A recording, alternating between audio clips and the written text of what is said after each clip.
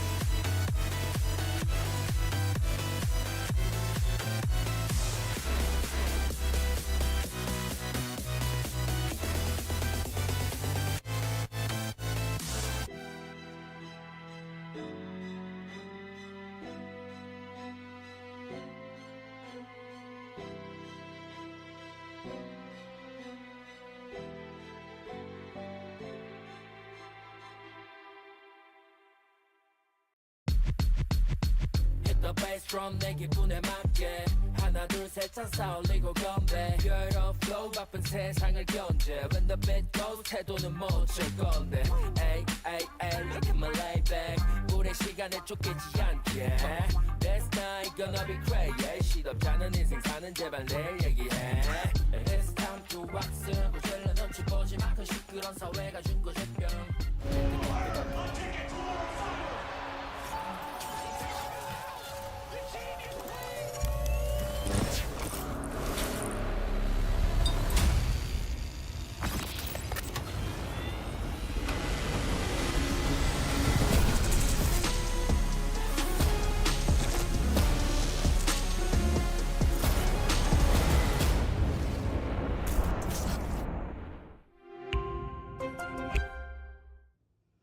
So slow.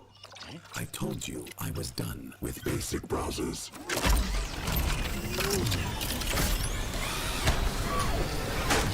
Your setup wants Opera GX, and you're holding it back.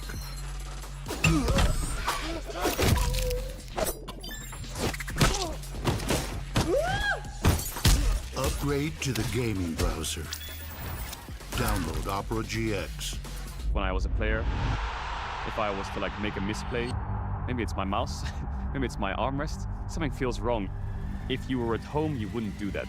The Infinite Precision Armrest is part of the larger Circulab on Stage standard initiative, aimed to bring your home or training room settings to the tournament stage. 이제 저뿐만 아니라 다른 선수들도 세팅을 더 원활하게 할 것 같고 가장 편안할 때 더 강력한 플레이가 자연스럽게 나옵니다.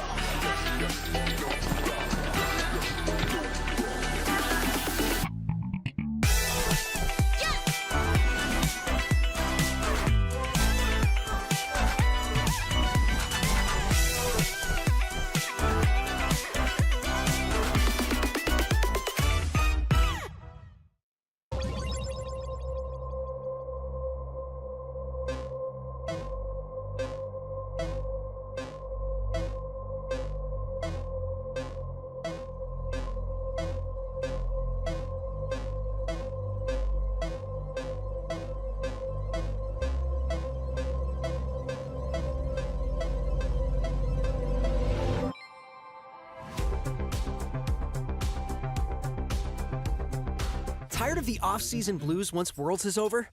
Fear not, because League of Legends is coming to the very first Esports Nations Cup, where players split from their clubs and compete for national pride. Will China test every limit imaginable? Will South Korea turn every game into a macro masterclass? Will EU and NA actually play in the correct lanes? The final event of the year is not to be missed. Esports Nations Cup 2026. See you in Riyadh. With my new phone company, Menace Mobile, our pricing structure will be so confusing, it can only be described as evil. That isn't evil. It's just typical phone company stuff. Besides, people just switch to Verizon. With their new Simplicity plan, there's just one plan and one price. What now? And it's only $30 for a single line. $30! So you're all choosing Verizon. Traitors! Introducing the Simplicity plan, $30 for a single line. Can you hear me now?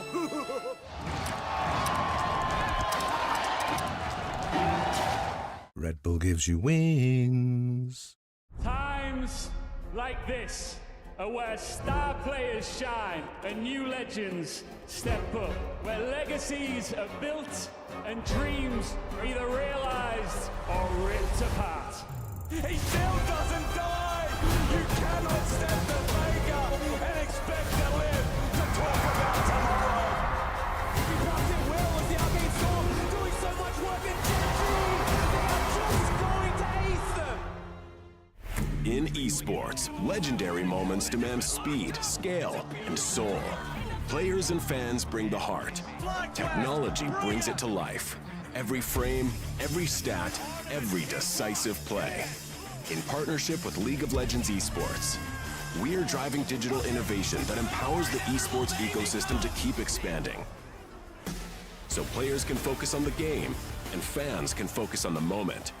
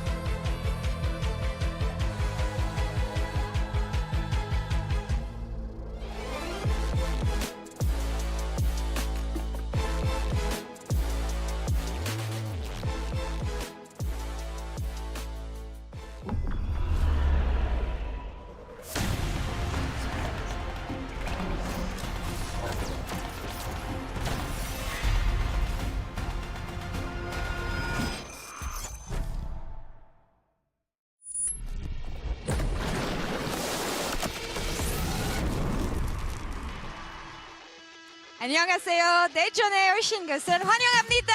Hello everyone and welcome back to Daejeon for another day of MSI 2026.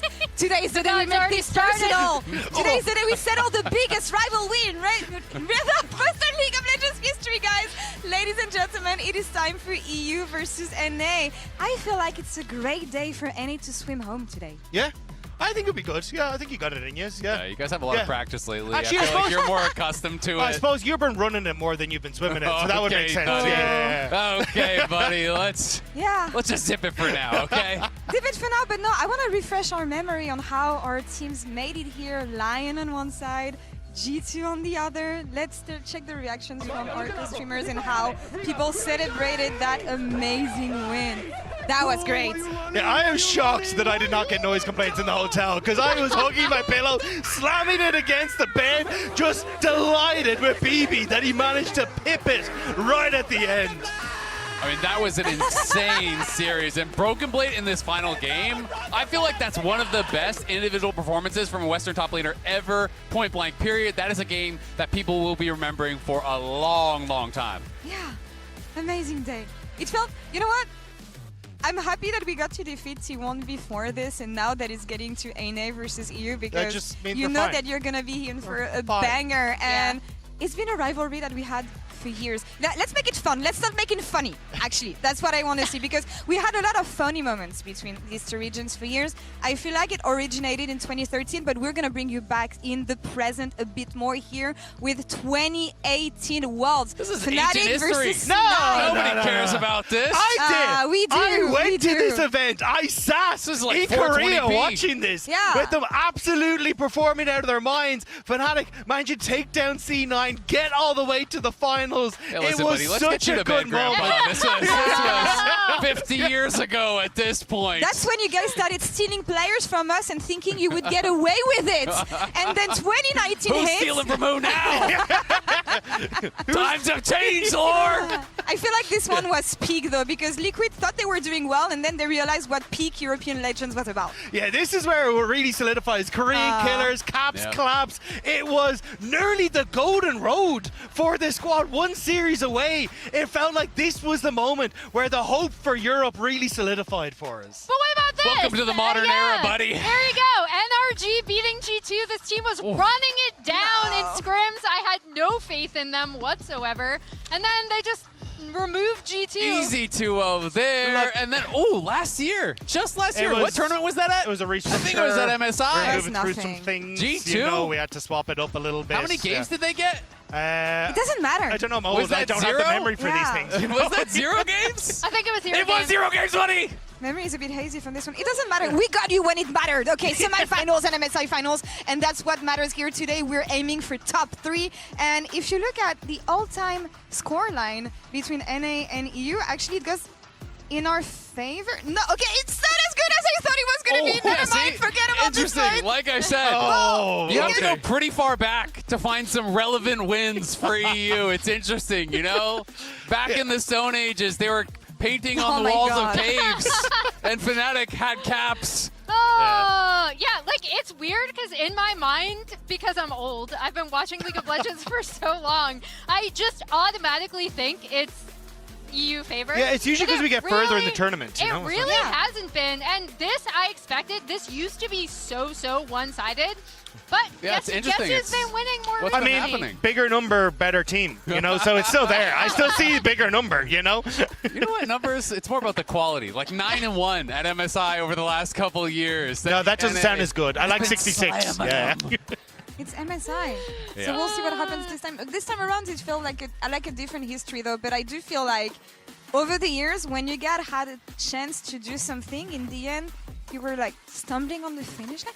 What is that about? Well, I mean, Like, it depends you can't- on your you point cannot of view. peak when it matters. Because, beating EU, that's easy. We don't really consider that to be a big accomplishment. And so some of these other times, when we take down the world champs, IG, when we take down the Titans of Africa, we did immediately get stomped by EU, and our accomplishments were wiped off the board. The IG one really, really annoys me because that IG team was just coming off a world championship. They were poised to take the tournament. They just stomped the group stage. Yeah, they just flattened T1 in their match again in them, and then Yeah. I mean, G2 I don't beat us in remember the actually. finals. I remember thinking about the later games where we made it to finals. Those were the ones that stuck out in my See, mind. this bro. I one don't was know. more of a That's what format matters. issue. so annoying. See, the Yeah. NA team beat the world champions, and they thought that was the end of the tournament. They thought that we were doing Oh, scrims after. so we it was beat more the of world like a show champions match. now today, and then is that We're this at a show MSI, match? Is that buddy, what you this is? I don't know what you mean, Azale. I don't know. Cut his mic. You know Get him what? out of here.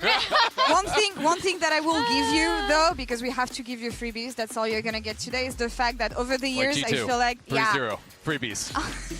Thank I you. feel like G2 were the ones bringing it to the finish line when you guys had more diversity when it comes to teams that stepped up in the Rise occasion. Mm-hmm. You had the NRG, you had C9, you had Team Liquid, so proud of your region in this sense. Yeah, no, I am. I forget about FlyQuest, but of course. Yeah, it's been fun to see. I mean, and Inspired has been a big part of that, right? You know, changing through different rosters, and he's joining a bunch of rosters. He's not always joining teams that are already winning championships. He is making them into championship contenders. He did it with EG, he did it with FlyQuest, he did it with LYON. All orgs that did not have an LCS title brought an LCS title after Inspired joined. You know, he has been someone who has really been leveling up his teams, and I think as a result, leveling up the region too. Talking about Inspired and LYON and what we have today, how do we feel like LYON evolved throughout the tournament so far? I mean, I just want to take, it's not about how they evolved, but it's about how they continue to play their style against Team Secret Whales. So I want to take a look at some of their heralds and just overall how they seed objectives on purpose, right? So if you look at where we're at, LYON do have a slight gold lead, but both early Drakes are to TSW, and they are immediately on this Herald at spawn. However, LYON are just like, we're not going to contest this at all. We're just going to push in mid. Dokla has already been pushing in bot. And this is something that we see LYON do so frequently back home in the LCS, is they know when it's much better to take objectives on the map as opposed to contesting either a Herald or Drake. So once we get to the point where TSW are using the Herald, LYON has actually already increased their plate goal lead, and this is only going to get one plate off this mid turret. So what ends up happening is TSW get one plate to LYON's 2 plates and a top tier 2 in this entire run of play. So LYON ends up coming ridiculously ahead despite the fact that they didn't even contest the objective at all. Now here, we're going to have a soft contest where LYON are going to kind of act like they're going to contest TSW at this Herald. We get the TP coming in from Dire. And then additionally, again, look at the map. Berserker has TP'd in here, which means he's going to be able to easily rotate and take this tier 1 when they're only doing a soft contest. And again, my boy Dokla is already pushing in the bot lane. So as we play this through again, it is kind of a soft contest here. They get the TP. Dokla is still pushing on this bot side. And at the end of this run of play, again, TSW are not going to get much off of this because even though they stun up Berserker here with the Bard ult, the Rift Herald is going to get 2 plates here, so a little bit better. But the entire end of this run of play, it's 2 plates to TSW for 2 tier 1s and plates off tier 2 bot for LYON. They end up with a 4K gold lead after this. It's something we see, this was like classic LYON on the international stage. Absolutely, and regionally as well. It has been one of their big strengths, being able to play the map, knowing when they are strong, when they are not, and avoiding taking fights that they know are going to be losing fights, playing the map and playing for that gold so they can be strong later. And it's something that that Dokla was telling me as well, especially after that BLG series, the fact that they need to pre-plan a bit more and be more conscious of where and how they want to play on the map. On the side of G2 though, I feel like what we're looking at came down to preparation, how they managed to bounce back after this horrendous HLE series and what they showcased against T1. Yeah, in my honor, my boy BB, take notes here, folks, all right? Because what we're seeing is that coming into the series against T1, Game 4, down to the wire, 2K goal behind, Dragon Soul on the cards. It was the objective setup from G2 that made the difference. So, coming into this, I want to highlight 2 things. What we've got is BB, who's been spotted on a ward just here, and in just a moment you're going to see that Doran ends up running up into position to try and get a flank on towards G2 as well. But the way G2 play this out is spectacular, because what's happening as we start to go through this is Doran steps up and is essentially trying to use this trap line to keep him safe, so he can always look for a flank. G2 decide, okay, if that's going to be the case, we're going to shift up into this position. Skewmon is going to hold the fort here to make sure that both Owner and Doran are kept out of the fight. And there's also the constant threat here of BB, because T1 know the main person in this fight is going to be Paze. Yep. If Paze stays alive, they can win. If Paze goes down, they're in a whole heap of trouble. And BB is constantly threatening this flank. But it's the patience that pays off dividends. Because as they turn on towards Faker, what we see is that T1 go, right, we need to deal with BB. BB gets the hell out of dodge. He wants nothing to do with this. He hides and seeks so well, whereas it's Doran who ends up getting caught. The reason is these 2 traps. Pays repositioned that trap line, which got rid of the gateway, and immediately G2 go, hang on a second, this Olaf is no longer safe. They turn tail onto Doran, he's forced to run, and it's from this position now where Cap stays here to make sure that he can continue to mark Doran, and it's the rest of this play where BB hides. This bait from Skewmond, sidestepping Faker's engage, enables G2 to turn on towards Faker. They finish him off, and then I don't know if this is a reposition or if it's maybe a misclick from BB, but either way, BB manages to get into position for this fight, and it's here where we get the play from Skewmond. Pays, connected with the wind, becomes lightning, and Skewmond full sends. He knows he doesn't have to kill Pays, he just needs to get that flash, because when Skewmond goes down, we get Caps repositioning up into this area because he can then threaten on towards Kerry and Pays. And I keep your eyes on Broken Blade. He dives in onto Pays, the flash, the E, the bear trap on the rope. It's man down for T1, and G2 know from this position, they stop the soul, they turn the game, and it's that fight right there that wins it for G2. And I think it was one of the best Western performances we've had from any top laner ever from Broken Blade. This guy was an absolute monster. And G2, you have to give them their flowers. I think a lot of teams throughout this event have felt like they're in there with a chance at the team fight, but they can't execute against the best teams in the world when it actually comes to the 5v5. G2 was able to do it 3 times against T1 and get it across the finish line. And what's amazing is when you think of G2 and when you think of their peak at international tournaments, it was that element of surprise. The fact that they were bringing stuff onto the table that no other team could plan. They went back to this with the counter picks that they had, but also the discipline that they had on the Rift, for me, is what created the surprise against T1. And you know what else was surprise here? Inspired. Never would he ever have hoped that G2 would make it here. So turns out maybe he thinks he's getting an easier opponent here today. That's the worst prediction I've seen. I mean, definitely, he was surprised. So was Zeka. We had multiple interviews from pro players saying, yeah, we're expecting it to be T1 coming through because it had been 7 years since G2 took down T1 in a best of 5. So I think it is a reasonable expectation, but that is the beauty of G2 is that they have been able to step up historically in these big moments. And this year, 3 best of 5 wins against the LCK is incredible.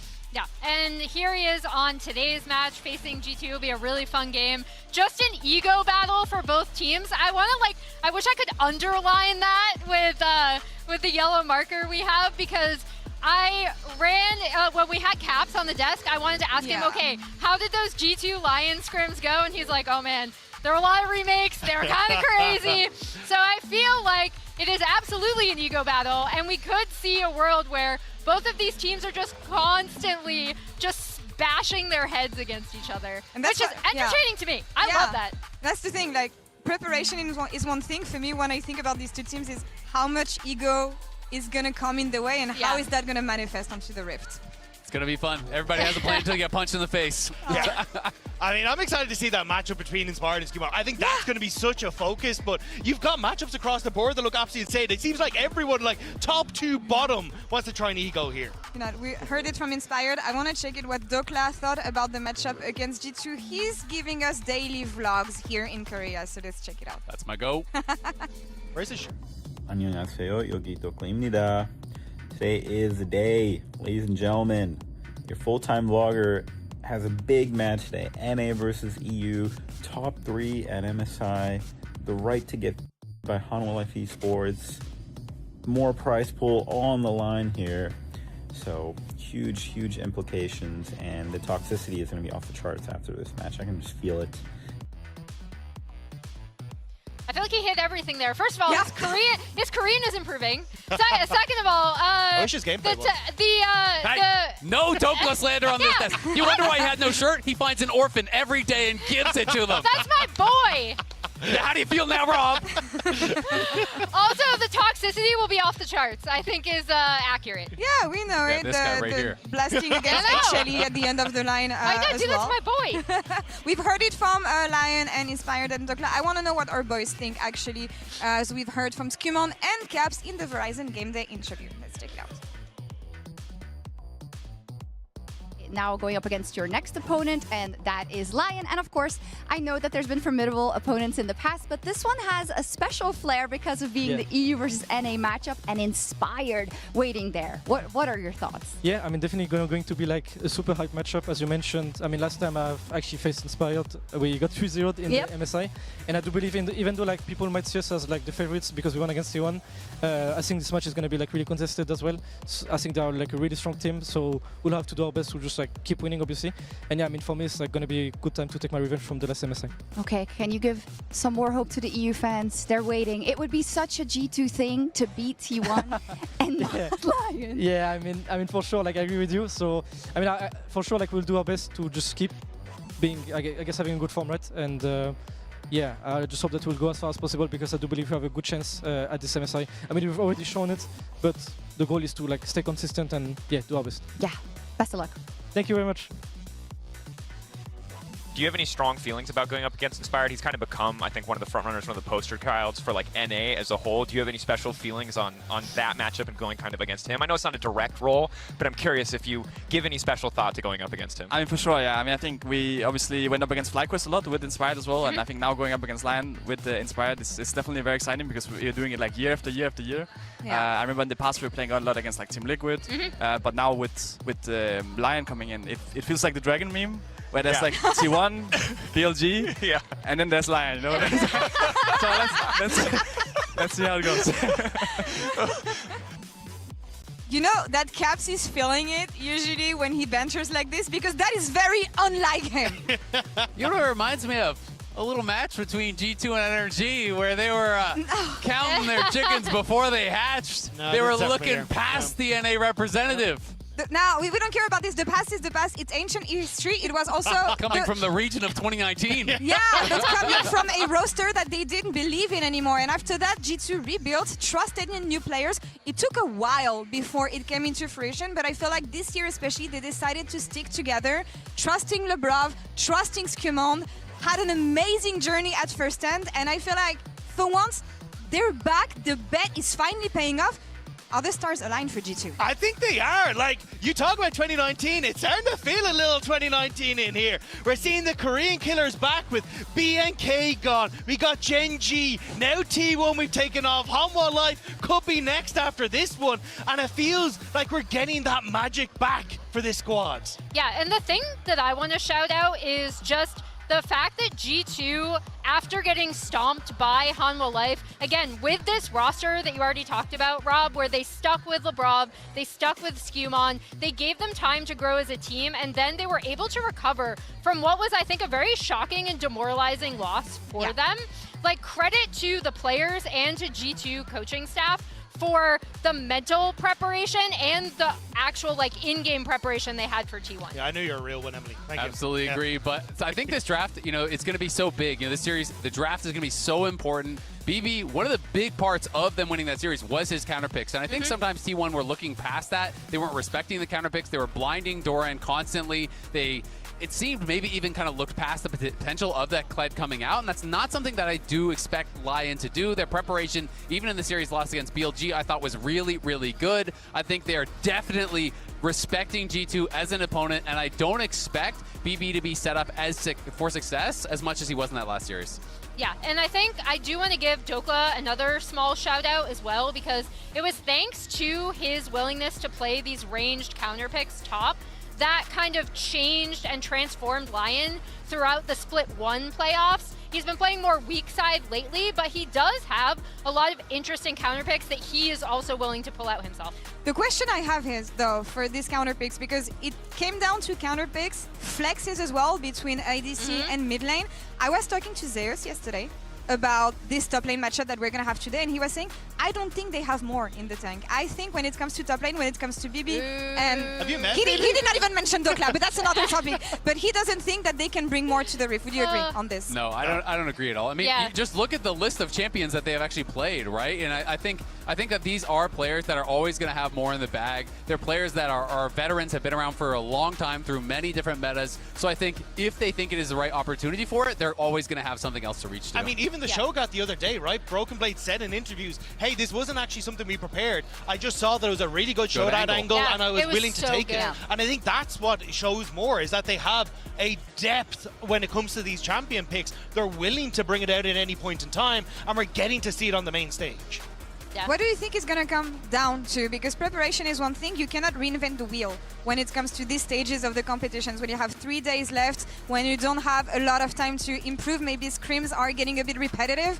What are we feeling here? I mean, for me, I think it's jungle and support, right? I think Inspired versus Kumon is the big focus.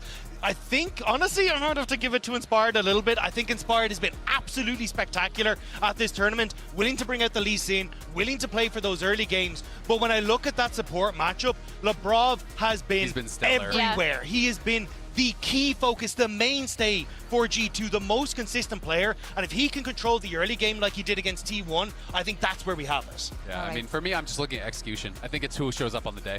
All right. You know what I want to know? I want to bring another EU resident. I want to bring another EU defender. I'm not alone! As we have Wait a second, buddy. the Rat King joining us. You can't do that here. You can't do that here. You can't be looking so handsome on the analyst desk like that. Looking good as well. Everyone's super dappered up. It's great to be back. God, it's been forever. I think the last time I was here was a couple years ago, maybe. Yeah. How are you doing, man? I'm doing good. I'm obviously being very biased to G2, so I predicted my 3-0 scoreline. Nice. I don't know if you 3-0. Yeah. What did you put last year between G2 and FlyQuest? I don't remember actually. Like I've got like recent memory loss. I don't actually remember. But I do know that the game started in Korea at 5 p.m. I booked a dinner reservation for 8. There you go. So G2 told me I'm going to make it. LYON celebrations? G2 told me I'm going to make it. Maybe I'll see them drive to the airport as I'm eating my nice little dinner tonight.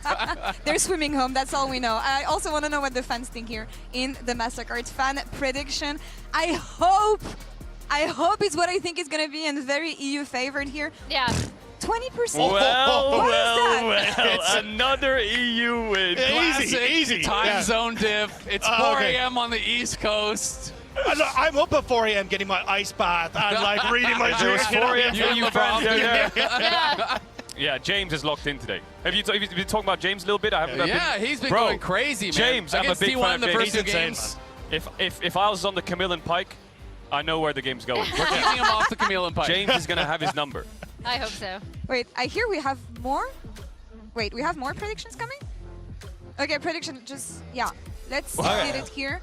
Oh, wait, Dragos predicted 5-0. Wait, that's it? Yeah, what? It's crazy that this many people are Wait, going to be we have wrong more. by the end of the We have day. more. Wait, we shouldn't do that. Whoa, hey, cut the tape there. No, this is gonna... Wait, there's more? No, bro, this is gonna age. Oh my God. Shame. This is gonna age badly. Wait, are we possible moving? Are we going way. into the end? Okay, hang on. Okay, that's fine. We're saved. Okay. We're saved. Are we done? Yeah. I guess it's just a free win. G2 doesn't What really does it mean? have to prepare. Azale see next slide. Azale see next slide. Well, we got to hear your guys' predictions first. Explain yourselves. I mean, it needs no explanation. 3-0.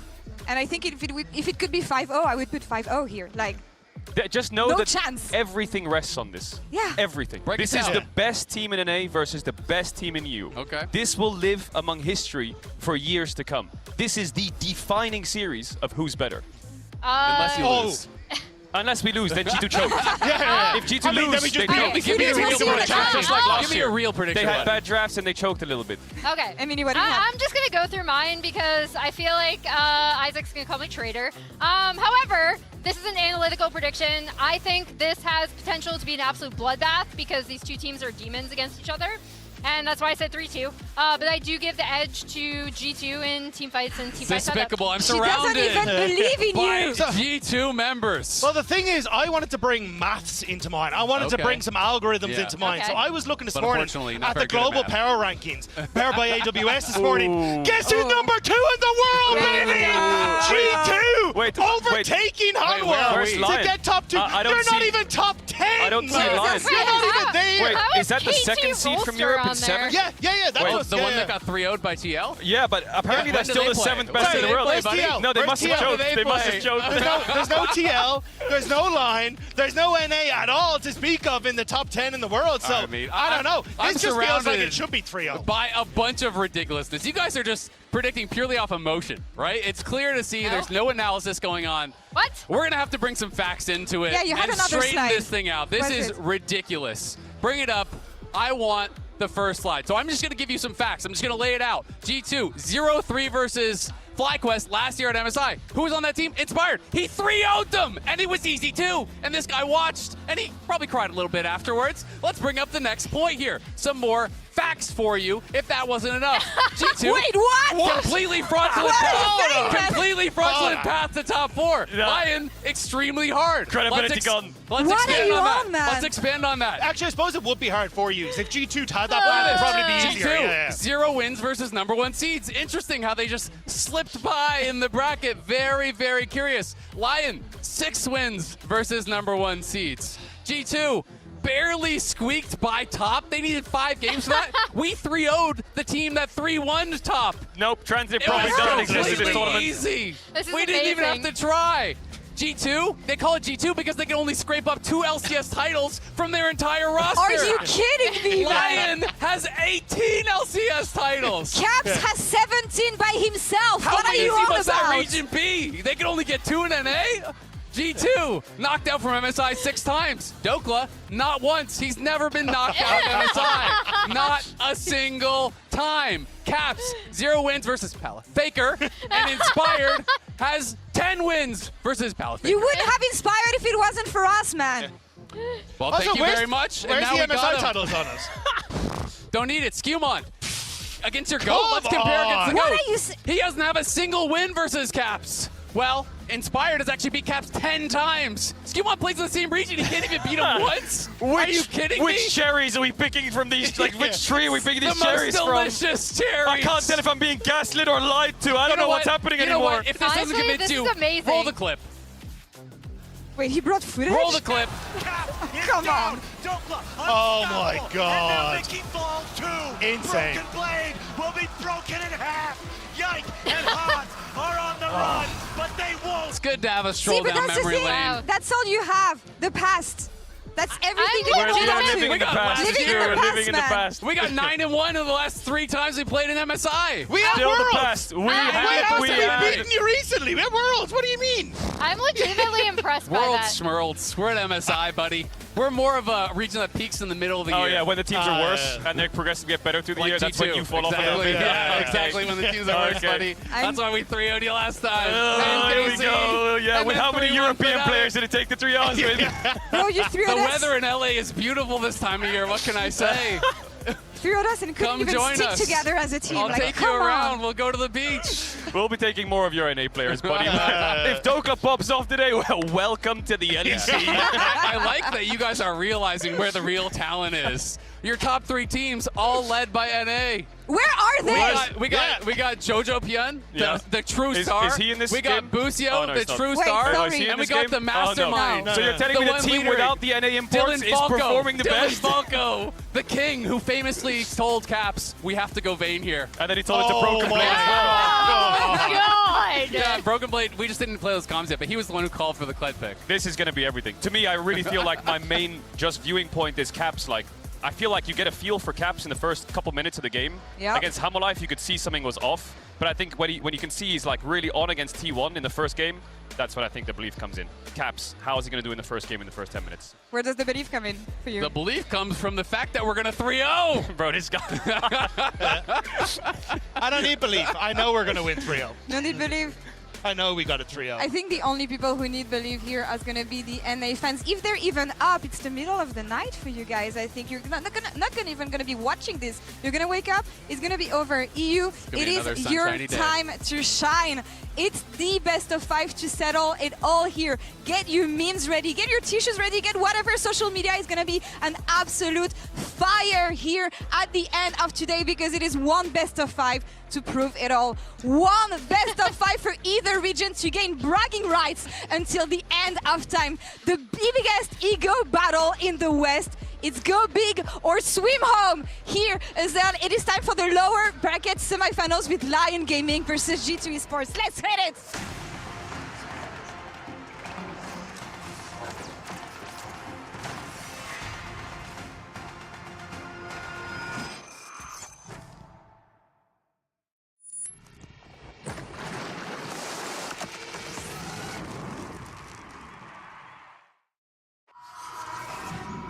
이제 단 4팀만이 남았습니다. 경쟁에서도 인생에서도 가장 밑바닥까지 가봐야 비로소 자신을 알게 됩니다. It's been a bumpy road to get to this point. I wasn't able to find a competitive team where we can compete internationally. It's very difficult to go through those stretches of time. You don't see the light at the end of the tunnel. 이제 새로운 팀과 함께 도클라는 모두가 불가능하다고 여겼던 일을 해냈습니다. For the first time in 4 years, North America makes top 4 internationally. When you dedicate so much of your life to just a single aspect of it, you want to do well in it and you want to be considered best in the world. This is what you play for. He needs one more. It's Oakland. Flashes in to get it. 도클라에게는 더 높은 곳으로 더 나아갈 기회가 남아 있습니다. 하지만 그 앞을 가로막은 건 그의 오랜 친구입니다. I think that Dokla has got up many haters, just the same way that I did. I have nothing but respect for him. I really enjoy every time I come internationally to see Broken Blade. We were teammates at one point on TSM way back in 2020. I'm really proud of how far he's come. For me, Dokla is an opponent that I will try my hardest against because that's the only thing he deserves. 한때 같은 팀이었던 두 선수 이번 MSI에서 각자 역사를 써 내려가고 있습니다.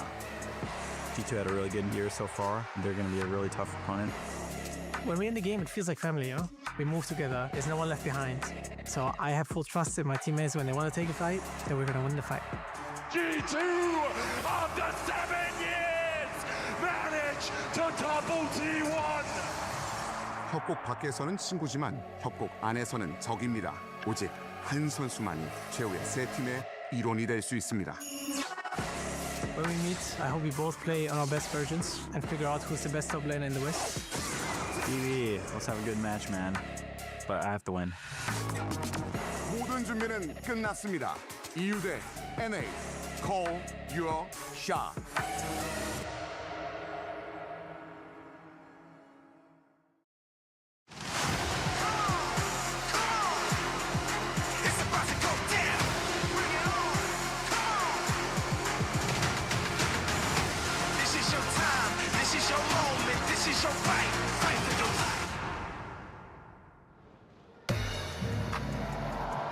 Welcome everyone to the caster desk for this EU versus NA clash. G2 taking to the stage, LYON not far behind them. I'm Dracos, joined by Kobe and Jat for what will no doubt be the greatest and most anxiety-inducing best of 5 in the history of the sport. Every North America versus Europe match that we ever get, Dracos, at the time, is the most important matchup ever!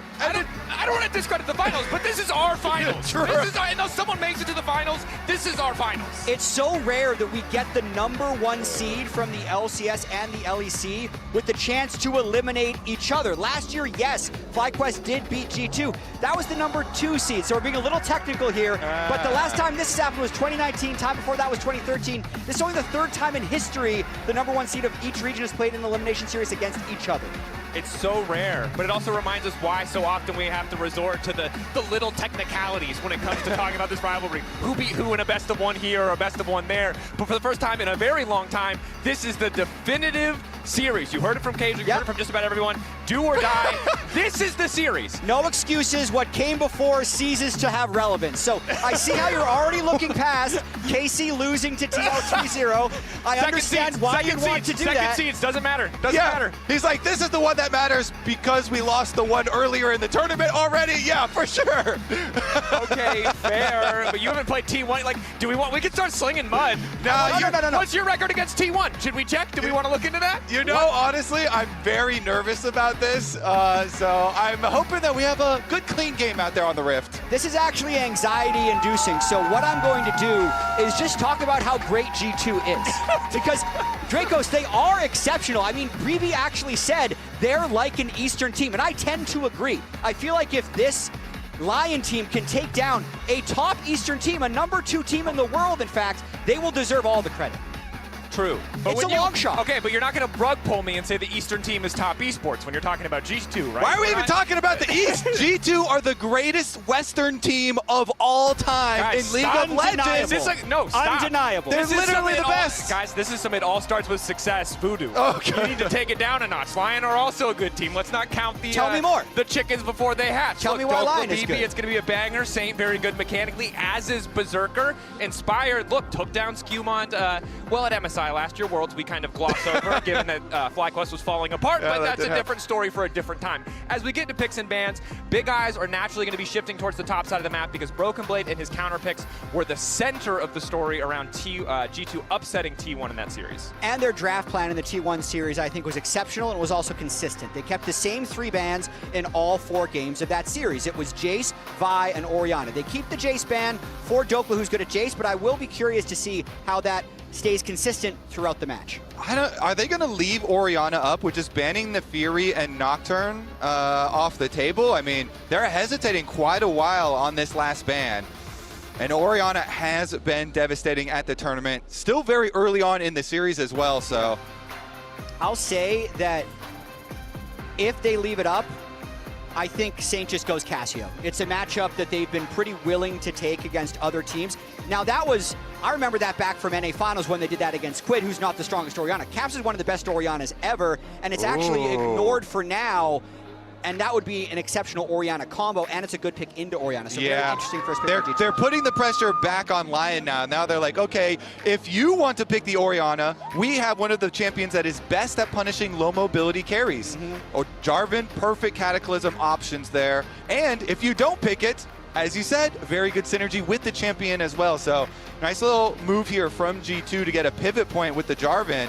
And now kind of avoiding the issue by just saying, hey, we're going to slam Ezreal and perhaps a jungler as well. Let the mid pick go later and later, prioritizing mobility to get around the Jarvan rather than worrying about securing a very contested mid lane champ. And we'll see how traditional the bot lane picks stay in this series. I know this has been a very mage-heavy MSI meta, but Hans Sama, not a great mage player historically. Berserker has looked good on Ziggs, but otherwise great on 80 carries. And Lion stays very standard here. The Ezreal good into Jarvan, the Zenith standard counter matchup, and the Orianna game of chicken continues. Yeah, let's see. Is Saint thinking, oh, I'm going to play Ari or Yone or something else into it?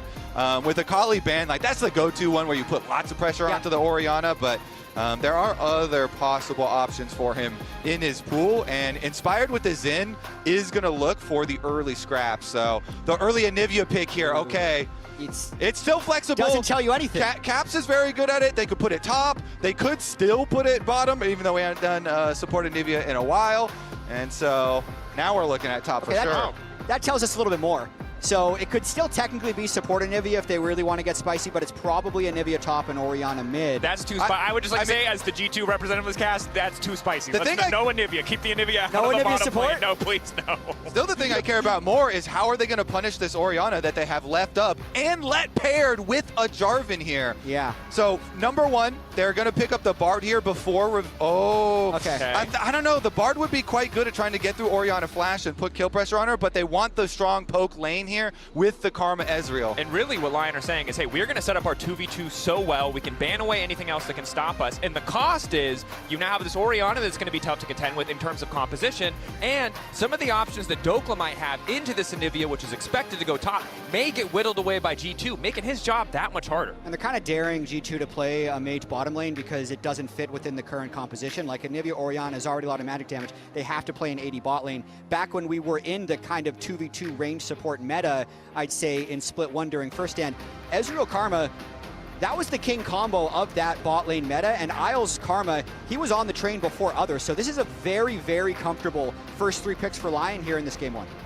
And I am definitely not expecting G2 to do any mages bottom lane. They already have so much AP. They just can't do it. It doesn't fit. 0% chance that it happens. Plus, Hansama has also not, invested very heavily in those types of champions. So I do like the Bard ban and trying to take away from possible Bard Caitlyn combination. Yeah.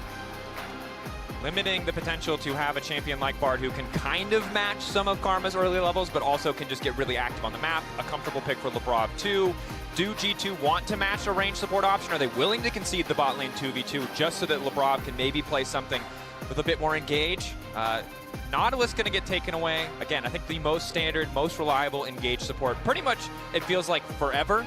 Maybe dropped out of the meta once or twice, but that's the priority. G2 now get one final ban here to maybe limit what Dokla can bring out up against Broken Blood. They already took the Gnar away, which was one of his best individual performers in their previous series. Yeah, and a lot of the top laners, have been so frustrated with Anivia top because they're like, well, there's not really something where you're going to pick and you're going to win. So you pick and you have these other options like the Gnar and like the Cassante where you're still going to be useful to your team and not lose too much is kind of the goal there. So let's see what LYON decide to reveal first here. I mean, I'm still on the edge of my seat for this answer into the Orianna from Saint. Again, he has all these options for looking for pressure. They had the Xin early, so they want to see if they can add on one of the Saint specials. He is very good, Dracos. This is a very, very good champion for Saint. He has had some all-star plays with it, and it got buffed since he had some really big carry performances in the LCS with it. Agreed, but the ego here is insane. Like, to give over Orion game 1, say, we don't care what you ban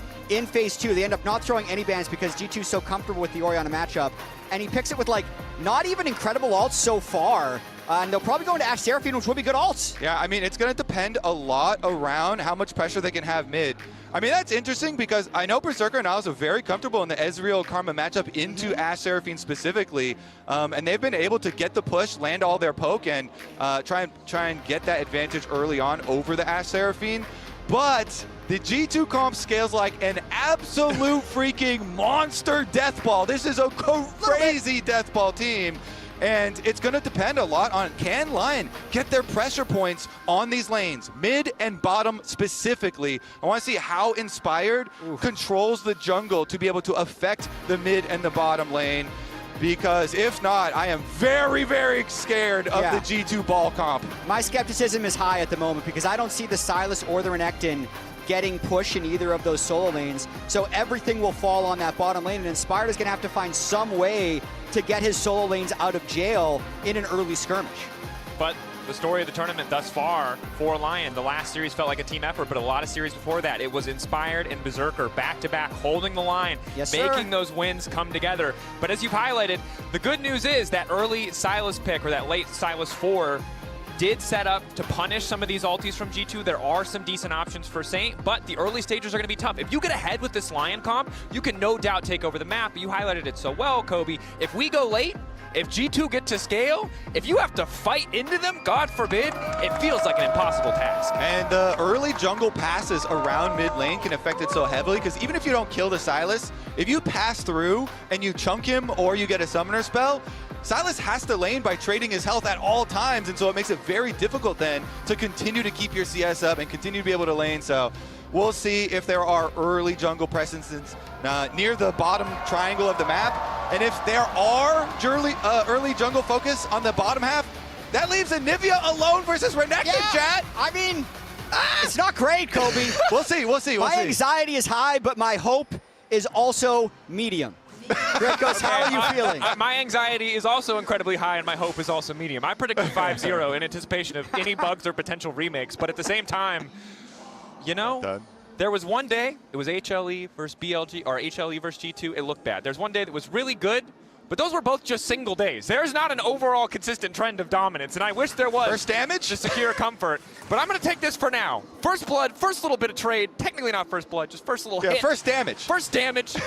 First damage in bot, traded back. It's an even game. And that was a big chunk out of Douglas' health bar. I mean, honestly, the full electrocute trade from Broken Blade, really nicely done from him in the brush. So already getting a health advantage here over Renekton. And Renekton wants to try and build up some fury off of that wave too to be able to operate, but we'll see how they go, because bottom lane is supposed to be our pushing lane, and it depends a lot on do you land your skill shots against the Ashe and Seraphine. And currently both junglers are pathing top to bot lane to see if either side can get a really big amount of chunk damage. Dokla is going to be in pain for a lot of this lane phase. You almost need to find a window to gank to make that lane better. Otherwise, Dokla's going to have a really tough time. Yeah, the thing is, I think you have to tell him, Dokla, you're going to have a tough time. I mean, is he already dead? He's getting walked down now. Went in for a bit of extra healing off the Cold Meek. Slice and Dice already used, but Broken Blade long cooldowns, but a lot of auto attacks for free when the Renekton is forced to back away. Because at least for me, the vision to win the game for LYON is around the mid lane and the bottom lane. And so sometimes you just have to tell Dokla, hey, it's going to be a tough time. But we'll see. We'll see if they actually invest because it's a tough time already. Level 3 does make things a bit better, but obviously there's a reason we're so excited about this matchup, and it is not only natural regional rivalries over the year. We're going back. But the constant back and forth, the absolute destruction of hope for one region or another. We're always vying to take down the LCK or LPL. In pursuit of that, we're usually knocking each other out of tournaments. Why are we only including the EU wins? These are painful years. Yeah. The early years were very bad for us. Hey, we found one. We found one, yeah. We found one. The EU early years were bad, chat. There's not good tape from the early years, my guy. I'm sorry It has to say. been trending upwards. Another one. Look at this. Another good one. Oh my God, the memory lane On here. Independence Day, the graphics are devious. That is... Dude, we even skipped a lot of the number 2 seed stuff that was happening, or even the Worlds playing, but there were so many giant moments back then. I mean, even the first one, Hans Sama on that Misfits team were considered such underdogs against that 2017 TSM team. And that's when TSM decided they had to go all in on Sven and Mithy, and I mean, it changed the outlook of LoL Esports history, actually, the beginning of these rivalries. So the course of our lives altered, honestly. And it goes even further back. Like my first NA-EU memory, I mean, Kobe beat EU at WCG 2010. 2010, baby. Yeah, that was 16 years ago. So we did start good. They skipped that. You did. You guys did. I don't remember any of that, but good for you guys. Staying strong. Who won Season 1 Worlds, by the way? I can't remember. I do want to focus on the game because we're going to get our first gank, and their ping's in mid, and they're going to go mid. Uh-oh. Already used Deep Scon. Q Flash. Skumon thought he had the angle just to finish him off, but a nice response comes out from Saint. A bit of an overestimation of his individual damage. Yeah, I mean, big mind game there, right? Because Skumon could have EQ'd and Flash followed, but he was trying to not commit to the turret completely. Saint able to get his life out of there. I mean, Saint had actually died to an early gank in multiple games last series, so I think really fortunate he's able to survive that one. And that was one of the early steps that we brought up from Champion Select. Can you get an early gank pass through mid to take away some cooldowns from Sylas? And they do trade their flash. It is worth for jungler to trade their flash with the Sylas mid, because now Sylas is going to have to call for jungle support to get vision around his lane. Playing into the Orianna without vision around you would be very, very difficult, and so I do like that Isles on his first reset there for the Karma went immediately get the control ward and get the vision through River. An opportunity now for the next few minutes to maybe capitalize on that missing Summoner spell in the mid lane, especially as Caps gets closer to level 6. Skumon, as well as Inspired, both really just ticking over to level 5, so it's going to be a bit more time before we get those jungler ultis online and available. Similar story for top, though, where Dokla has done pretty well for himself. Brokenblade trying to set up a bit of a freeze here, but once you get past those first 3-4 levels, you're not winning the lane, but at least you can step up, get some CS, and threaten a little bit. We're getting stunned there, and the Electrocute means that level 6, the dominance, is going to do some work. Getting it ahead of schedule, ahead of Brokenblade is very big, but not enough to immediately shift the lane. The second win in the Doran's Shield have done massive work for Dokla up there, and I'd say Saint spent a lot of his health and his flash to stay even in CS with Caps. This feels like a bit of an early Drake start at the time, but it's a great timing because Saint had already teleported back to have the initial mid push, and the bot lane, because they prioritized this Ezreal Karma so much, that's exceptional, Kobe, to be able to get this first Drake. Yeah, our bottom triangle is going pretty well. We do have to still be cautious around this flash timer from Saint. That is an area to punish, and Skumon is making another visit from his side where he has the control ward. But honestly, with Scuttle Crab spawning on that top side too, I think he maybe does a little wrap around here. Now they're going to test Dokla. Looks like he actually cancels it, and they're going to secure the Crab first. Get that level 6 for the Jarvan. When you have Cataclysm, then you for sure return to that mid lane and see if you can get some more out of Sylas.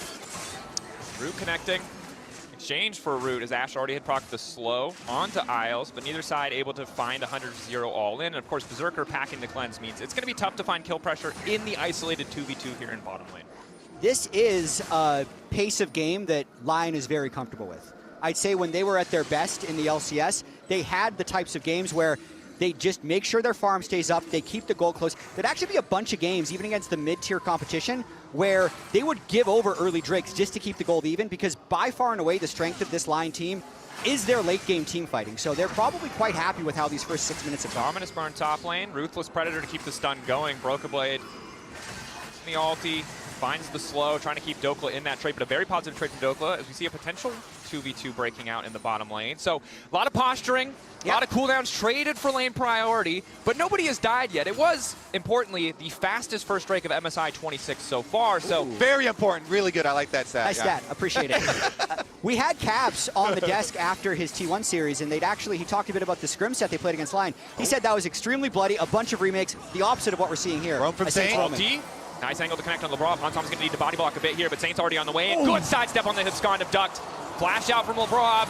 Arrow body blocked by Berserker. Both sides somehow walking away. Okay, so it is cleanse and heal for flash and heal off of LeBron, and with the roam timer there from Saint, used to get the extra summoner spell. See about that that dragon, because the summoners for LeBron, at least the flash, won't be up for that big team fight. And we have seen Seraphine ult flashes have been crazy in turning some of these dragon fights. So maybe LYON will get to keep their dragon stacking going. And we do see the Grub's about to spawn, already reset, potentially a look towards the top side of the map. Berserker is still going to go bot, but Isles is at least posturing up there. And crucially, Isles level 6, not big for Karma, but what is important is that LeBron is not level 6. We'll make it that much harder if they want to try and contest. And LeBron, even without his flash, feels confident to go up to the Raptor Pit to get that ward. And they're pinging. They're tracking because of the camps that they saw down already. That Inspired is on the bomb side of the map, so they feel confident. He's re-clearing, and they can get the setup for themselves onto Grub. So I think that is G2's. They're going to secure that one for sure. Yeah, giving it away, and Inspired's going to try and take a little bit of pressure on the bottom side here. So using this timer to maybe try and cut Lebrov off, or at the very least, clear this vision. Han's trying to backstep, gets away from the wind, becomes lightning. Root does not hit. Hans he did use his barrier there. Hansama, no arrow. They're immediately just going to follow up. Instantaneous Crescent Guard. The ulti comes in from LeBron. It's just a little bit short. LYON, clean, effortless dive. Follow-up ulti coming in from Berserker. Just a bit of chip damage, but ultimately first blood to LYON. The calculation from LYON. You go for grubs, we go for cross-map play. Now Dokla's under attack, though. He should know his weak side. Wall coming in behind. No way to escape, no slice and dice, but still chasing down Broken Blade. Broken Blade has to be careful here. Dokla hoping he can flash out to safety, gets him a little bit closer, but Broken Blade takes him down. Good cross map by Skumon. You could see Dokla couldn't quite get the wave all the way in, and it was really good timing for Skumon to trap Dokla before he could get back to his turret. Yeah, Dokla on the weak side up there. When LYON had made all these calculations and these calls, hey, they're doing grubs, so let's go dive bottom side. Let's punish there, and they successfully pull off the play. But Dokla at the same time wanted to egg Broken Blade, and so he ends up trading flashes there. Does not get the egg because Skumon had extra stuff to do it, just taking grubs up there. There's got to be an element of baiting there for Broken Blade, right? Dokla's been in this difficult lane this entire time. He finally sees a window to get a really good trade and maybe get a bit of an upper hand in the lane, and it ends up backfiring. And honestly, since we are coming out of such good series from both these top laners, look at how big Dokes was in the previous series and how big Broken Blade was, especially with the Kled game, but truly the entire series. The top lane matchup here, they are coming off of such good series for both of them. I mean, that Kled game was just legendary. He had 15 kills against actual T1. legacy game. It's the most kills a top laner's ever had in the game at MSI. It ties the international record for kills in a game for a top laner. There's one of the best top lane games someone has ever had, and he could have had 16 kills, but decided to kill the Nexus instead. How insane Which I was think that? you take it. He could be in sole possession of that record, but instead, happy to Might be a big Drake fight here. The first time is Caps is setting up. Currently just set to be a 50-50, but LYON are stepping forward, threatening for more. W flash from Inspired a bit awkward. Finds the initial knock-up onto Skumon, but has zoned him enough away that they can get the uncontested smite. Shockwave onto only Isles. It's a bit of an awkward start for G2. Saint looking to find some impact with this arrow. Good sidestep from Caps. Uses the movement speed from the heal. But as much as we wanted a bloodbath, as much as that's what we heard happened in scrims, there's not a lot of blood or bathing happening on the Rift right now. Top lane at least giving us a little bit of action here as the Dominus is forced out. Yeah, very necessary ult right there from Dokla to get the extra health to survive the electrocute proc from Broken Blade. on bottom side too, you know, Isles soaks up that the shockwave from Caps. He does not flinch. He does not flash out of it. He's like, yeah, I'm fine with just the heal. He soaks it, and then Berserker, after the shockwave is used, can go in and they push their way right back out after taking the dragon. So LYON, everything is still going according to plan. You know, they're trying to play off the bottom triangle, as we said, keep those dragons stacking, play towards their soul. But I think the good news for LYON is oftentimes when you see topside objectives like the Grubs traded for Dragons, usually the topside objectives also come with a gold lead. But Berserker, 20 CS up over Hans, single-handedly ensuring that they not only have started to stack the Drakes on a Hextech Soul nonetheless, but they've also got this gold lead, which, while small, is significant because it's the difference of having this Trinity Force Ezreal, a very expensive first spike in the next fight, and not having it. I mean, we look at the gold, not only does it line up with who we think the top performers on LYON are, it also lines up with what should be happening. Like, these are tough solo lane matchups that Dokla and Saint are playing. And look at the map right now. So they've got the extra teleport for LYON, so they're keeping the split push on bottom side while G2 are overloading top. And LYON have the choice. All right, are we just going to trade and keep Saint on bottom side? It looks like that's the call, and G2 will make the push for the first turret bonus. So here's the question. We know that LYON likes generally slower games, but I also don't feel like this G2 composition loves to play fast. Like the Orianna, Jarvan, Anivia, and the Death Ball that we talked about in draft, they should also be comfortable in a slow pace of game. And I think LYON really prefer, if Inspired's like, you know what, our approach to this fight has, you know, like a 5% chance lower success rate than like a normal fight. Take the next fight. Let's not do it. Yeah, it's like, you know what? Let's just keep on focusing bottom of the map. The dragons, the dragons, the dragons. And so they do trade, yes, first turret bonus for, you know, for G2, and they do increase that lead. Broken Blade is the highest goal difference, of course, with his Anivia matchup. Very nice for him, of course, with the extra, you know, kill to his name. And we did say how Broken Blade is coming into this match as the literal hero of Europe with their previous series. Usually it's Caps, and you're like, international Caps. But Broken Blade, you know, really shining through. And in this game on the Anivia, he could be a menace. Yeah, but it's not enough to have that gold advantage, right? We see this so often in top lane. 600, 700 gold. If you can't turn it into a greater advantage for the team, it might not matter much. And the Anivia is not the Kled. It can't single-handedly start fights. It needs that setup. It needs to have the team around oftentimes. So G2, a lot of pressure on them for the next Drake. 2 minutes before they're going to have to fight for that. 1 minute until the Herald spawns, and we'll see if that's the kind of fight that LYON are looking for. Yeah, it's going to be quite interesting because G2's comp is very well set up to handle a lot of the melees on LYON, but LYON also have the Ezreal and Karma poke. So yes, the Ashen, Seraphine, and Anivia are very, very difficult for like Xin, Silas, and Renekton to have a, you know, fun team fight in. But they also have some poke there with Berserker and Isles to try and work off beforehand. And if they can get a flank, it can be devastating. Saint here, if he steals away one of those big CC ults, but...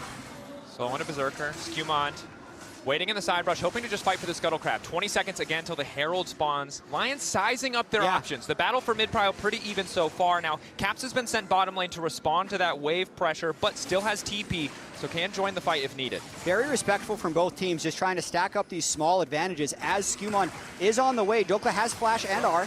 Wall is there, only going to get the slice. He's trying to have the dice, now has to turn back with the Dominus, hoping to find Broken Blade. Immediate TP in, TP response coming in from G2, but Dokla just going to back away. We're set up for a 5v5 on the top side of the map. It's only 1-1, 15 minutes in. Will we finally see a fight? As G2 are a bit split. LYON have all 5 members together. Caps flash away from Inspired. Inspired locked up, but it's Broken Blade isolated. Forced to flash as well. Ulti again from LeBron. Only going to hit one. Immediate Mikhail's going in. LeBron now in the midst of the entire team. They get a decent combo on the side of G2, but it's that Skewmont now caught in Saint, who steals away the Cataclysm, takes the double. He's just using G2's ultis better. Saint goes in huge at the end of that fight. You could see Inspired calculated that he wanted that fight. He kept it going on the Xin, and it's a 2-for-1. And it's about the team getting together, connected in the river first. Look at the early move from the bottom lane. The Ezreal Karma moving up first. So Dokla creates the space. He flashes it on Broken Blade to create the time for the arrival of the TP. And then here Inspired runs towards his bottom lane. So the chase from Caps and the rest of them get pincered. And we knew Berserker and Isles were stronger, so they're the ones that actually joined this fight first. Hans Sama and LeBron can't really become involved in this fight. And then when Inspired flies over the wall, he's really forcing this fight to happen, which keeps G2 engaged. And since Saint had the Cataclysm at the end, he can end it. Yeah, I swear, it's just such a big difference of impact attack from the bottom lanes with the Ash Arrow hitting nobody. Dracos going wide, and the Seraphine ult only connecting on one and immediately getting cleaned off. I mean, that was immediate reactions there from LYON, and from the rest of the team. They're going to pick up the Dragon after that. It is a huge, huge fight. The domino effect for the rest of the game. Sole point now for LYON with a gold lead, a good start. And I've got to say, I love the smile I see out of Saint. The big story going into this year for LYON was how were Saint and Inspired going to be as a duo. It's going better than anyone expected in their wildest dreams, and Saint is performing in this game. Yeah, perfect territory for the fight for them too, with Silas having that mobility in the scrap over the wall here. Nice little move from him. And Isles had the quick reaction with the Mikhails to cleanse off from Dokla, the single hit on the Seraphine ult. So now we're already looking 5 minutes again in the future, chat. I feel like this game is the History Channel meme of dragons, because the dragon soul, a Hextech soul on Ezreal Karma is insane. Here we go. Ash Arrow, it Still gonna connects. get connect. Skewmon hit, initial knock up there, stun CC fall. Finally, LeBron gets a good ult, but it doesn't matter because his jungler is already dead. Getting massive value from the Silas here, Kobe. Yeah, he steals another great ult. He uses it to headshot Skewmon. The EQ in line with the trajectory of the Ash Arrow, and they find the kill anyway. This game could definitely change off of one great shockwave or one great wall, but it is a little bit difficult for G2 to force fights, in part because of LYON's itemization here. Look at this. 3 pairs of Merc Treads on the top side of the map, and then also a Mikhails from the Karma. So their triple bruisers are very difficult to hold in place, and then you have a Cleanse Ezreal and a Mikhails support, a very elusive team that LYON's become here. Very true, and of course the difficulty now is with LYON having 3 Drakes already. They're very likely to get first set up on the 4th Drake, and you can see the picture-perfect team fight for G2, but you can see the bad version. It's the version we saw before, when they're not grouped up, when they can't get all of those ultis together, hitting multiple members, whereas LYON, they can play from multiple angles. They want those little flanks. They want to split G2 up. They already did it once, and if they do it one more time, it means soul for them. Dracos, the next team fight carries so much weight in this game. Yes, it does. G2, can they get their dream set up? The previous fight is anything but that. They're split. The inside route for the Ezreal Karma means everything, and it was the perfect scenario for LYON to come out ahead. But, as you say, if G2 can utilize their vision-gaining tools to hawkshot and approach how they want to actually construct their team fight, I think it could be a completely different story, and me and Jack may end up crying. I mean, it could happen. You never know how these games are going to end. I'd say the game plan going in, though, LYON had to survive the top lane early and not give G2 advantages. G2 didn't get the advantages from the mid and top, but LYON did get their advantage from their bottom lane. So in terms of like which bets paid off for them, LYON won the bot lane bet, and the Anivia an 11 CS lead and the 1 gank kill, probably not the edge they wanted. And really, LYON betting on themselves, giving up meta power picks like the Orianna to prioritize their 2v2 winning bot, and it has paid off. Again, the gold lead has shrank a bit. It was 1K earlier on, but we're coming into this next Drake. If anyone wants to go for early Baron, although I doubt that's going to happen, next Drake, 2-item power spike for the Ezreal. You've heard us talk about this for like a gajillion years of League of Legends, but in this game, this is the strongest point for Berserker. He already had one good fight, so as you highlighted, if G2 can get that perfect wombo combo setup, they have an edge in the fight. If they get this vision, if they can fight for it. But if not, it's easy to see how it could all fall apart. It absolutely is. G2 has the item power spikes right now, though. 2 full items for Broken Blade. Caps just completing his 2nd item as well. So they are definitely stronger in terms of taking this vision. And LYON has to cede control, which is going to make it pretty difficult to get back. The strength of these Ashe Seraphine comps when they were really in vogue was if they're first to a spot, it's really hard to walk in through the Seraphine poke and the Ashe volleys. Yep. Saint gonna collect the rest of the gold off the top side of the map, pushing while G2 get this setup that you're looking at on your screen right there around the dragon, and that is key. As we said, the setup for this fight, now that everybody is very, very, very close in power, pretty even. If Saint finishes 2nd item after getting the rest of the gold from top, which I assume he's doing right now, then there we go. We're gonna be even Stevens basically going into this team fight. And it is a lot about the setup. So now, though, with the reset from G2, they just invested all these control wards, and looks very easy for LYON to move in and just clean them out, just like that. Yeah, very nice of them, and Nebby had to go catch top.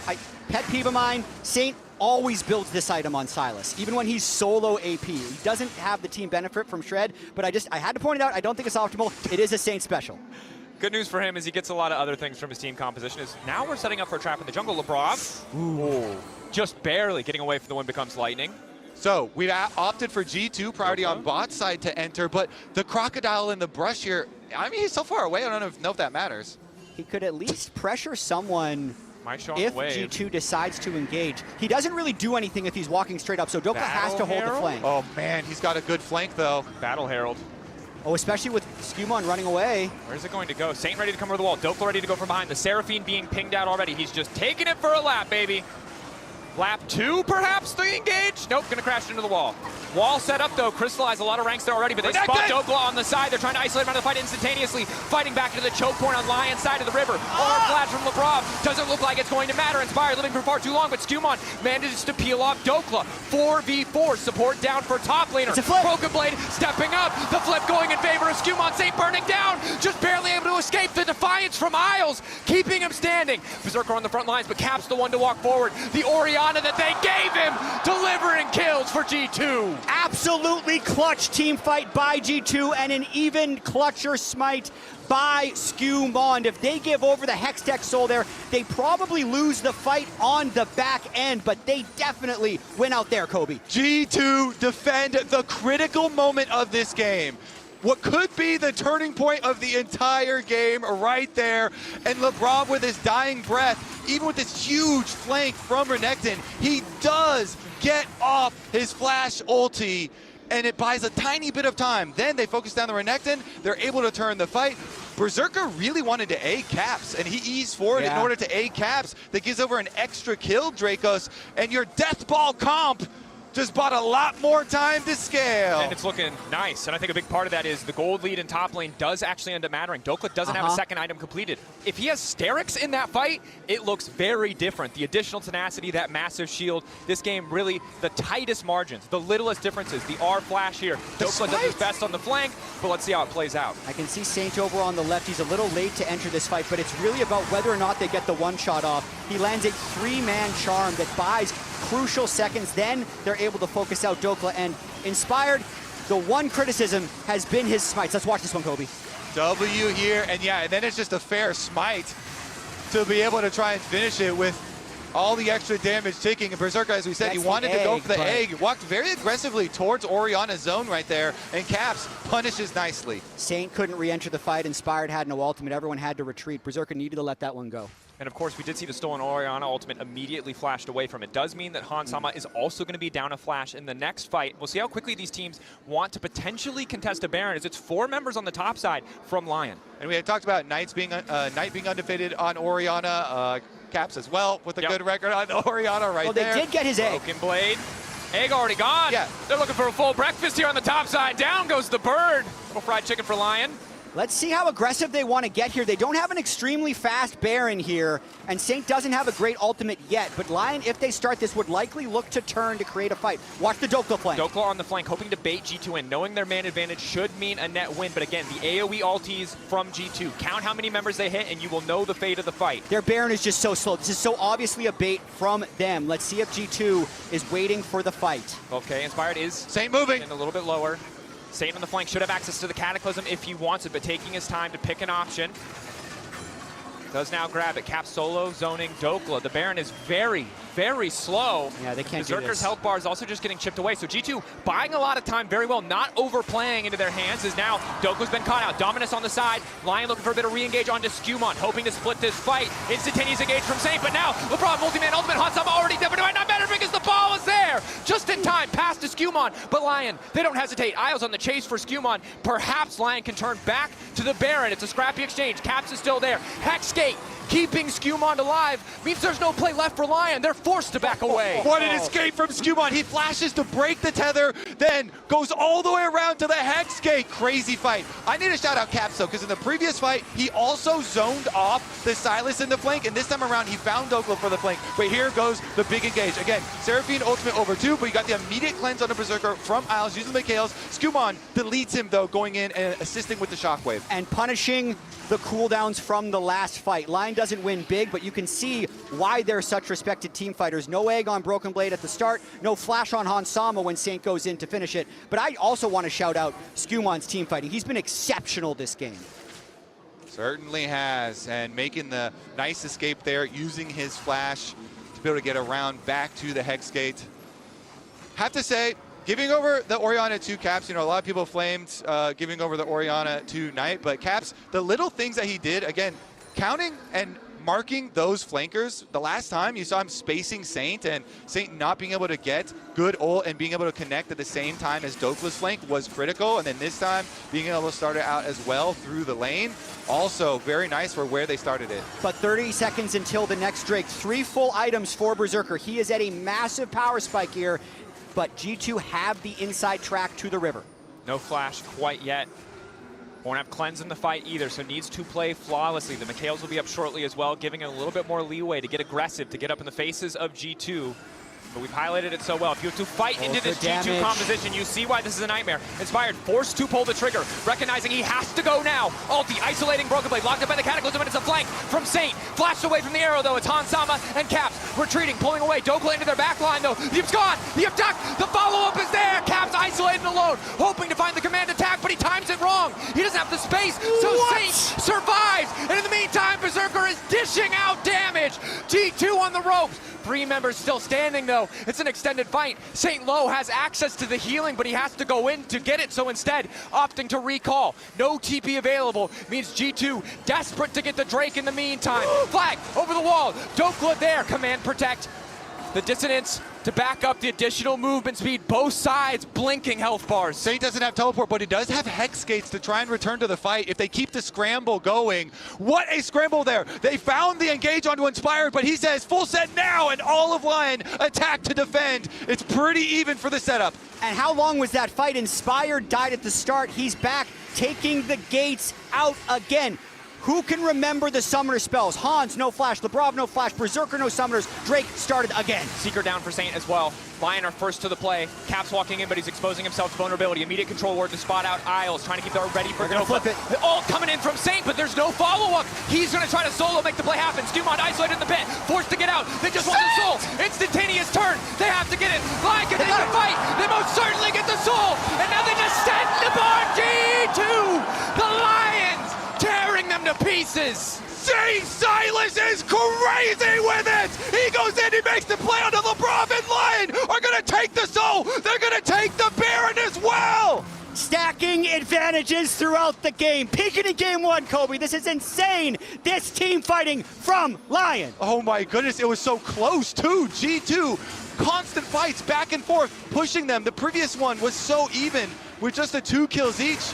But this one critically means everything with the soul, with the Baron, with the map control. G2, they need to go into damage control now. They have to defend very safely your jungle income and at your towers. I mean, this was crazy how much time Saint bought. He gets the charm onto Hans, but crucially pushes everyone on the fight to the left so the Dokka Inspired can push Skumon out of the pit and buy them time. And then the craziest thing is they still have the re-engage after it. Incredible stuff coming in from the side of LYON. Again, the recognition to back away, realizing Saint has bought you the space you need to secure that objective uncontested, instantaneously turning on Skumon to make sure there is no chance for a 50-50. Doesn't matter if Inspired's missed a few, if the enemy jungler cannot participate in trying to take that objective. A massive fight from Dokka as well highlighted, Jat, and the damage numbers are only going up for the side of LYON now that they have the soul. Yeah, the fact that Saint escaped back to the Dragon afterwards too was crazy after that commitment in. Yeah, because that was the ending fight, the beginning fight. Like Saint basically 1v2ing to kill Han Sama, getting out of that initial fight with like 10% health so he could base and take the Hex Gates out. It's all connected. I mean, look at the game this guy's been having. Lanes into Caps' undefeated in 2026 Orianna, stays close enough, finds the skirmishes, is currently sitting 5-0-4 in this game 1. Really good understanding of his own strength, the power of the upgraded Merc Treads as well, buying him so much space. Remember, he didn't have Seekers in the previous fight. He didn't have the money, had to use it in the previous play, but now he does. Now he has the full Hourglass available to try to threaten G2, to try to split them up so they can't get that perfect wombo combo that now, it used to be a little optional, now it is mandatory that these key ults connect on multiple members each and every single fight. Yeah, G2 now, again, go into damage control. Try and farm safely, keep your income up, try and play off a grouped team fight, a front to back here, and make some use out of these key ultimates. If Saint is gonna steal your Seraphine ult and then make the engage and make that much space before you're able to use your Ashe and your Seraphine and your Jarvan and your front line, then it completely defeats the purpose altogether. Berserker just completes Endless Hunger as well, so 4 full items on this Ezreal.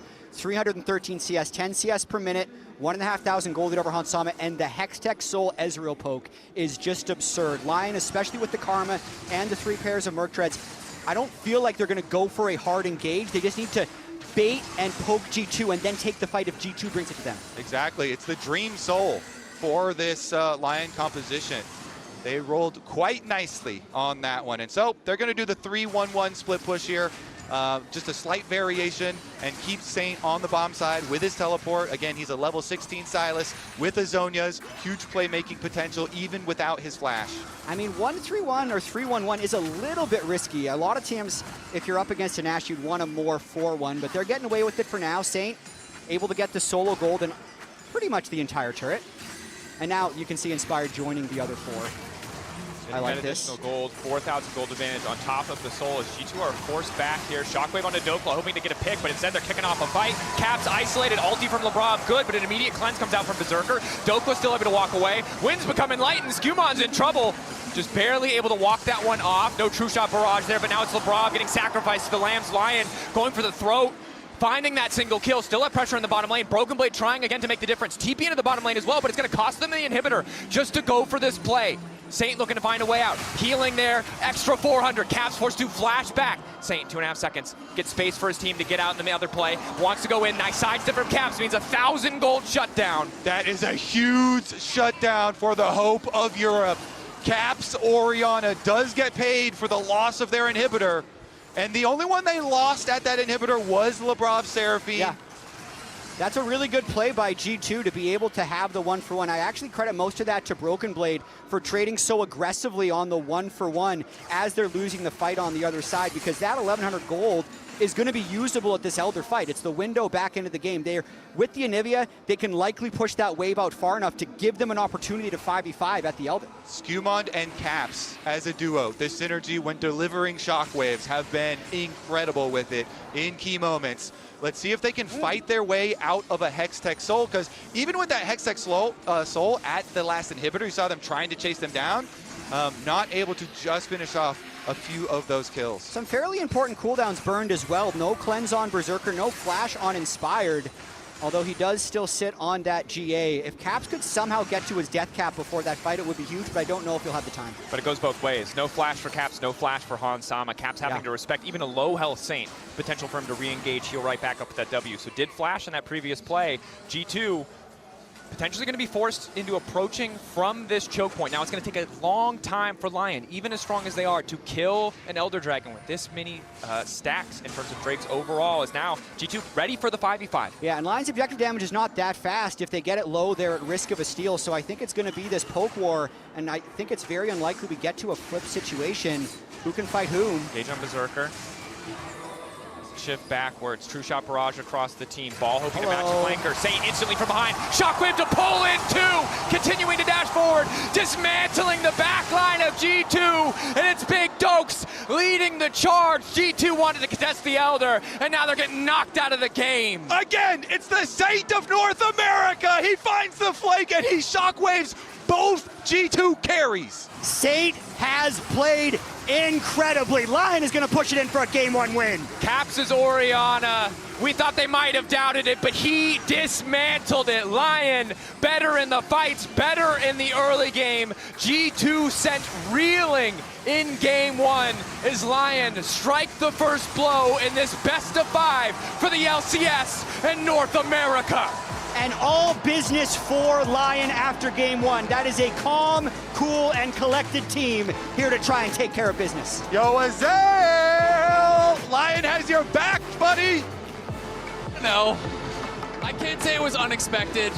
It was the Oh, result. come on. We all knew what was gonna happen. I called it from the start. I laid out the facts. No one would listen to me though. What can you say? Kobe was listening. He's pointing at me. Jeff was too. Let the record show I doubted them the entire time, but I should not have, because St. Silas is absolutely correct. Look at this Silas. Dagda, I'm gonna have nightmares about this. Yeah, it's like the Shy and now the Saint as well. Like, oh, that was an insane combo. This man played out of his mind this game. Yeah, And Emily, right off the bat, you said Saint Silas is something to be feared here in this game. He popped off so much. As soon as he locked it in draft, I was like, okay, first of all, it's just a good Silas angle. Second of all, he's 4-1 on this champion. It's his second most played all time in his career. He's so good on this pick. And I think it speaks volumes to him that he's willing to lock it in against Caps Oriana as well. Caps undefeated this year, 7-0 on the Oriana. There was a risk by LYON to leave it open, but that man in the mid lane played it so well to shut it down. Yeah, I would honestly say both the LYON Soul laners deserve a lot of credit for kind of withstanding these matchups, these melee versus range matchups, not getting that far behind. I was really questioning this Renekton pick because, you know, it was a last pick. I was too. I think he was putting himself in a difficult matchup. BB got a really good level 1, and I was like, oh my god, this is about to get ugly. But he held him for such a long time, got BB out of mana, kept it in parity until he got ganked and killed. And I was kind of still wondering, like, is this even worth it if you're even? You know, we thought maybe they were going to gank it, but they didn't. But then in the team fights, Dokla's positioning was really, really good. He was always pressuring the carries. Inspired and Saint were there to follow up. And I feel like Berserker was really showcasing some of his skills. We've had a lot of questions about Isles on Pyke and Camille and this, but I have no questions about this man if he's going to be playing Enchanters. And he played a very clean game. And honestly, that's what made the difference here. The fact that I was always, let's spot the Renekton, let's be careful about those LYON team fight setup. And Emily, you were the ones highlighting them when they played against Team Secret Wells, the fact that they play methodical, that they play super well around those objectives, and they do it once again in our HyperX Reflex replay. Yeah, I mean, this is, they were so patient and constantly stacking Drakes, right? So they weren't seeding objectives this time, they were controlling them. And this was Saint with the stolen Seraphine ultimate, immediately getting onto Labrov. And I actually thought things were going to get a little dicey here, but it's Dokla who really, really steps up and gets into the back line. Yeah, I mean, Dokla positioning really well, and I have to say, Berserker popping off as far as the damage is concerned. And Isles, people always like to meme on Karma, all you're doing is shielding. This guy was positioning so far forward. He was always there with the Mikhails, always there threatening with the tethers if people step too far forward to set up for Berserker. And I was really, really impressed by their play. Labrov, credit to him in that last fight. The R flash, the stolen Seraphine ult, did catch Hans. And so he's get down, Mr. President. He actually blocks the abscond of Duck to save Hans. Otherwise, I think that fight is more one-sided.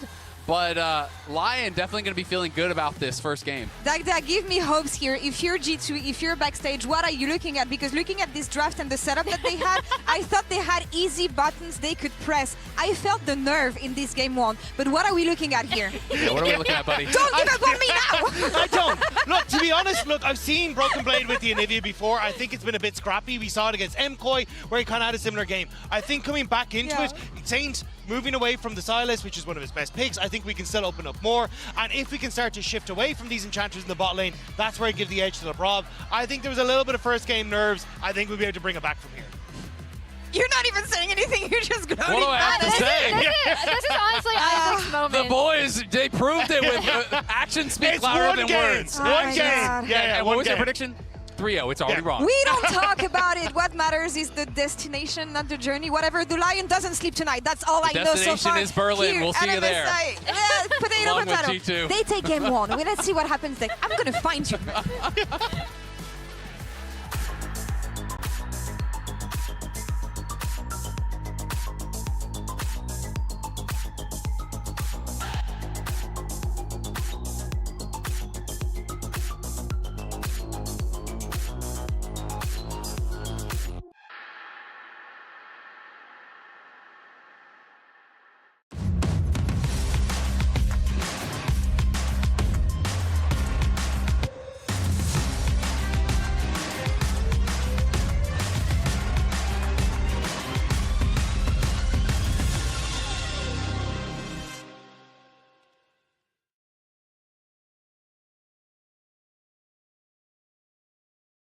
Tired of the off-season blues once Worlds is over?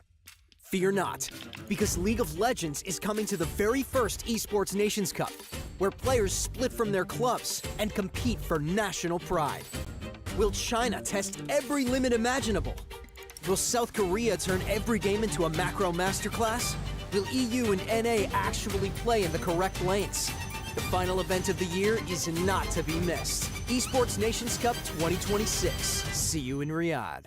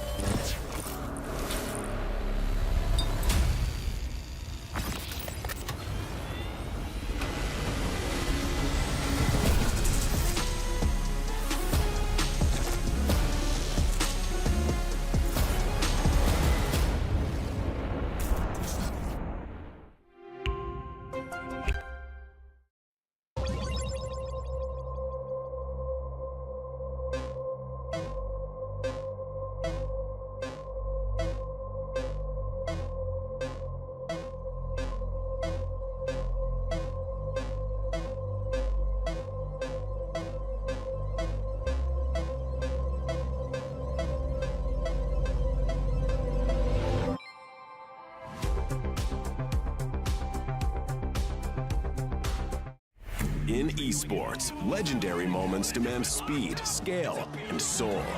Players and fans bring the heart. Technology brings it to life. Every frame, every stat, every decisive play. In partnership with League of Legends Esports, we're driving digital innovation that empowers the esports ecosystem to keep expanding. So players can focus on the game, and fans can focus on the moment. Times like this are where star players shine and new legends step up, where legacies are built and dreams are either realized or ripped apart. He still doesn't die! You cannot step the Vega and expect to live to talk about tomorrow! He blocked it well with the Arcane Storm, doing so much work in GG! They are just going to ace them!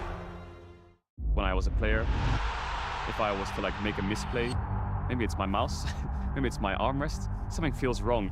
If you were at home, you wouldn't do that.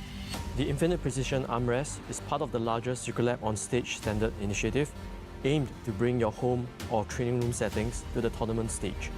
이제 저뿐만 아니라 다른 선수들도 세팅을 더 원활하게 할 것 같고 가장 편안할 때 더 강력한 플레이가 자연스럽게 나옵니다.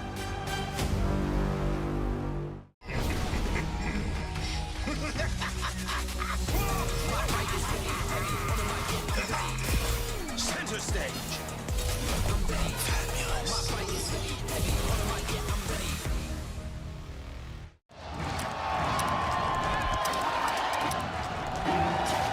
Red Bull gives you wings.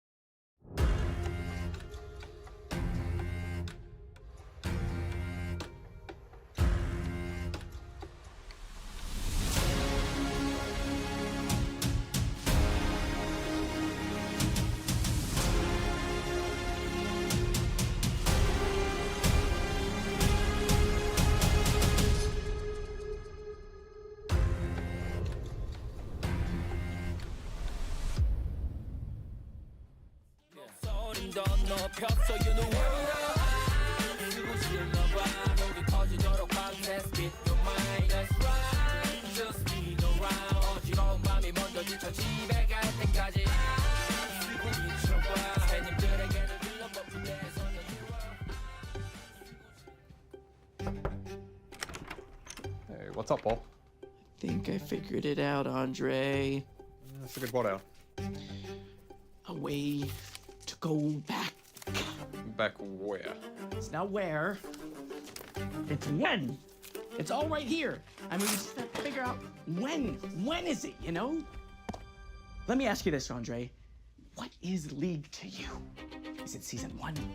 Is it season 4? Could it have been season 2 when we started having with jungle pathing? Could it be when we had Heart of Gold? It was a shell. Why was it named Heart of Gold? It could be anything that we want. I mean, I get it, Paul, but I really do think...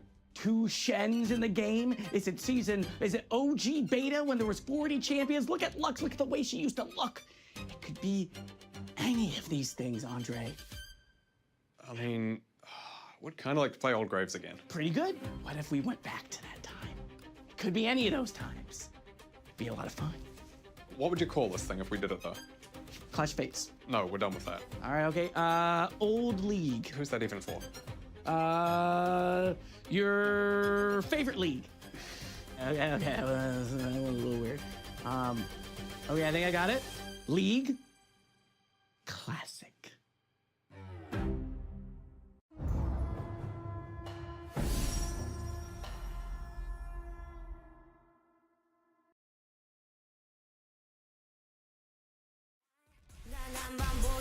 To the middle, to the yellow lines blur. I'm speeding through time, and it doesn't matter where we go. It doesn't matter where we go.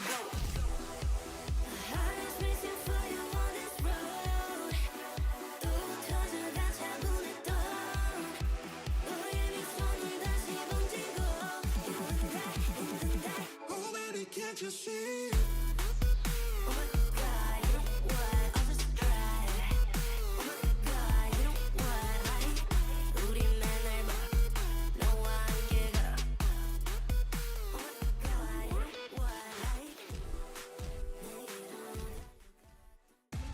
Okay. J4 that's coming, I'm coming. J4 here. Can we focus the J4? Just look here, look here. Yeah. Okay.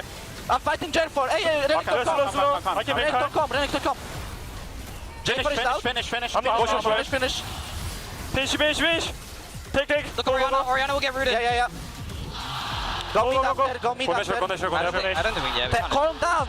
Meet after. Silas is crazy with it! Stacking advantages throughout the game. Peaking in game 1, Kobe. This is insane.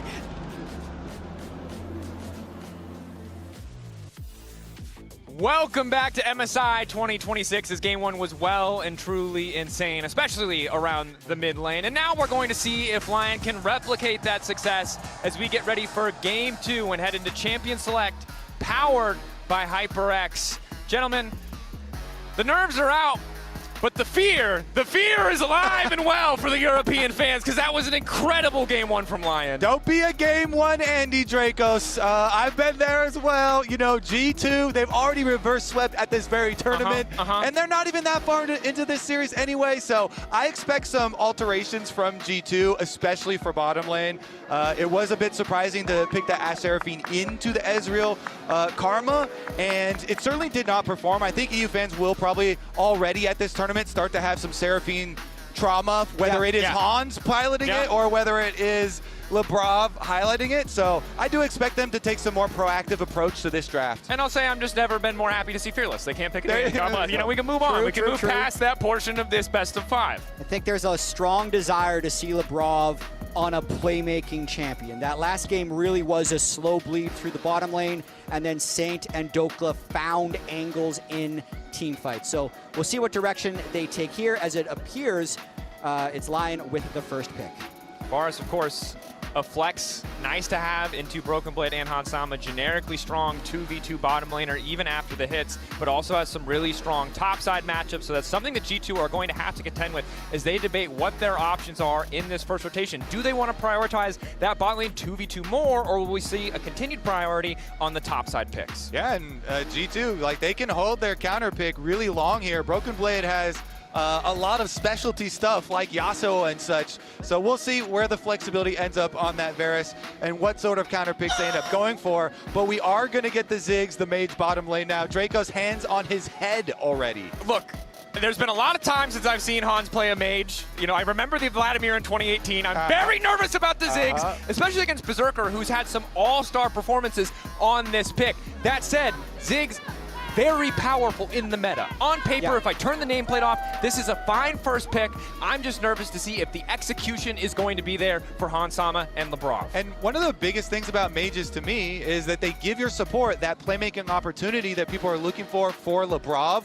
Lebrov, if you're looking at the entire tournament overall, has definitely outclassed Isles. And so him getting more time to roam with a Nautilus here, you know, whatever Skumon decides to pick to pair with the Nautilus there, could be just what G2 needed to get back into the series. And we need to remember that this is also G2, so they might flex that Ziggs to the mid. It was originally a mid lane champion. It's not guaranteed that this is Hans Sama. I think LYON wouldn't be surprised by that either, as they're the team that flex picks like crazy. We know for sure that Varus is top or bot. We know it's a flex pick. I will just say, saying after every single G2 pick that it might be a flex pick qualifies you to be an LEC caster. It's like the #1 thing that you have to hit every time they pick anything. Is it the Nautilus jungle? Nautilus mid, maybe. Shout out Doinby, shout out whatever MSI it was that we all did that for a little while. But Lee Sin, the debate here, we've already seen LYON Vars, which if it is the 2v2, is pretty powerful in the early lane, but the Lee Sin, a big playmaker for Inspired. It's a big power pick this tournament, but it's also a pick that I'd say fans of both of these teams don't love seeing their jungler on. Inspired loves to be cool and calculated, and I feel like Lee Sin is a champ that just has to take 50-50 skirmishes and outplay you in order to get an advantage, and that's usually not Inspired's game. Skumon had a similar game on it as well, so we'll see what happens here as they also take the Cassio, which was the mage counter that other people have been taking into the Ziggs. So those are technically two flexible champions, but it's very unlikely we see an AD bot now, Kobe. Yeah, with 2 protection bans for the Cassio as well. So they can just ban away the Syndra and follow up caps with extra protection here for the mid lane. Debate now, getting those extra mid lane bans out. And I will say, Stats team was quick to correct me. I might be a doubter of the mages, but on Ziggs at least, Hans Sama is 3-0. Played it back in sometime in the early 2020s. It's not the 2018 Vladimir that I'm lamenting and looking at his stats page now about. So a little bit more comfort there. But with double AP, as you've highlighted, we are looking to see a little bit more physical damage in the top lane, setting us up for a potentially more volatile top lane 1v1.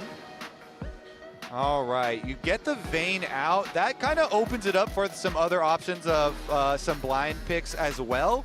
So definitely kind of hinting at the possibility of the bottom lane Varus getting a little stronger. Yeah, they need to find good AD damage in top jungle. Broken Blade has a lot of quirky picks here because the Vayne would have been more of the obvious ones. The Jace would have been more of an obvious one. Those are obviously banned away. And we still know that Varus is a flex. Although seeing with what is available, I'm expecting that Varus to go bottom lane into the Ziggs. We'll just have to see how it plays out. Getting some stressful hovers here that I think are entirely fake. The Poppy banned away, I do like to see that. Does make a lot of sense up against the Lee Sin and Leona. Really shuts down their ability to make anything happen. Should be an if AD they jungle lock pick here. this in and this Nautilus is a flex, no. It's an AD jungle pick right here. Surely. Almost has to be. Sure. It is. Oh, okay. Yeah. Yes. Pantheon's a great pick. I mean, the Jarvan, the Xin are already gone. The Vi's banned out. The Lee Sin's there. It's just another one of the Sunder Sky junglers. And it's not Camille, but it does give you a lot of the same immediate CC setup if Ziggs is in the proximity in the area, and it gives you another kind of semi-global long-range ability to maybe punish whatever side laners do come out from the side of LYON. Exactly. You already have Ziggs, so you can join fights from pretty far away, and Pantheon ultimate as well, so lots of potential there for affecting side lanes very quickly, and you already have very good wave clear as well. If this Nar's locked, I think Broken Blade's Yasuo is an inevitability. They're just okay with that matchup, it feels like, unless Broken Blade has something else cooked. It does point towards that direction, and they were more worried about the Vayne as we were talking about, so let's see what they're going to follow it up with. Some engage. They definitely do want some sort of playmaking here from Saint. He definitely performs very well on champions with mobility, with dashes. Ahri is one of his favorites, but he's also quite good on the control mages. And Victor versus Cassio, you have the laser range. You just want to farm it out and scale up to be a big powerhouse in the team fights. And we have some flexibility here from the LYON team comp overall. Varus there it is. Can be powerful in the late game. Victor that power, but still a lot of playmaking. Now, the Yasuo, if it is locked in, a strong lane matchup, and we've seen BB did dominate Doran, but of all of the potential counter picks, Yasuo is a very sharp champion. He does some things really well and some things really poorly, so if anything goes wrong in his top side, you're stuck with a Yasuo on the top lane, which is not a good vibe, is not a good feeling. He has to dominate. High risk. That's never stopped G2 in the past. Hans Sama mages, Broken Blade Yasuo, but they're ready to throw down. I mean, the most comfortable picks I see in this comp for G2 is the Skumon Pantheon and Lebrov Nautilus. They have very strong mid jungle. They have a lot of playmaking from their support jungle, and I think that's how they're going to try and play this game. And they do have some good knockups for Broken Blade from the bottom lane. Not just the Nautilus, but also the Satchel Charge. Deceptively good opportunities for them to set up Broken Blade later into the game too. And this counter pick is a good counter pick for a reason. You get to run down the minion line basically onto the mini Gnar and try and force those plays. And you have a Pantheon jungle, Dracos. He level 6, he can ult in there. They can make that gank guaranteed happen. So Dokla has to play very safe on that Gnar.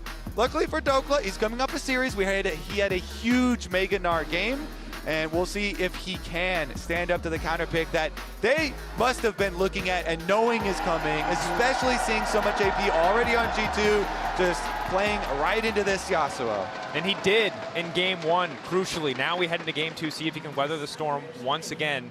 Of course, Renekton wasn't a counter pick, or it was kind of the counter pick, but it was just supposed to survive. This time around, it's more of the hard counter, the Yasuo that comes out against the Gnar. But if Dokla can survive once more, doing something that Doran could not, it's an impressive feat and gives a ton of confidence for LYON in this series. Yeah, you always honor your top laners that are going into an annoying range matchup. He didn't go that far down, and then he still had big impact in those team fights at those dragons, getting into the mix of it. So let's see, can G2 bounce back here? They have been rewarded previously here with the counter picks from Broken Blade, and Skumond on his Pantheon could be huge. Another quick point I have on Dokla is he's almost the opposite archetype of player that usually get prioritized. Like, so many players that come in nowadays are just these like incredible laners who then struggle to side lane and team fight effectively. But Dokla, to his own admission, is a very average laner in most situations, but he knows how to win the game. He plays side lanes well, he recovers in game well, and he team fights great. So I think that's why LYON is okay saying, okay, we're gonna blind pick you the Gnar. We know the Yasuo is coming. Even if you fall behind, we trust you. Yeah, and so you see there, Inspired is splitting the map because of the counter pick. So this is their choice to deal with the Yasuo counter pick. BB has information though. You saw that the ward from G2 was placed after the LYON ward, so they saw it. Plus they know that the ward, the other ward is there, and Broken Blade off that push, he is kind of hovering back. He kind of knows this is happening. He's a nervous man. And look, we saw the head-to-head between Inspired and Caps, a ton of history domestically, a lot of best of ones, but in the best of fives, Inspired has the edge courtesy of that 3-0 that we saw at MSI last year. And now Isles getting things kicked off, extending the trade just a little bit. It's common for Berserker, so we know we will be seeing a bit more poke. Skumon on the way in. Aegis assault for movement speed, looking to lock up Berserker. Berserker no cleanse. Importantly, Isles trying to stop anything else from going down, but a flash isn't even going to save him. First blood for G2 Esports. Beautiful gank for G2 for Skumon with perfect information. They knew Inspired was up on the top side, counter jungling, so they had, wait a second, Isles.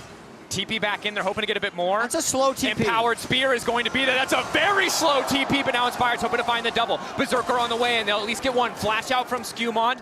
Minefield to slow them down. If Skumon gets out, it's still a good trade, but if he doesn't, they're in trouble. Hansama body blocking the Q, going in. Skumon getting lower. The Aegis assault up in the nick of time, just barely makes it out. That's so huge for G2 right there. Hansama still has his TP as well. Almost a disaster for LYON there as they attempt to extend the play, because the beginning of that play was pretty poor. They know they're getting map split on, and they take very aggressive 2v2 trades without combat summoner spells. So a good start for that G2 bot lane and Skumon. Hansama sent bot lane to catch the wave. Now it's Lebrov wandering into mid, but Inspired is here first. 3v2 in the favor of LYON. Does have the flash, wants to hook to the wall to escape, but LYON are just going to respect it. Good read from Isles to be exactly where Lebrov was, setting up Saint now to push out this wave, and an excellent sidestep on the hook. Yeah, so nice. Okay, so Skumon has a lot of options now, especially with Lebrov still mid. I mean, it's only Isles giving Saint the confidence here to stay into mid. Inspired waiting over the wall, starting to walk towards red, immediately turns his attention elsewhere, trying to cover his mid laner. Saint getting lower and lower. Caps has to be careful. Nice back step. Not sure if he spotted Inspired, but manages to hold on. Forces the flash out from Isles to escape. G2 getting the better of LYON in that brief exchange. Yeah, Inspired was finishing up the Raptors there, so he's in the area to save the play as well. And they get the flashes out though, so both supports with no flashes now, definitely very vulnerable, but we have to look at Skumon and how he continues this game, because I do like that call. Go for the first blood on bottom side, really get them snowballing, and it was just after Lebrov and Hansama had gotten a great trade. They landed the hook combination into Satchel Charge combo, into Explosive Bomb there from Hans, and that is definitely what they want to see. And really accelerating the pace of this game. I mean, at the time of that mid gank, Skumon was at 12 CS, but he'd clearly impacted the map. He'd helped win the bot lane, and didn't quite get Saint's flash, but still managed to draw them a lot of pressure there. G2 doing what they can. Of course, both supports leaving so much means a lot of solo XP for Berserker and Han Sama. One of the nice things about the Lethality Varus is he uses level ups and skill points almost as well as mages do. So normally we'd see a big discrepancy. Level 3 in Q for Han Sama is a big damage spike. It's not a big damage spike for a lot of AD carries, but it is for the Varus, which helps keep this push battle pretty close. Yeah, as we see it directly in the middle of the lane, and both supports hovering on their brush because they know the junglers could have a huge influence, but they've got vision. Slow one. Inspired is here, but it's a tough start. Q3 ready to go. He's in the Mega still, though. Inspired on the way up. Skewmon, though, such a low health bar. Whoa! And this means Lion are taking the fight. Level 6 for Broken Blade. Hoping to get something back. Stacking the Q3 up. Needs to lock up Dokla. He flashed backwards. Broken Blade is nasty with it. Are you kidding me? Dokla, though, wants to turn it back. Has the advantage. Broken Blade running for his life. He just can't dance around those autos. And it's Dokla who strikes back. The teleport was a bait. Dokla had just a bit of rage left on that Mega Gnar that landed the CC to set up Inspired. That is one hell of a wallop on the arrival of the teleport. Just the remnants of the Mega Gnar coming in, and that surprised them a bit. Plus the timing of Inspired was right there at the arrival. So Dokla goes back as he's about to transform into Mega, and then look at the bar as it's ticking down, coming back from the fountain. He still barely has the Mega. And look at the vision as well. Like now Inspired's in vision as they're already stunned, so they're completely committed to the play. They managed to shut him down early, but credit to Broken Blade for turning this back into a 1-for-1. Yeah, clean from Broken Blade. Gets the combination onto Inspired. He went for the level 6, focus on the minions, gets it, gets the... Wait, we're not done. Another Keyblade there. The wallop is there, though. Dokla didn't use ult in the previous fight. Broken Blade's getting dunked on! Once again, he has been broken!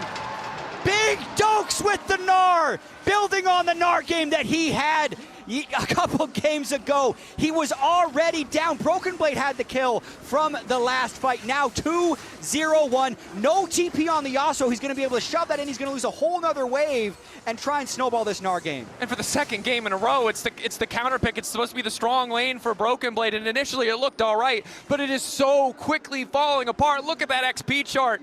Pulling further and further ahead, almost a full level over Broken Blade in that top lane 1v1. It is a bloodbath. North America versus Europe here, and they are throwing hands. Both junglers getting very active, and now you have Skewmon level 6. Where is this Pantheon ult going to go? Everybody still has flashes basically on LYON, save for their support, of course, and mid lane is the battlefield. Hold that thought. I'm watching the replay. There's two fights happening at the same time. We can see the 1v1, but Lebrov now with backup from his jungler wants to make this happen. Nice flashback coming from Saint. Excellent mechanics from Inspired. Gets Lebrov low. Isles also on the way in, and now it's G2 on the retreat. TP coming in. Dokla on the side. All 5 of LYON have arrived to the play, and G2 forced to run back to their own jungle. Nowhere left to go. It's the Varus out of nowhere with the steel chair. Yeah, even Berserker teleports mid and uses the flash with the ulti to help secure the extra kill. LYON snowballing. Everyone on LYON assembles in mid lane to make that happen. 1.3K is the advantage now. All Broken Blade can get back is a single plate as Inspired turns his sights on the Grubs. Everything going in the favor of LYON. Broken Blade has to be careful about stepping forward, uncertain about how many members are still lurking on the top side of the map. Isles starting and stopping that recall. We look back at this play. G2 overcommitting. We're not ready for the response. I mean, the Victor ult into the Inspired kick just chunks them and buys enough time for the rest of LYON to arrive. Yeah, I was looking for a good angle for the Caps ulti, but Inspired did the early kick, and so Caps never really got a good, angle for his ult early on, and then at this point, it's just way too late because they've already chased him down. And so with the Pantheon ultimate being used that we were looking for, it is again going the way of LYON with the early pressure. Dragon, though, for G2, they're going to be able to claim it this time around. Should be theirs, as Inspired had to buy items, go back through his jungle, and the lanes reset. So good job by G2 to still read the tempo of the game and know what they can take.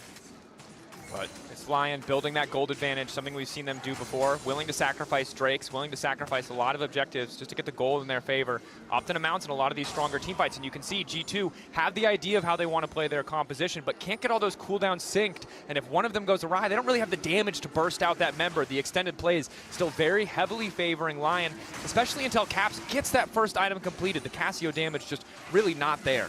Yeah, everyone on LYON, though, does need to make sure to stay calm and play on the right timers. Just because a few fights went their way, it can just snap back, especially now that Dokla has this 250 gold bounty. If he gets a little bit crazy, he can get shut down right away when he's in Mininar. And you can even see that Lebrov is right up there looking for a fight. Dokla about to go mega. Isles in the area, though. Inspired is also on the way. It's a disaster for G2. Everybody from LYON is once again right where they need to be.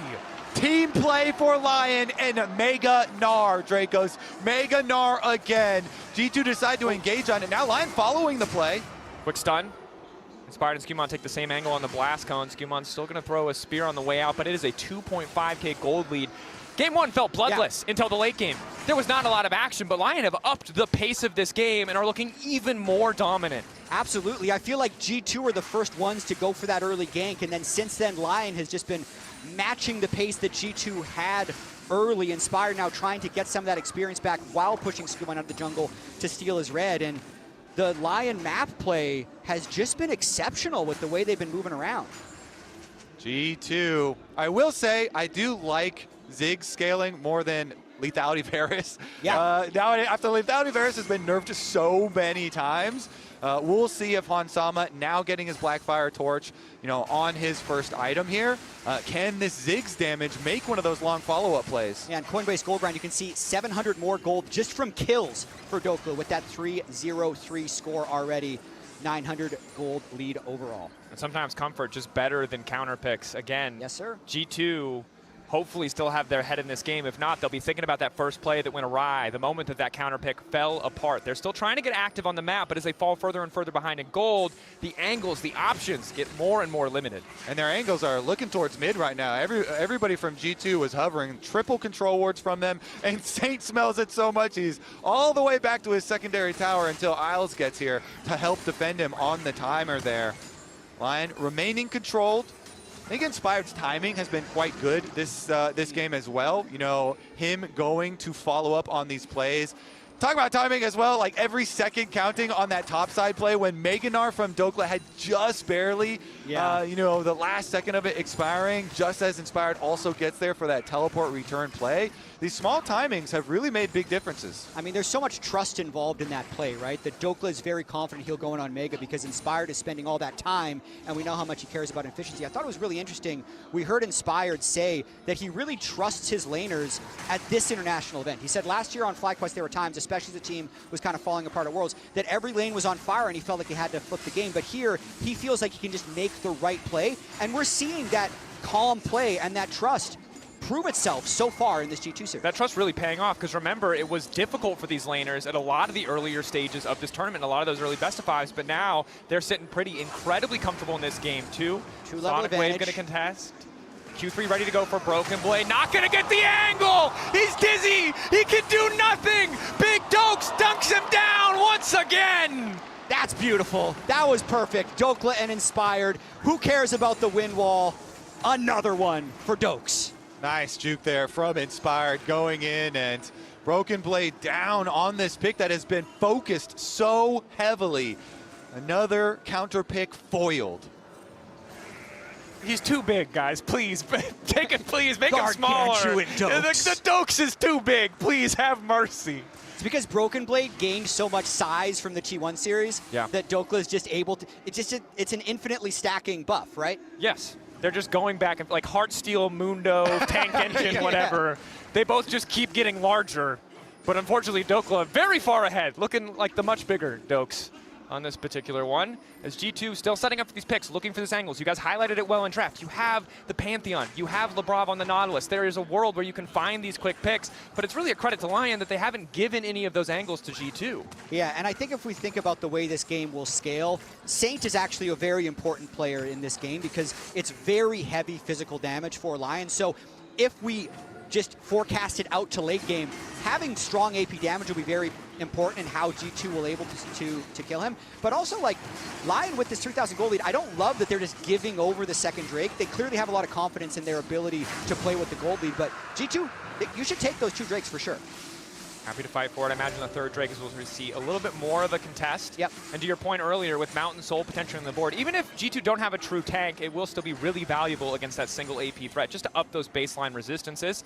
Caps playing with a lot of respect here. There's no semi-globals on the side of LYON, but they've been so diligent in finding these moments, these opportunities, that he's still just going to back away on the top side. Yeah, I think it's just a hover play because they don't have eyes on the Pantheon, so they don't know if that's going to come in. So ensure that this Victor that you said is going to be so critical, and I 100% agree, is going to be able to safely take the side. But I also really love what they did there, giving the gold to Saints Victor. Like, Dokla was far enough ahead, he could have taken the first turn and continued to snowball. But they know, like, okay, the Victor is going to use the gold better than the Gnar, so if they have the choice, let's give it to Saint, and they did so. Really comfortable position for LYON. Again, the third Drake, really the only thing that feels like they have to contest. Everything else, they can take their time. They're in such a comfortable spot. The plays that they've made on their own have been good. The plays that they have punished from G2 when they've been over-eager have also turned in their favor. So with a 4K gold advantage, with the Herald falling uncontested, LYON set up to dominate in this mid-game. It's on G2 to look for those little angles, those tiny moments where they can pick off a key member on the side of LYON. Dokla, Inspired, Saint, all rocking those bounties on their heads. Potential targets for G2 to try and take down. Yeah, and I think they really should try and focus on a way to inhibit the income from Saint. Like, especially if they can take him down, take away his flash or something, make it harder for him to farm. The Victor scaling definitely is paramount.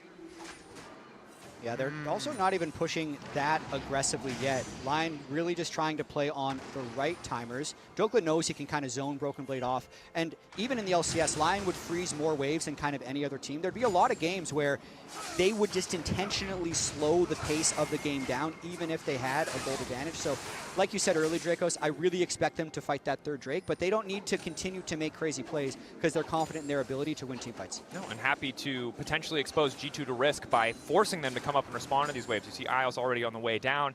If they can chip away at a few of those key cooldowns from G2, leverage some of the advantage they have to take a bit more space as they're doing now. Zenith Blade ready to go. Q flash forward. Inspired looking for a bit of setup. Broken Blade has to flash over the wall. Brav not able to do anything. It's the R flash from Inspired. Again, the mechanics are too damn clean. I guess they can also just do that. So they're confident in that play. Inspired. I'm sorry, I wasn't familiar with your Lee Sin game. He is playing. Where's the apology for him, chat? Print it out, I'll sign it, I'll give him my social security number, credit card number, take what you want. I'll accept the fine. Inspired, you're popping off. Completely dominant, that top side. Top jungle, not often the story of LYON. We've talked so much about Berserker and Inspired. It was Saint in the previous game. Dokla, credit for weathering the storm, but really it is the Inspired and Dokla show now here in game 2. For a big performance to take us to match point, and so often we look back at these matchups. Broken Blade on the way and looking to stack the Q3. Skewmon ready to get it kicked off, but they present a response TP. They get Dokla's flash, and I think that's the most they can hope for. G2 just going to back away. Yeah, they really wanted that big bounty. That's 525 gold, so Dokla just flashed away, made sure that wasn't a disaster, and now they're trying to repush. I don't think you can hold this turret either. So G2, TP in. LYON commit their resources in response, and now the tier 1 falls. Sonic Wave not going to turn into a resonating strike. Mind and body saying no on that one. I will say, at the very least, as we have another engage. Blade. Immediate ulti, they get the flash out of Hans too. Everything is going in the favor of LYON. I just don't know if G2 are going to be able to contest with all these summoners and ultis just getting chipped away at. Both teams have the same idea. With the Dragon, you know, was about a minute and 20 seconds away at the time. G2 say, hey, we're going to go for the flash off of Dokla. We need to get this flash away from Mega Gnar so he doesn't destroy us in the fight. They do that, but then Isles also finding the flash here now off of Hansama. And the approach for LYON to this Drake is already lit up with that vision.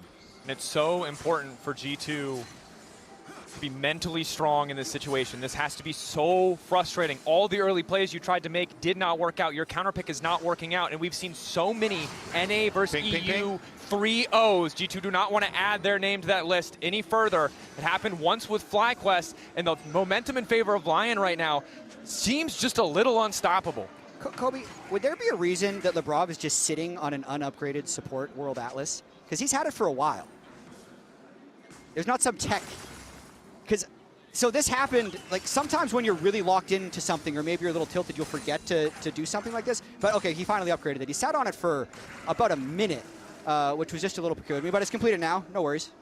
All right, he is gonna have that Blood Song, is gonna add that little bit of extra burst damage, and maybe that does make the difference, because Dracos, we've been looking from the very beginning with this comp, are they gonna get one of these bursty plays?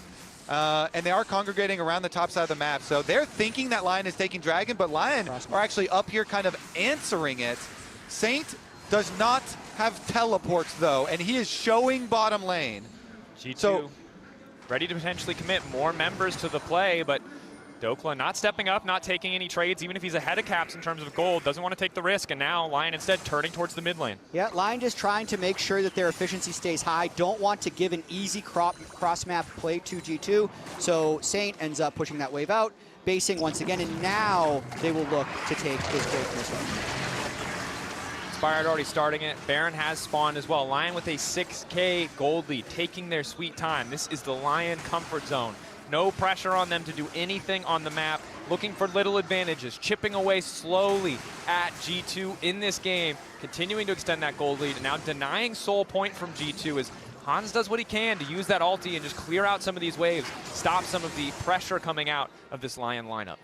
Yeah, even invading the jungle, LYON now trying to take over the safe pathways of rotation between objectives. Dragon taken away, and mid lane, looks like it's going to be the next target here. It's already so low that it's a pretty much one shot, and that's the last of your outer defenses now down for G2. Good smite. Oh, good smite. Try and turn Locked it. up. It's huge. Back under the tower. It's huge. Lockup is there. Double knockup coming in from LeBron's ulti. Zenith Blade is there. The Solar Flare does a bit of work, but now it's Doku's locked up, about to turn mini. Caps on the chase. G2 know this is their window to try to force a greater advantage. Broken Blade on the side, but there's no one there to alley-oop him. No one there to set up the knockup, so they're forced to back away. Happy to have that shutdown. Really smart smite there by Skumon, trapping the Lee Sin under the turret, does not let Inspired even flash away. They'll get that bounty. Yaz traded one for him. That's way more gold in the favor of G2. And they were looking to make more out of it, you know, rotating Broken Blade over, trying to get the chase down, but they will be happy at the very least to get the shutdown. So here it is, going in. The Herald only has 756 health, so Skumon one-shots the Herald, and then they go in with the CC chain to take down Inspired and get the shutdown onto that Ziggs, which does scale well. And continues to be able to clear waves. It's always difficult to end the games into a Ziggs. So even if we may not be super confident in Hansama's mage play, he can definitely make this game last a while. Bot lane Ziggs. The other thing about Mage's bottom lane, you get more gold and you get an extra item space, and that death cap being so close does spell a comeback avenue. And that multiplier on the AP means that extra item means even more than it might for an AD carry, i.e. the equivalent multiplier, but you get capped with that 100% crit, right? So need to see if Hansama can get there. Exactly. It's a tall task, but hey, if you have to stall a game, you highlighted it well, Jet. A control mage is pretty much the best way to do it. They'll still have the pick potential from the Pantheon, Yasuo, and Nautilus, but LYON is still going to be pretty comfortable with their position in the game. We just got to see if they're able to close it. The early Drakes that G2 was able to secure just make sure that the game can go quite late game. They have the wave clear, and then they're also greatly delaying the potential soul from LYON. So LYON's going to have to play very well to close this one out. Yeah, and I think their biggest tool is going to be these side lanes, with Dokla having this nice advantage over Broken Blade, of course, with all the focus that Inspired and the rest of LYON have taken towards this Yasuo counter pick, and keeping Broken Blade down does make those side lanes for G2 a lot more difficult to play. Dokla. Nice play there on the wall up, yeah. Wall up hop there. Now you're at least going to get some plates. Wave immediately going to get deleted. That's Solar Flare. Skumon waiting for a bit more time. Hasn't been able to pop the Aegis Assault. Can block some of the fall-off damage now. The wind wall there as well. So this is all during the split push for Caps. Caps is getting gold for G2 on the other side of the map. They're playing 3 lanes at this time, while LYON only playing the 2. Rob fishing, maybe hoping to catch someone on a sloppy recall. Again, LYON very much grouped up. You highlighted it well. Mid lane the main focus, moving up now towards Caps, or at least maybe just trying to control Baron vision. With a Cassio on the enemy team, a rapid Baron always has to be taken into account. And I really like the way G2 has been able to stall this game out. And, you know, even if the gold has stayed at 4,000, the percentage of the gold difference decreases as every CS is acquired by G2, so they're not that far behind in items when we do see a fight. I mean, looking at Cap's completed Seraphs, the upgraded Mercury Treads, he's going to be able to pump out a good amount of sustained damage if G2 decide to find a fight. And again, the Ziggs with the multiplier here, with the death cap done, you take that any day over these nerfed Varus damage here that you do have as a comparison. Even with the spell shield here picked up for Berserker, you can also say if you find really good value out of the CC of the Varus ultimate, sometimes that can really change team fights there too. So it's not a one-to-one as far as just comparing the damages, but we'll see at the approach to the next fight if they're able to get some poke damage done as well. Yeah. Of course, max rank, base damage, still okay on that Varus Q, but as we get later, it is the bonus AD scaling that was hit. Full charge used to be 150% of that bonus AD, now it's only 120. And those numbers start to add up in an extended fight. So often lethality Varus is kind of determined but if he can hit those abilities or not. Pantheon coming down under Berserker, immediate Ghost Blade to take him away. Saint now following. They're looking for a disengage, but Isles is recommitted to the fight. The Miasma there to stop him getting out. Broken Blade up on the side, trying to make the difference. Windwall to stop any potential follow-up. Now able to retreat as well. An excellent pick for G2. Down goes Isles, but Broken Blade injured. And that's with the Drake up right now, so I feel like LYON is potentially going to have to concede the Saint, and Berserker could teleport back in now that Inspired is here, and Dokla about to hit Meganar. Dokla about to hit Mega. Hooked in, wall up there. He's trying to make his way out. They're trying to burn him down so he can't get the ulti.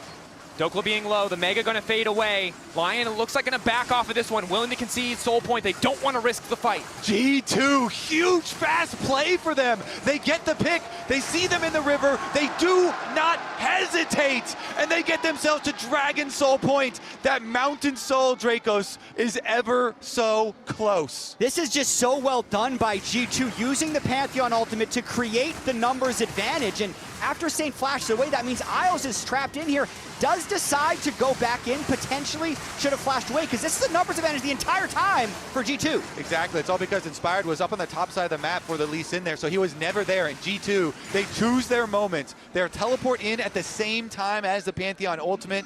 They go for the lockup and calmly get themselves to their win con here. Mountain Soul on the table, getting tense. That should give G2 a lot of confidence with Soul Point and just the way that extended fight went. They got the flash out of Dokla, they got the flash out of Saint, they got the flash out of Isles. So now if they land another hook, or if Skumon uses his next ultimate timer, maybe they can get that one shot on an important player. And as we said before, the item gap is kind of non-existent in this game. Yeah, and I think their dream is to one-shot Saint. The Victor here with no flash had to flash out of the river in the previous one.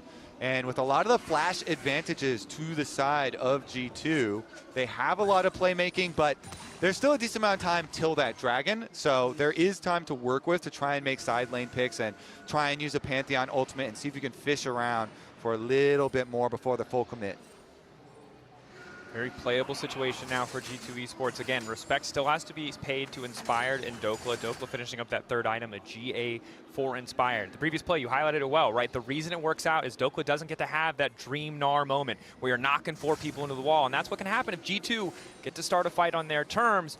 But again, with a lot of these side lane threats, with how powerful Dokla is now, it's difficult for G2 to find those angles without use of that Pantheon ultimate. Yeah.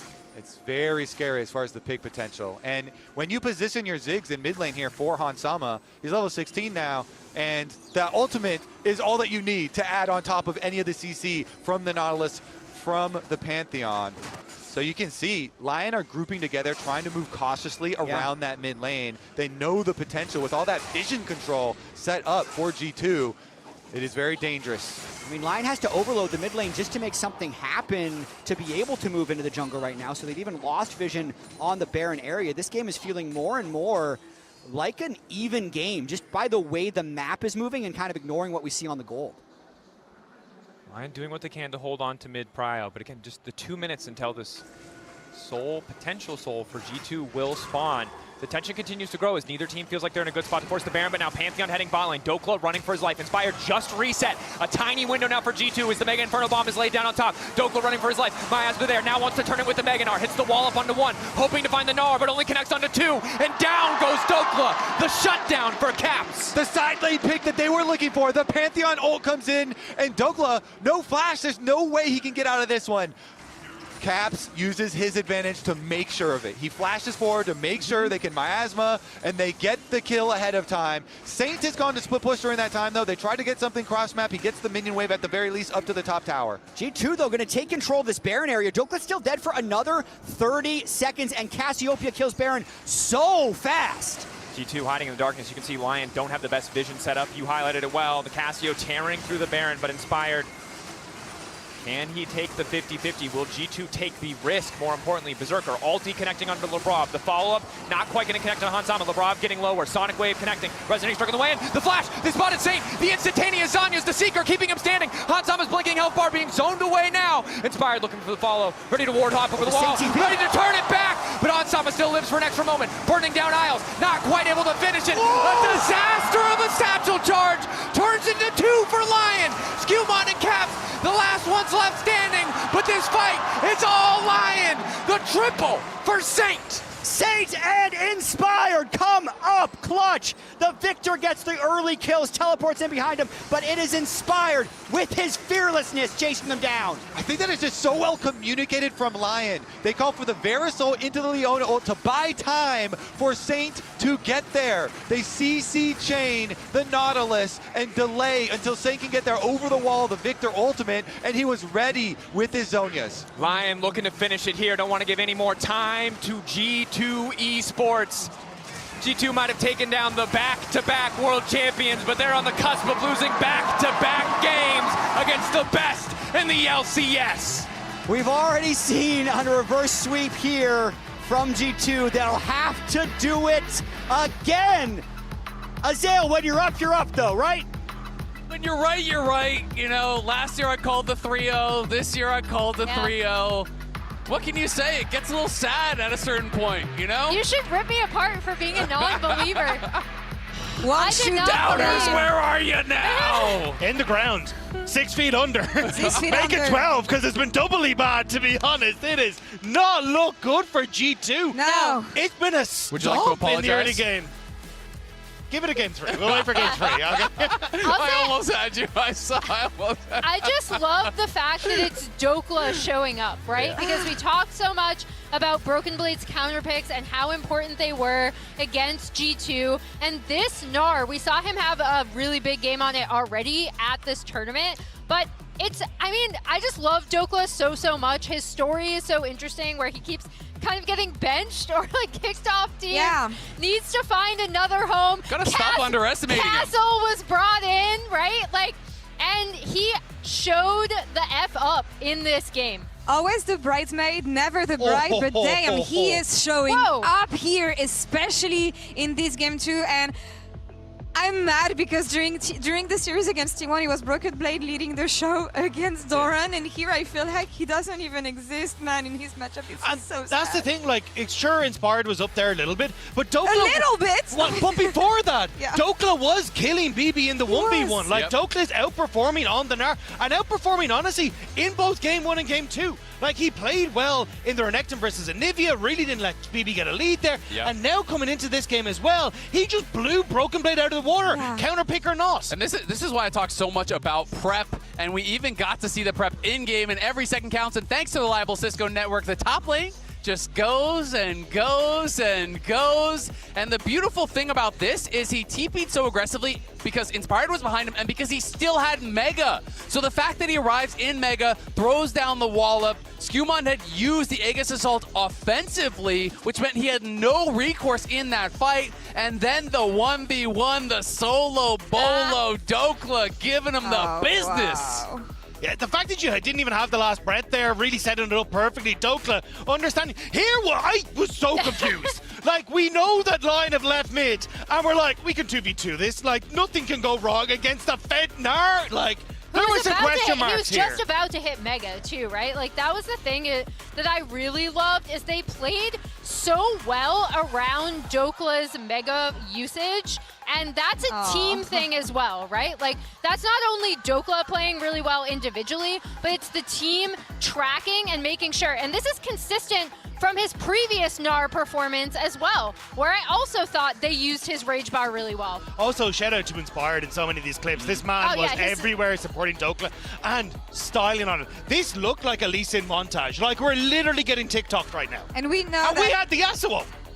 We know that Inspired is deadly on Lee Sin, but he's been deadly when it comes to smashing Europeans' hope time and time again. Ezel, you were talking about it last year with FlyQuest. He's doing it again this time around with a different team, with LYON. Him and Dokla are running the show right now. This is not the first time that EU is let down by some kind of lions, but I feel like it's just gonna get worse and worse. G2 turning into a pumpkin this time around. I will say though, take my bias hat off. I think G2 is a team that is extremely mentally strong. We saw them actually reverse sweep against top. We have seen them pull off, some crazy upsets, some crazy, momentum shifts. And I do think if I am G2, I'm betting it all on Caps. Give him the matchup, send everything mid lane, and get this man to take you to the promised land. I actually have some real-time footage of how it feels to be a European fan right now, if we can check it out. Oh, no. Jokes aside, G2, you need to reset. This is how they're doing it backstage, but Dagda, give us some hopes. Once again, if there's any, G2 reverse swept 4 times in their history. 2 of them were this year. Do we think they can do it again here? I mean, that has to be the one thing that you hold on to, but it doesn't really feel like we're seeing the same G2 that we got to see against, like, the top esports or the T1s. Like, we're not getting Lebrov out on the map. Skillmon isn't syncing up with him as well as he could. BB's been found out in the top lane. It is looking dire. I think we have to try and find some sort of stability there.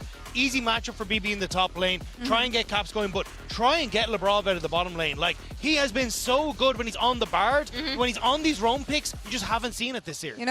A wise lady once said that it starts with success. It starts with overcoming your failure, and nothing represents more this than LYON right now. There are 2, and they only need 1 more game to make it happen. They will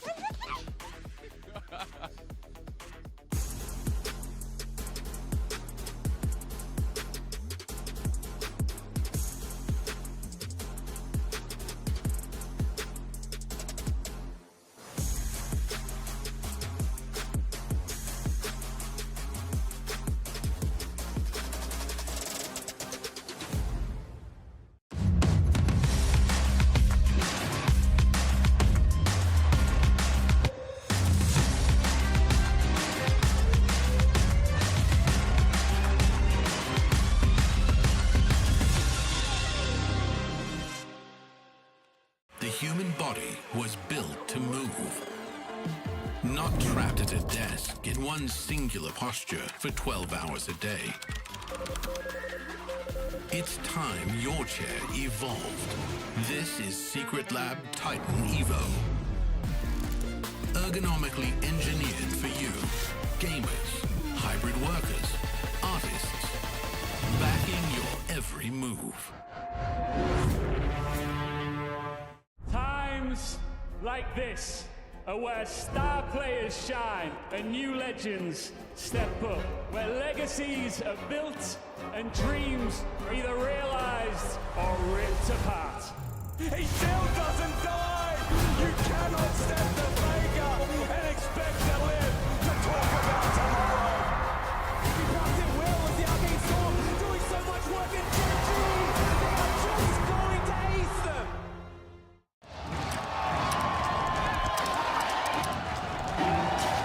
Red Bull gives you wings.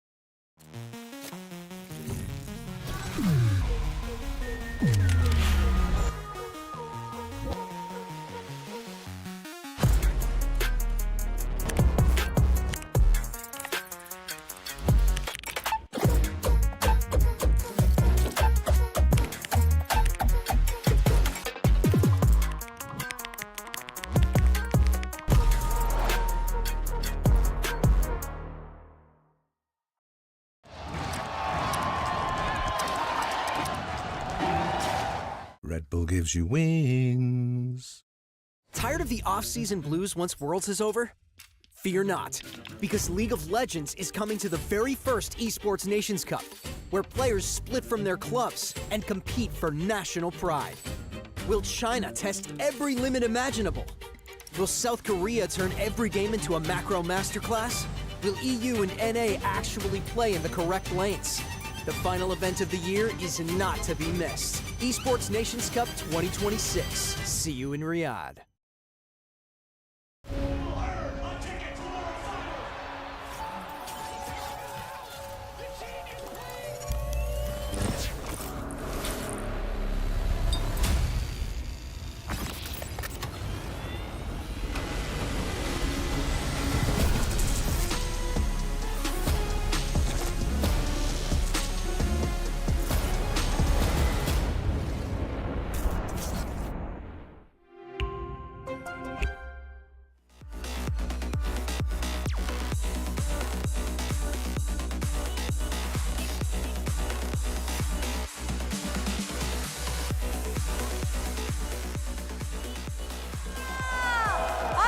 라이언이 정말 강력한 힘을 보여주면서 2대 0입니다. What happened, Sean? I don't know. I'm so sad. How was the match? Second match? It wasn't good. But G2 reverse swept TES. So maybe lose, win. Yeah. Oh my god. 페페 승승승을 예상해 주시는데요. 그래서 저희가 G2 팬과 라이언 팬을 모셔봤습니다.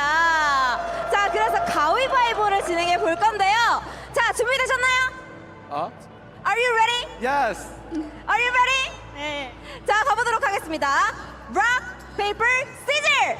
와! G2 win. Rock, paper, scissors. Rock, paper, scissors. 와! 2대 0. Rock, paper, scissors. 와! 2대 1. Rock, paper, scissors. Rock, paper, scissors. 와! G2 팬들이 강력함을 보여주면서 가위바위보 승리했습니다. G2 fan is so strong. Yeah, congratulations. luckily the fans are doing better than the team. Yes. Let's cheer for LYON and G2. LYON, fighting! G2, fighting!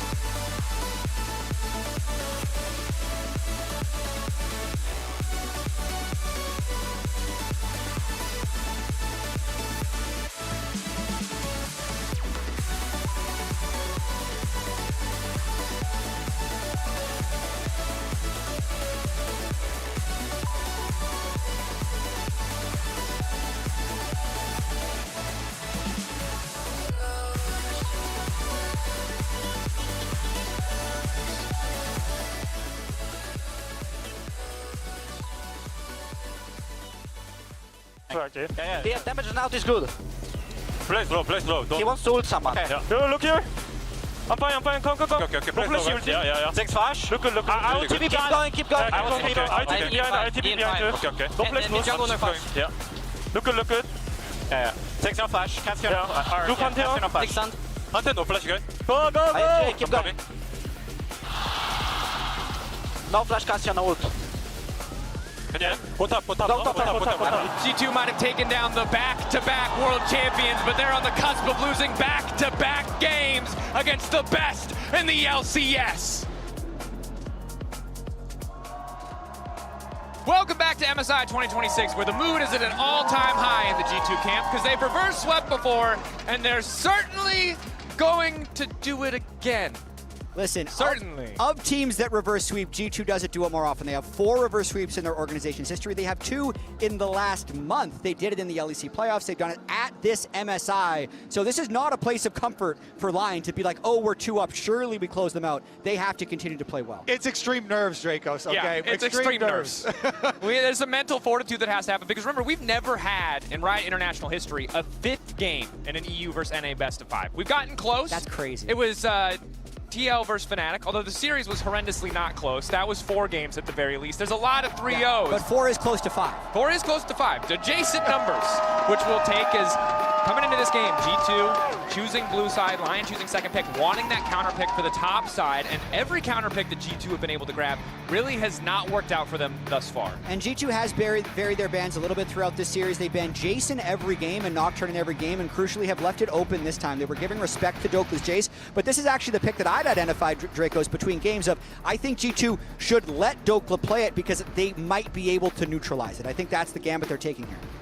And G2, they have given up on this counter pick thing. You know, Lion is going to have the counter pick this time around, so we'll see what Dokla does, because Dokla has done such a good job without it in the top lane thus far. And now G2 are going to have the first pick instead. Oh, they take Jace. Oh, BB Jace, or Caps Jace, or Skumon Jace. I don't see a Jace this I mean, they could. They're all viable. One of the biggest criticisms levied against G2 in meta's past has been that Broken Blade does not play Rumble and that he does not play Jace. And while he has littered some games in there to kind of contest that narrative, it is not considered one of his strong picks, his signature picks, or even one of his good picks. So to bet it on a potential top lane Jace is a hugely ballsy move for G2. But remember, after the disaster versus HLE, they bet on BB against T1, and it absolutely paid off. They might be doing the same here. And my favorite iteration of G2, the most successful iteration, was when they were, flexing Pyke in all 5 roles, and even the coach would play it. And so we'll see as they keep it very flexible early on. But still, the payment for that Jace is quite big. Rise here is looking very good with the current champions out of Fearless. And they also are going to get extra side lane pressure with a Bard. So this is kind of a classic combo. Having the Rise and the Bard really early on does make your mid game. You have a lot of leeway in side lanes. Well, it's not a jungle Jace. I'm so surprised that.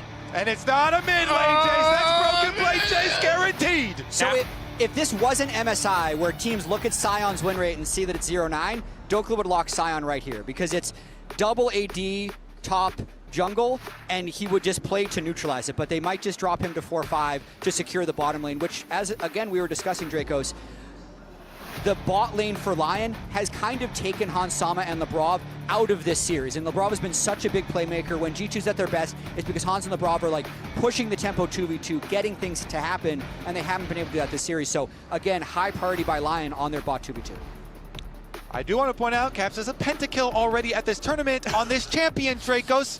I appreciate you guys. That's got to give you something. You're giving me a lot of the silver linings. There might even be some gold linings on this particular cloud, and Caps on the Syndra is one of them. Now, with the Caitlyn locked in, I'm curious if Lion will even spend a ban on the Mel, right? Not something, again, that we associate Hans-Sama with, but has been a very conventional and very powerful answer. This comp would work really well with Mel bot.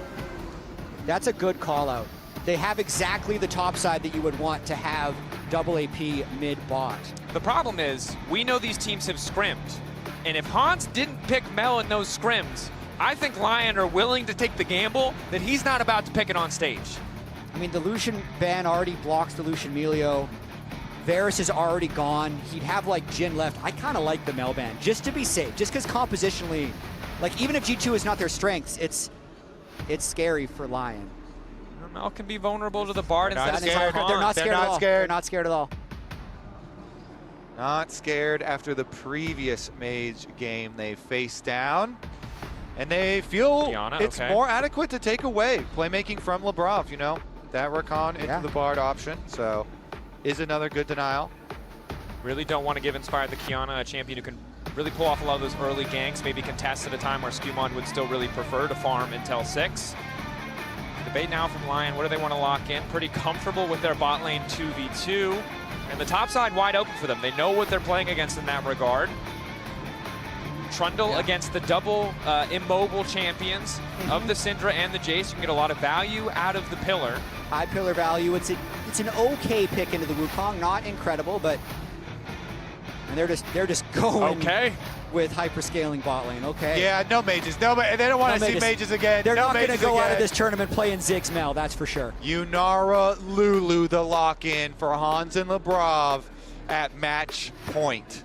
And pre-6, They have to be careful because post-6, Yunara has some play against the Trundle pillar, but pre-6 it can be really tricky if Inspired gets active early on. That said, Labrov looked fantastic on the slew the last time we saw it. Yorick would be an angle if he wants to. Dokla has played Yorick in the past. The Olaf hover it's just in. It's Olaf. Olaf does so well into all this CC. The Lulu polymorph, don't care. The spinning Wukong, gonna run right past him.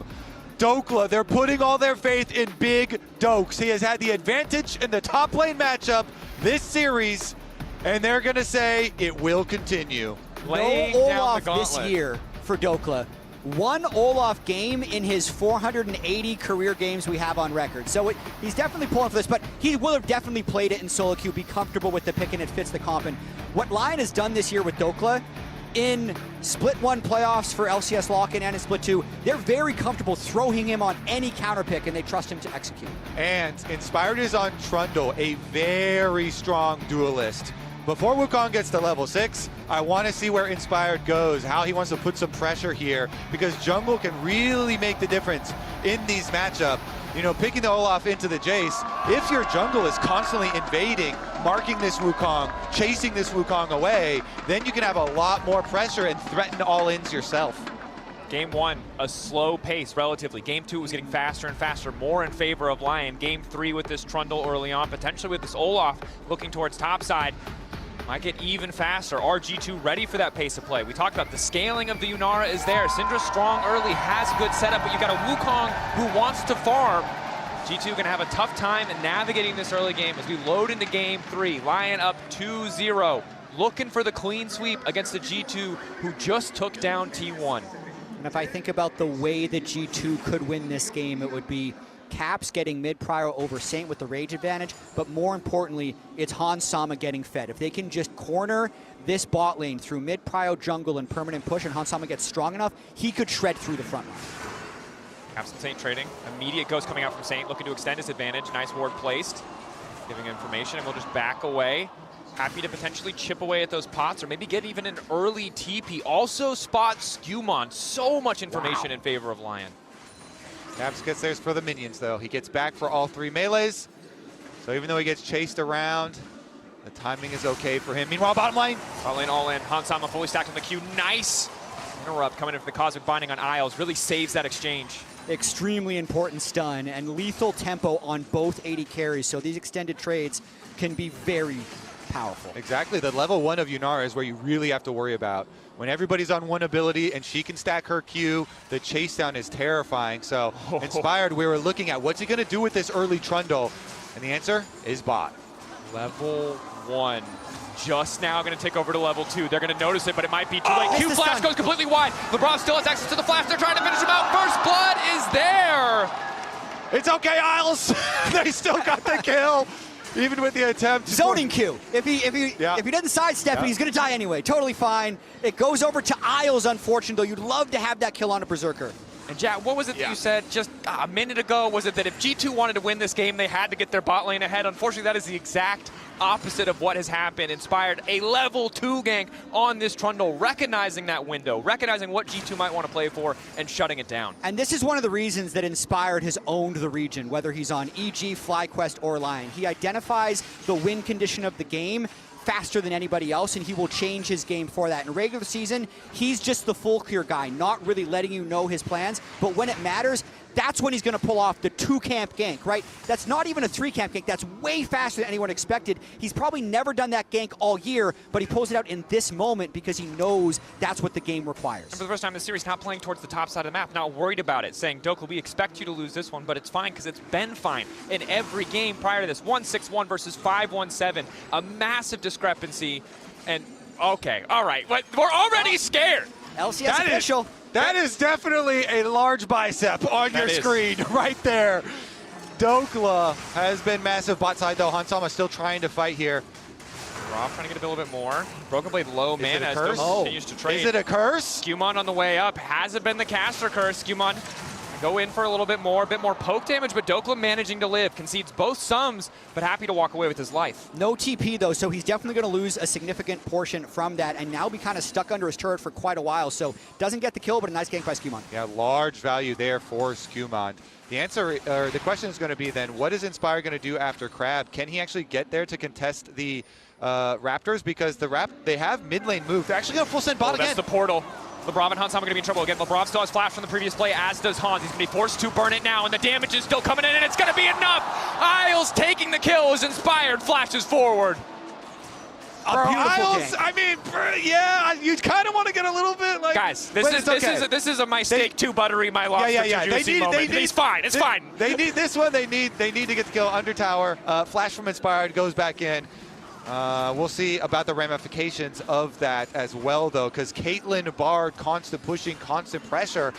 Now into the Yunara Lulu will keep them down for the mid game. Yeah, the kills would be better on Berserker, but Hans Sama being on 25 CS, no flash, 4.5 minutes into this game is the point of those ganks by Inspired. And I'd even rather have them on Inspired too, because he is sacrificing camps to do these. You know, he's investing in bot lane, and he invested his flash there as well to go back under tower to get the job done. And, you know, the Trundle, they do want him to have a good economy still in this game. Yes, a lot of it is, hey, we're going to focus our Caitlyn Bard, get them to have some very oppressive pushing and open up some roam timers for the Bard. But you still also, as Trundle, you always got to keep your own economy good as well. Gentlemen, one of the lanes is looking good in terms of trade is mid lane, but unfortunately because bot lane is going so well for LYON, it means Isles has this extra free time to roam in here and disrupt this power point. We talked about the pentakill for Caps. No doubt the most clutch player on this G2 lineup. Might not matter if he's not able to find that 1v1 in lane. Dokla just now ticking over to level 6. The trades thus far have been favoring Broken Blade, but now that he can't use the Thundering Smash to knock back the Olaf, it's going to get a lot more difficult. Yeah, still waiting on that Flash and Ghost to come back up to be able to show real threat towards Broken Blade's Jace. Also a much different game that we're going to be seeing here in terms of overall map plays. 0 TPs from anybody online. Last game we had 3, so they were really flying all over the place. Now they're going to be a lot more isolated in their own lanes. Back to the top lane now, Inspired. Walking up desperately, wants that one auto onto the plate. So look at Wukong as well. So this is interesting because he's wrapping around and is going to place the deep control ward. They go for the ping here. Yes, thank you very much, observers, to try and get that information on Inspired's route. Wrap around to mid. Saint first on the push. Rise wave clear at this point, still quite good. Seems we're going to have a hard time bursting out the Rise, especially as he gets closer and closer to completing that mid lane quest and the tier 3 boots. The extra shield can make a big difference. And trying to keep info on what Skumon has taken as he uses the overload just to poke at the Raptor camp, but it doesn't connect, so Skumon's fine. Yeah, Saint, even though he's down a little bit in CS, still able to keep the pressure up in this lane. Tries to get a little bit of information for Inspired, who's on his blue. Bot lane, Berserker and Isles continuing to push up, and you can feel the tension in this game. The explosion of early action in the favor of LYON has slowed down a bit as they continue to build up these gold leads for Berserker. Yeah, and a lot of the point that we were making about Inspired's early jungle power on the Trundle over the Wukong. Wait. Journey coming through, heal for additional movement speed, locking up Hansama, ulti onto him as well. Skumon on the way in, wants to start spinning, has to body block the shot, and crucially does so. The play stops. Skumon continuing to walk up. Realm Warp on the way in, the Saint on the way too. That's going to be a kill back for Skumon, but he might just trade his life. Wants to take down Inspired, but does not have the damage. Berserker to finish it. Saint hungry for more. Yeah, Saint ghosts and roams. Look at the mid lane too. They had Dokla walk down there. It's over vision. He lands the axe. He's going to run a Caps. Slowed him down. Caps has the flash, but I don't think there's really anywhere for him to go. Flashing finally away, but Saint over the wall as well. Locked up. The tower shot will not get them one in return. Saint making plays, but LYON shift everything down bottom lane to really overload and win those skirmishes. They're all on board with the mat movements. I mean, they send 4 people bottom to shift, and then Isles and Berserker. Magical Journey. The Cosmic Binding connects. Oh, this is devastating. The trap there as well. This man can't move. Running back into the tower of LYON just to hit a plate, just to take time to contemplate what went wrong. He's as good as dead, but he's running for his life. He wants to go out on his terms. Broken Blade falls. Trying to time out the execute, but the red buff definitely helping extend the damage. What a beautiful sequence there by LYON, shifting all over the map. Yeah, it's just the rotations are so good. Everybody's on board as they make the play bottom. Then Okay. Isles in trouble. Magical Journey, not enough. Quick kill for Caps. Some hope back for G2. Caps does get the execution. LYON still snowballing the map here, but that is some money where they want it. Let's see how the lanes shake out here, because role quests still aren't completed, and they did a great shift, but now can they make it back? Remember, it's no TPs versus double TP, so G2 should be able to play a little bit of catch-up as they're going to use that kill onto Isles to be able to secure these grubs. That they are, although Broken Blade losing out on that cannon.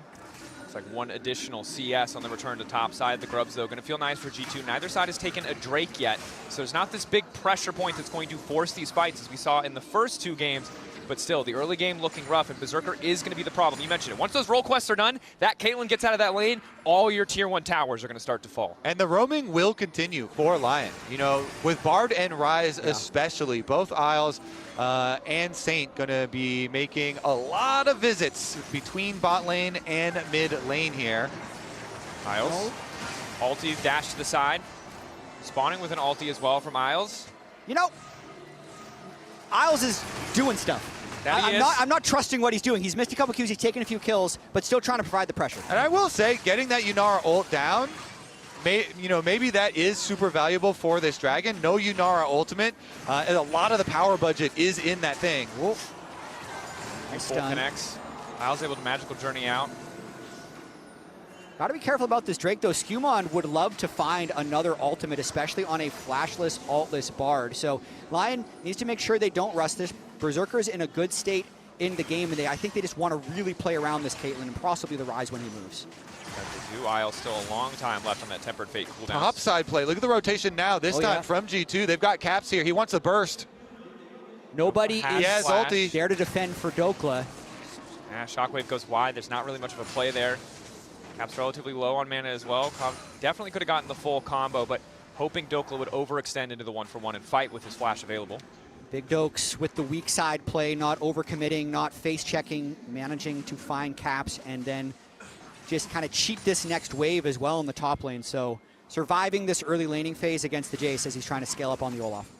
That he is. Broken Blade doing what he can to build up this gold lead. You can see the CS very much in his favor. The assist helping balance things out for Dokla, but we saw this in game 1-2 with the Anivia. A little gold lead, not enough when you have this really powerful topside matchup. You want to turn it into more. We see a potential play in the mid lane. Yeah, G2 try and get something because they know LYON are going to set up for the Dragon, and now they're going to make their way over. The objectives should be burned down in time for LYON, but can G2 close the trap shut here? It doesn't look like they'll be able to cut off anyone from LYON. Lebrov and Skumon still hunting. Maybe Inspired will overcommit for a jungle camp, looking for an exit kill. Berserker under the tower here. Do they want to go for the dive? They don't have a wave to do it, but they're still trying to jail Berserker under this tower. Likely Inspired will cancel the recall. It's the cue to do it in the end. Yeah, Isles on the way to defend as well, making sure they keep vision on Skumon. Lockdown onto Skumon, connects. Forced to move out with the playful Trickster, and there's the ulti right when they need it.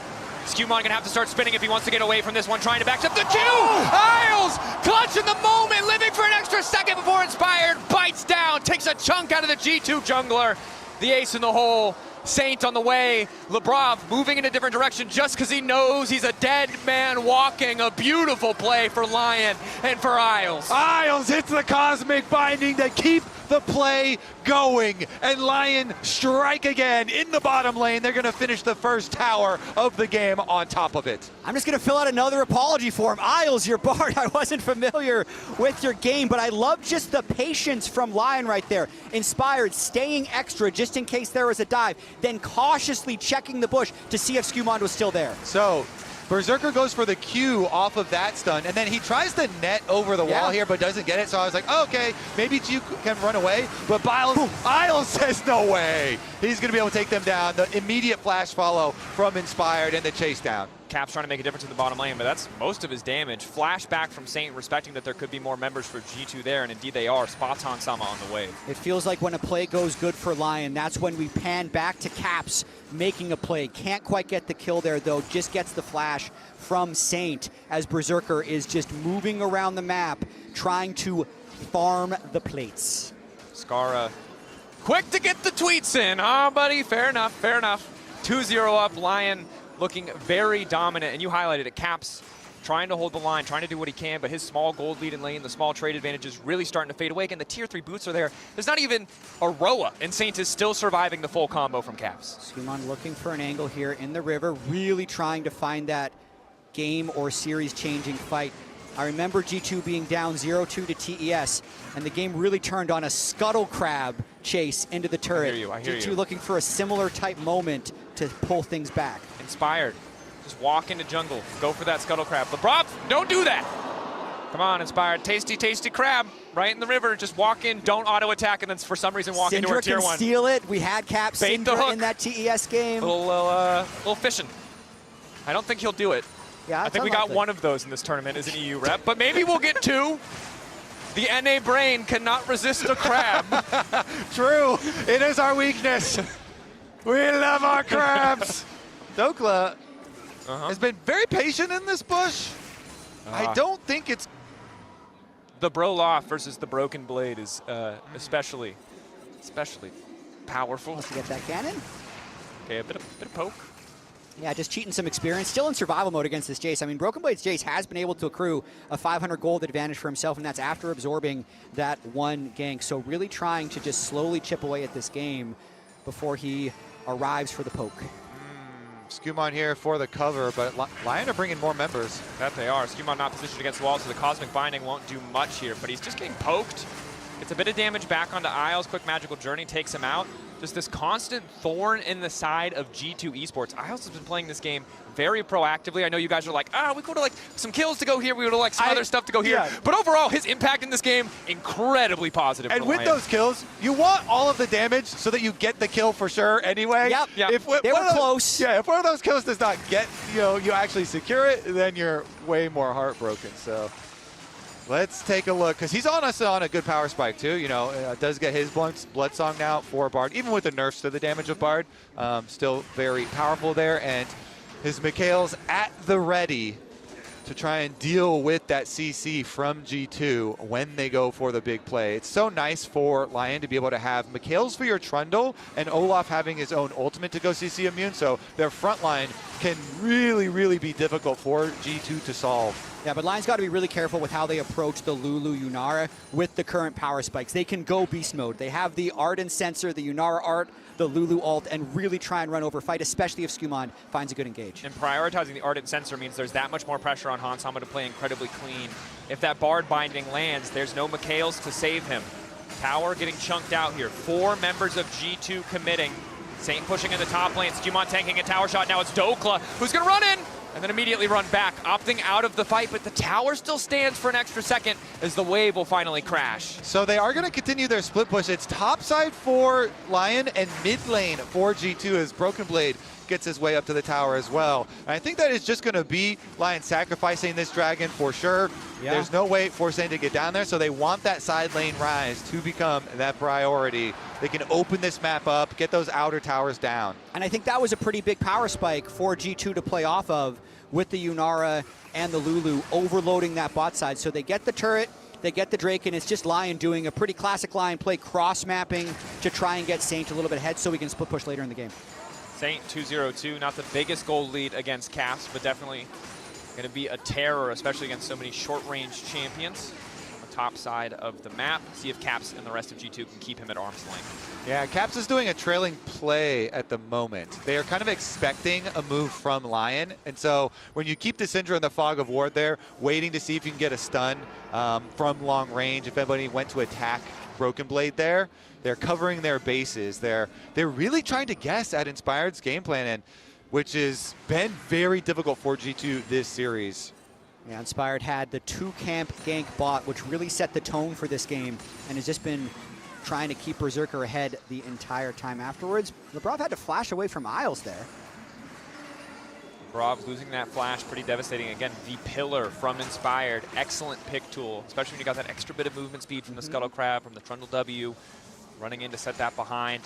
Follow-up could be there too. Have not really seen that full 5v5 fight. Either side wanting to fully commit, but LYON getting first setup means G2 very unlikely to contest. Again, a lot of range with the Syndra Jace.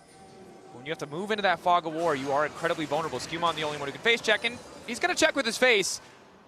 And now sees nothing as LYON immediately back off. And I do think LYON is not looking for fights at this particular stage of the game. I think you want 2.5 items on Dokla if you're really going to force, but you also want your Caitlyn to have an actual item advantage over the Yunara to show the gold league. He's just sitting on Collector and Components, whereas Hansama is essentially as strong, but then stronger because of the Ardent Sensor Lulu. So this is a state of the game where G2 can actually look to make some proactive plays because their items give them a lot of power. Yeah, I'm definitely looking at Skewmont here on the Wukong with Flash and ult both available. Level 11 spike for him. Let's see if they can find that pick, because mid lane is definitely on everybody's radar over there. As Isles does pass through the G2 vision, they're going to collapse and not open any opportunities. But you are looking at the flashless Lulu as a possible pick target, so have to remain very safe in this vision coverage. Yep, and flashes up across the board for LYON. The opposing side, we take a look at the coin-based gold grind. Of course, Hansama pretty far Berserker. Keep in mind that's with the Cole gold as well. So Berserker really had his number in the laning phase. Hansama doing what he can to scrape together some gold to get to that second item. And that gold turns into meaningful power with the Infinity Edge being completed here for him. So side lanes being dealt with. Saints able to get the top side as well. So that's objective number one for LYON with this comp. You know, get those side lanes nice and open, and then they can return to the Rift Herald here. Again, really good vision setup. They're doing their due diligence here, getting all of the information prep, and then securely go take the objective. They didn't have a reason to risk it earlier on. They back off. They give it the time. They had to take it, though. It was about to despawn, so they had to, they had to rush it. They're very patient. Controlled, rushing the objective down. LYON very much in their comfort zone here. Again, we highlighted how important Hansama can be when we get into the later points of the game. Has the Fiend Hunter Bolt a second item. Certainly not as powerful when you look at raw value as an IE, but when he ults, he is going to get that immediate burst, that ability to potentially shred through a target. Dokla, the other person we have to keep our eye on, because while he suffers in the 1v1, will eventually be a big problem for G2 Esports, especially as he can just build a lot of armor, and if Caps burns his cooldowns on the Olaf, it feels like a winning formula for LYON. It is going to be interesting, because G2, they're very fragile, but they have so much damage. Yep. I think the term glass cannon is applicable. If you just kill the Olaf, then you don't have to CC him. So this is true. If the timings aren't correct on the engages, then you certainly could have a lot of damage. And especially like if Jace does get some poke damage ahead of time, there definitely are some opportunities there. But again, I'm going to be pretty worried about what can Isles create with this Bard ahead of time. Maybe they burn some flashes or something, and then it's harder to operate. I do really feel like LYON has to flank for these team fights. If it's Dokla just trying to run through Jace, Syndra, Yunara, Lulu, he's dead. I don't think that's the approach to team fights. But LYON historically has been really good at finding flanks on team fights, so it's Saint finding an angle most likely, and then once they distract them, that's when I feel like Dokla will try and Saint is on the flank now. Mid lane tower potentially in trouble. Saint coming around the corner. G2 realize they have to back away. Good play from LYON, breaking open mid lane tier 1, opens up so much more of the map. As Skewmont is so quick to jump in and stop anyone from riding on the Herald. He smites it though, so if LYON tries to burst this dragon, they might just go for it. At the very least, G2 would have to approach through these Caitlyn traps. They're not going to rush it though. They'd love to try and find a fight if G2 moves in. G2 playing for mid prio. They've already lost bot prio.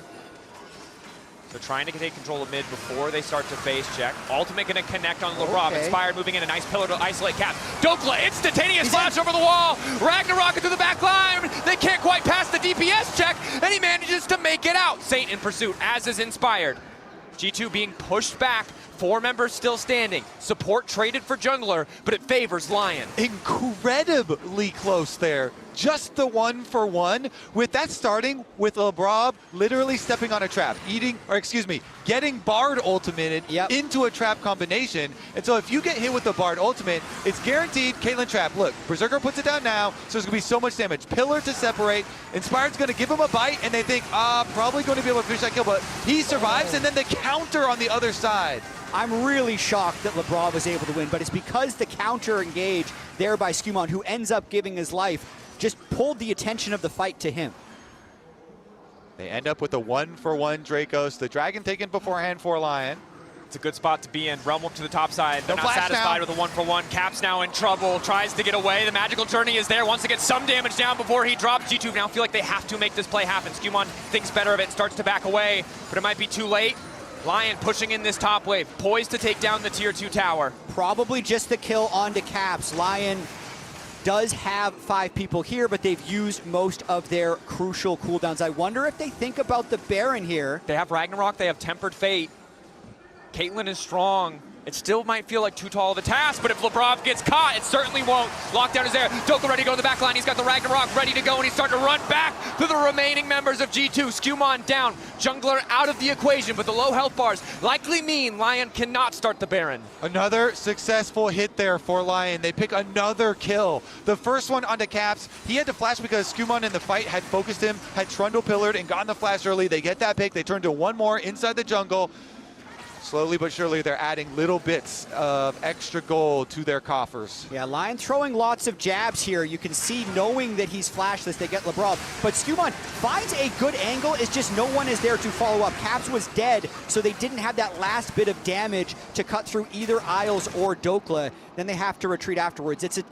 I'm still going to say it's a very tense game, because if LYON's getting these like single kill fights, but if the Yunara Lulu get going, they could run through a team fight on the back end. Does get a bit scary. Isles playing with fire. More damage on the opposing team, the more risky that kind of play gets. But I think what's going to make it so frustrating, Jet, is that we're probably going to see a rapid fire cannon. And a single Caitlyn auto taking out half of Hansama's health before a fight even starts just does not set up G2 for success, does not set them up on the right foot. And again, the Olaf only getting scarier. He's on 1.5 items, and every time he flashes in, he demands the attention of G2. They have to try to burst him down. And it does feel like LYON is currently playing with the sense of calm. So they're taking the small wins, and they're just slowly accumulating them. 2 Drakes right now, next Drake in 2 minutes. They have the 3 items on Caitlyn, as you mentioned, and they can kind of play around flash cooldowns from pillars. Did they land a Bard ultimate into a trap? And they're going to take those small wins all day long. I want to see how G2 can solve their face-checking issue, because their comp is so fragile with so much damage. Vision is such a premium resource. We saw it last time around, you know, with Lebrov trying to face-check the bush and then getting Bard ultied and being a combo target. It's even hard for Skewmon. You know, when Skewmon is left alone there as the point man, getting burst down in a couple of these fights, they're going to need to sync up and like rotate the cooldowns on their scryers from their trinkets, you know, use everything at their disposal. And Syndra combos with long range. Isles still living. Block it there, Caps. Nice rocket belt to get out from the Tempered Fate. LYON, very positive trade of cooldowns. Yeah, man, Lockett really eats up that Syndra ultimate right there. It felt like he just stopped taking damage when he pressed it right there. And they're fighting over this mid lane. And to your point, Kobe, like, unless G2 is set up first, how do they really get through any of those tanks to Trundle or Olaf? The poke will kind of do nothing to them. Yeah, Vision is difficult to get, but they have long-range Jace poke, and Syndra stuns can set up big comebacks. Look at this. You've got the Olaf waiting in the wings there. Dokla constantly looking for these flank angles. He's going to back off. Focus there. You can see G2 playing towards the top side of the river, because that is where they have vision. That's where they can guarantee they won't get flanked from. Now trying to push in towards the bottom side river, but playing very cautiously, knowing that someone could be lurking in the darkness. Luckily, they spot Dokla. And now it's LYON who have to be a little bit careful on the approach. Caps, once again, tries to find the Scout of the Week, but an excellent 90 caliber net from Berserker stops any potential play. Scary moment there. G2 had a good position, but they've used their cooldowns, and now LYON has retake the river a bit. They spot him. He's been seen. They saw him.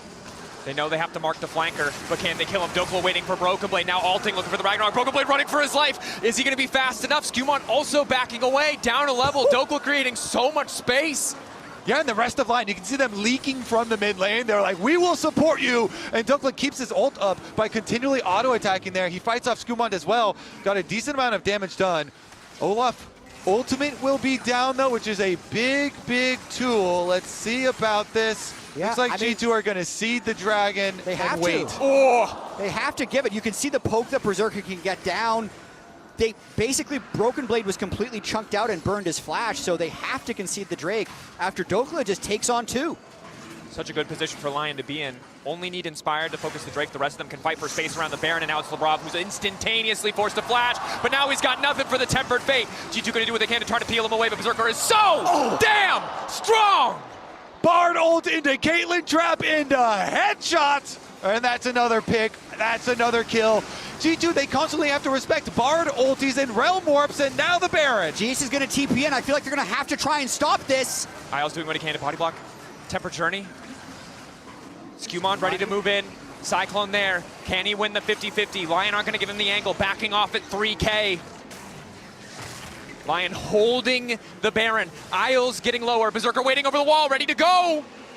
A step forward, chunking out Caps. Caps is about to die. Berserker solo killing Caps. A little support from Isles. LYON determined to take the objective. Dokla ready to fight. Berserker, Hansama wants to make the difference. This might not be enough. Lockdown on the Broken Blade. Berserker sent to take over, sending G2 to Valhalla. LYON get the Baron and then get the fight. The patience from LYON on that Baron. Are you kidding me, Dracos? They keep it leashed at 3K for what seems like an eternity, and they're gonna make this series short. The trust that they have in each other to play that sequence out, and they land another Bartle. Their fate tempered, but all they can hope for is another 2.5 seconds in this one. LeBron falls, LYON dominating. Caps is going to respawn, so I don't think this is going to be the push for the Nexus just yet. But LYON have taken a huge lead right here. Isles, my man. Woo. Pick after pick after pick after pick on this Bard. Lebrov cannot avoid the tempered fates from Isles. He's landing every single one, but the key point in this fight is Berserker on the side here into Caps. The Caitlyn marks over, gets the headshot, lands the ultimate, and they just hold this Baron at 3,000 the entire time. Yeah, they just let Berserker get to work while they're staring him down. They didn't care about the Baron damaging them inside the pit. And then, once they know they have the advantage, once Caps is down, they go for the play, and even Dokla survives on the bottom side. Every member of LYON there to see the triumph. Man, the passive healing from Trundle there for Inspired allows him to take so much damage and heal up at every subsequent kill. Now, 4 full item Caitlyn with the Bloodthirster to immune the poke from Broken Blade. You hit him, maybe you get the shield. If you do get the shield, he can life steal up. 9,000 gold lead. LYON gonna go in for the kill. LYON marching down the top lane. Scatter the weak going wide. Flashbacks to last year at MSI, flashback to the match versus NRG, a best of 3. Is LYON determined to break G2? Good rocket belt out from Caps. Hansama, Q stacked. Mikhail's now going to be used. Dokla threatening from the side. LYON looking to give no room to maneuver to the side of G2 Esports, who are desperate to hold on to what they can in their base. G2. Another scatter, this one connecting, but the follow-up simply isn't there. Using the Syndra range to try to zone them away, just hoping to clear these waves. 30 seconds left on the Baron. Dokla running in for Broken Blade, making it look personal. He'll hold on to his life, but it costs the wild growth. Yeah, no Luluwalt means it might be time to go Flash in, Skewmon trying to make a difference. He doesn't do any damage! Skewmon still running, still holding on. Flash forward from Berserker. Down he goes. Broken Blade final back, healing up off the fountain, but Inspired is unkillable. Saint may have gone too far. Caps looking to fall. The timing has to be perfect, but no, the Mikhails is there. LYON moving into the base of G2, not giving them any chance to force a fight on their terms. Double towers down, Nexus exposed, and G2 in shambles. The shock blast gives them hope at the chase. Will they try to extend the play? Broken Blade does have teleport, Caps has teleport, but they've got nowhere to use them. No flank wards. LYON are gonna make their exit. No need to rush now. They're up 17 kills to 3, 9,000 gold, and 2 Nexus turrets. Saint gets dangerously low, but Berserker continues to be exceptional in this game. Headshot after headshot. I think it would have been pretty risky for them to finish the Nexus there with how low Saint was, so they're not trying to give G2 away back in this game with the Infernal Soul coming up in 15 seconds. Exceptional bottom lane, you know, as does Isles. Your boy, Isles! Your boy deserves that 2,000 gold lead that he has. Isles fell under so much criticism, spending a couple years on Dignitas, losing a bunch of games. When this roster got put together, people said, well, it's nice that they have Inspired and Berserker, but Isles, and he's done nothing but improve. Lock-in champion, spring split champion, and potentially MSI lower bracket finalist. Yeah, throughout the year in LCS, improved so much. Stumbled at the beginning of this tournament, but gets right back up there when it matters. And now LYON here trying to close the game. They have the Infernal Soul, the extra damage, and we potential caster curse. Down he goes. Well done, gentlemen. Tell me more. Tell me more. Inspired. Incredible year. Incredible player. He's so good. Okay, it's not going to work that way. He runs our region. Does. He 3-0'd Skewmon last MSI. I don't know. That was not great. That's going to delay this game for sure. And we know G2, you got to remember, they never give up. They have 2 reverse sweeps, one in the LEC playoffs, one so far here at MSI. They would need to pull a rabbit out of a hat, though, here, Dracos. That they would, and they would also need to keep their mid laner alive. His Caps now being ulted. The ace, oh my god, Berserker, legendary. I think that more than makes up for a little fumble from Isles. Mid laner down, so much of the range threat, the range engage now removed as LYON set up in the bot lane. May look to be just taking the tower. Not gonna risk it though, again. So calm, so controlled. Do not want to risk anything against G2. All right, here comes G2 though. Broken Blade on the hunt. Broken Blade going in. Hansama chunked out. Has to stay out of range of Berserker. Needs to continue to backstep. Ulti there, but it's Saint into the back line. Spinning. Shutdown. A disaster from Saint. LYON now might need to complete the play. Force a greater advantage. Temper Fate does not connect. Hansama retreating. LYON, do they want to go for the end here? I don't think so. It looked like I could see Inspired saying either calm down, fall back, because that was a very hyphy play by Saint there. He saw the victory. Rise ults in, doesn't get to press his Zonias. He had an amazing Zonias in the Victor game last game. I think it was just a CC chain, couldn't get it off. We have had many Rise Realm Warps at this tournament that have been delivering people to their deaths. If Hansama steps up here, he gets one shot. I don't know if he's still lurking. Observers, dang you are so tricky. But there is a murder machine waiting in that brush. It's a risky play. G2's he's probably recalled something here. He's recalled. Observers, please. No, he's in there, buddy. They're both in there. He's walking mid. Baron dies G2 fast. trying to force. They might give it. G2 are going to do it. They're just going to take Baron. They've just wandered in. Objective bounty claimed. And I think, EU, we take those. We'll get what we can at this point. You certainly do, Dracos. The hope, the fuel for that possibility of another reverse sweep, another comeback at MSI, it's still very far away. We talked about the TES Scuttle Crab in mid lane. It could be the Saint Realm Warp into the base. Those are the types of moments that can turn series around. LYON still has Soul, they still have the Goldie, they still have a problem in the bot lane with Berserker, but the hope is there. Giving them something. At the very least, time in this game, 2 minutes where they can certainly hold their waves. Stall for this inhibitor to respawn. Won't be up as the Baron fades, but gets them closer to potentially contesting the Elder that's spawning in 3 minutes. The difficulty, of course, LYON still very far ahead. You highlighted it so well. Berserker approaching that 6th item. Boots are already there. Can sell his Doran soon. He's only getting scarier. Berserker is very strong, but Hansama has 4 full items and a Lulu in his back pocket, so Hansama very strong as well. Have to be careful. They're wandering around the traps. They will spot him out. Inspired, keep your eyes on that pillar. That'll be the go sign. Skewmon enough armor not to just get completely deleted. Death's Dance, though, you can see, stalls it a bit, but still so much damage from Berserker. LYON absolutely has to respect the team fighting here from the Unar if they stay as the unit. Dokla constantly looking for that angle. And you see Caps constantly backstacking, anticipating that Dokla can come from the flank. They know they can't step too far forward either because they don't have a tower there to defend them. Okay, I mean, Jace's poke is cool, but have you seen Berserker with a rapid fire proc? Holy, he walks up and he is doing like 400-500 damage. Let's see it. When he gets one of those with a headshot and walks up on somebody, it is devastating. And G2, again, very fragile comp, so you can't take too many of those. No, you cannot. Puts pressure on their poke composition if he can land one of those on a key target to immediately force the engage, which I think LYON are more than comfortable with. And even just onto Skewmon there, who is most likely to be the person at the front of the fight. We'll see how. Power still alive. Caps now has his death cap. 4 items, does not stop for any defensive itemization outside of the mobility the Rocket Belt provides. Temper Fate once again connecting onto Labrov.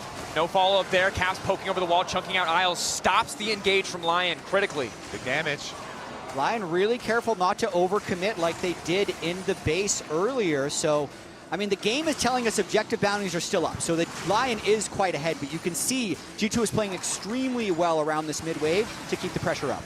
One more explosive fight could just end it in LYON's favor. G2 are going to need multiple things to go their way. 40 seconds on Elder, playing towards the top side of that river. They'll spot out Doka with a blue trinket. Berserker still standing. Flash in from Skumon. Inspired still living. In the back line, it's Doka rampaging through and getting right back out. G2 falling apart in the fight. Hatsame not enough. That auto from Berserker is disgusting.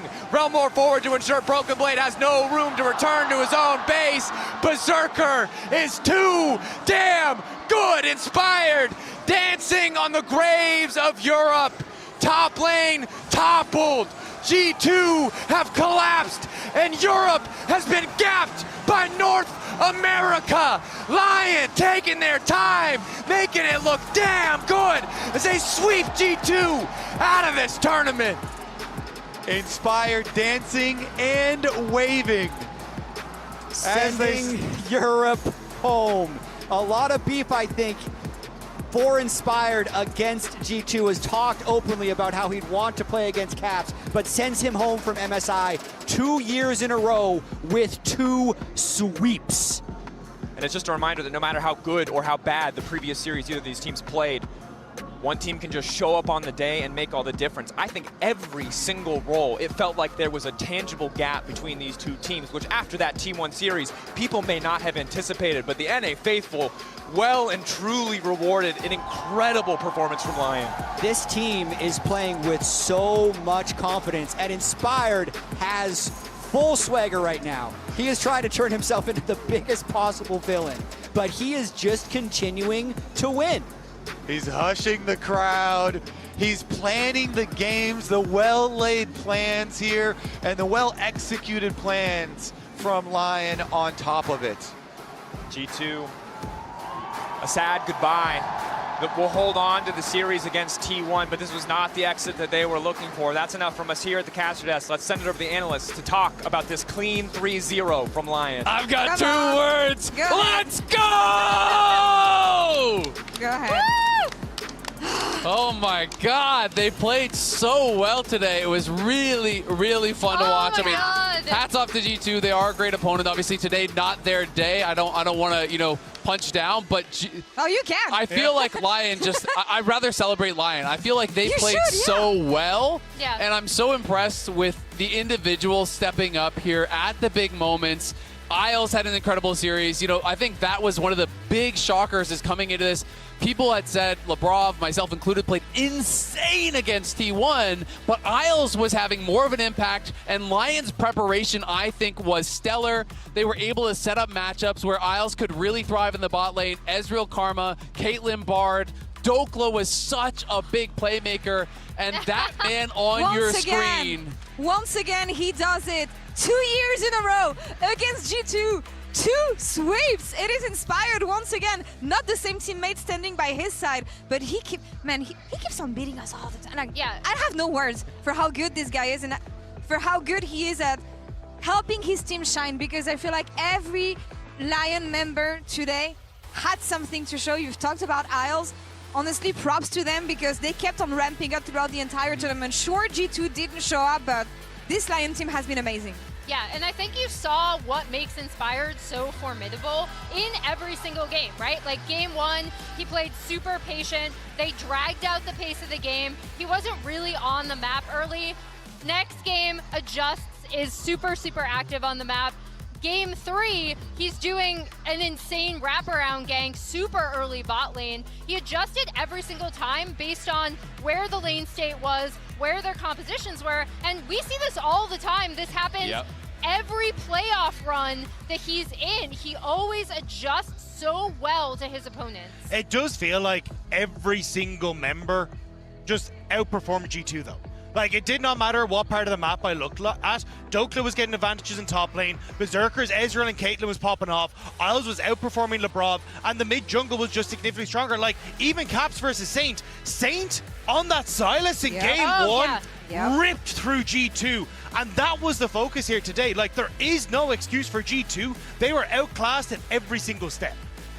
Yeah, I mean, gotta tip your hats, right? You know, there's two parts to everything. You know, people talked about it in the G2 series. Some people want to take away that series from G2 and say, oh, T1 just underperformed. You have to credit the team that plays well on the day. It does take really good play to punish a team as good as G2, just as it took incredible play from G2 to punish a team as good as T1. So I think we have to credit the victors in both series. G2, yes, they're going to be disappointed here. Yes, they wanted to go further, but they have beaten 3 LCK teams this year in best of 5s, which is absolutely incredible. Thanks for making it better, buddy. And I appreciate it. I appreciate it. I am just so excited. I mean, same. It's maybe I am living in the moment, but I do think, including formats, I think this is one of the best NA performances 100%. ever. I mean, yeah, people can talk about who they played. We beat 3 #1 seeds from regions to get here. They are now guaranteed top 3 at the tournament. It is all best of 5s. It is 3 sweeps over 3 #1 seeds here from LYON.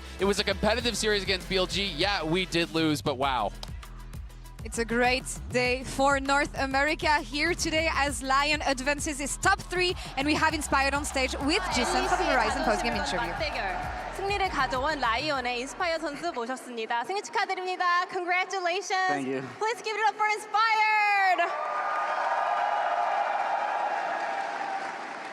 오늘 정말 중요했던 G2와의 대결입니다. 이렇게 3대0 승리하면서 다음 라운드에 진출하게 되었는데요. 어떤 게 더 기분이 좋으신지 여쭤보겠습니다. 북미의 희망을 이어가게 돼서 더 기쁘신지 아니면 유럽의 마지막 희망, G2를 집에 보내서 더 기쁘신지 여쭤보겠습니다. Congratulations on the huge win. Now I have to ask this question. Which one feels better? Winning and keeping the NA's hope alive, or sending the last hope of EU G2 back home? I think it's a pretty obvious answer. I think sending G2 home feels way better. 너무 당연한 답변인 것 같다고 하는데요. 당연히 G2를 집에 보내서 기분이 너무 좋다고 합니다. 사실은 G2의 기세가 매우 대단했습니다. 오늘 어떤 점이 잘 풀렸기에 이렇게 3대0 깔끔한 승리 가져올 수 있었는지, 그리고 3대0 승리 예상하면서 경기장에 오셨는지 여쭤보겠습니다. Well, G2 was also in a great momentum. Were you expecting a 3-0 win today? And what allowed you guys to get such an easy and clean win today? I mean, I knew we are a better team. I think they were just really lucky to win yesterday. I think T1 just played not to their standard. That's why G2 managed to sneak a win. So I was very confident going into the series, and I'm happy we took revenge for T1. And yeah, honestly, I wasn't surprised by anything. I expected them to kind of do nothing in the games, and they were doing nothing. So it was pretty easy. 우리가 더 강한 팀이기 때문에 당연히 우리가 이렇게 쉽고 깔끔하게 3대0 승리할 것이라고 예상했다고 합니다. 사실은 저번 T1전에서 G2가 그냥 운이 좋아서 어쩌다가 승리를 가져온 것뿐이지, 오늘 우리가 이렇게 승리하면서 T1의 복수를 하게 돼서 너무 기쁘고, 사실은 오늘 예상한 대로 G2가 경기에서 아무것도 보여주지 않은 것 같고 우리가 훨씬 더 좋은 경기력이 나와서 이렇게 예상한 대로 깔끔한 3대0 경기 가져갔다고 합니다. 오늘 사실 많은 분들이 또 서양 최고의 정글러의 만남이죠. 인스파이어드 선수와 스큐먼드 선수의 맞대결을 매우 기대했는데요. 오늘 어떤 점을 가장 중요하게 생각하셨는지 여쭤보겠습니다. Everyone was really hyped about this matchup in the jungle. You versus Scuman, the best 2 junglers in the West. What was the most important thing going into this jungle matchup? Not sure. I didn't really focus who I'm versing. I was just playing, having good plans, trying to predict enemy plays. There wasn't many to predict, so I think they didn't really contest our game plan. It felt like from the beginning to the end of the game, we were the one driving the game. Honestly, I don't know. It's easier than expected, but I didn't really do anything special, I would say. 사실은 오늘 누구를 상대하냐는 그렇게 중요한 안건도 아니었다고 합니다. 그냥 우리가 계속해서 경기의 주도권을 갖고 있었고, 우리가 준비해온 이런 승리 플랜들이 너무 스무스하게 잘 이어갈 수 있었고, 우리가 그냥 게임 내내 경기의 주도권을 가지면서 갔기 때문에 사실은 그냥 게임하면서 상대방이 어떤 플레이를 할까 예측을 하면서 플레이해야지 생각을 했는데, 사실 예측할 것도 그리 많지 않았다고 합니다. 그렇다면 이제 서양 최고의 정글러는 누구인지 한번 여쭤보겠습니다. Now at this point, who do you think is the best jungler in the West now? I mean, for me, it wasn't a debate for a long time. I think I'm the best since a few years already, but there was a lot of people thinking there is a competition.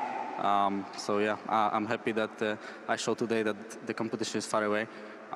Hopefully we're gonna meet again at some tournament where they will be able to try to get the revenge, because today it seemed easy.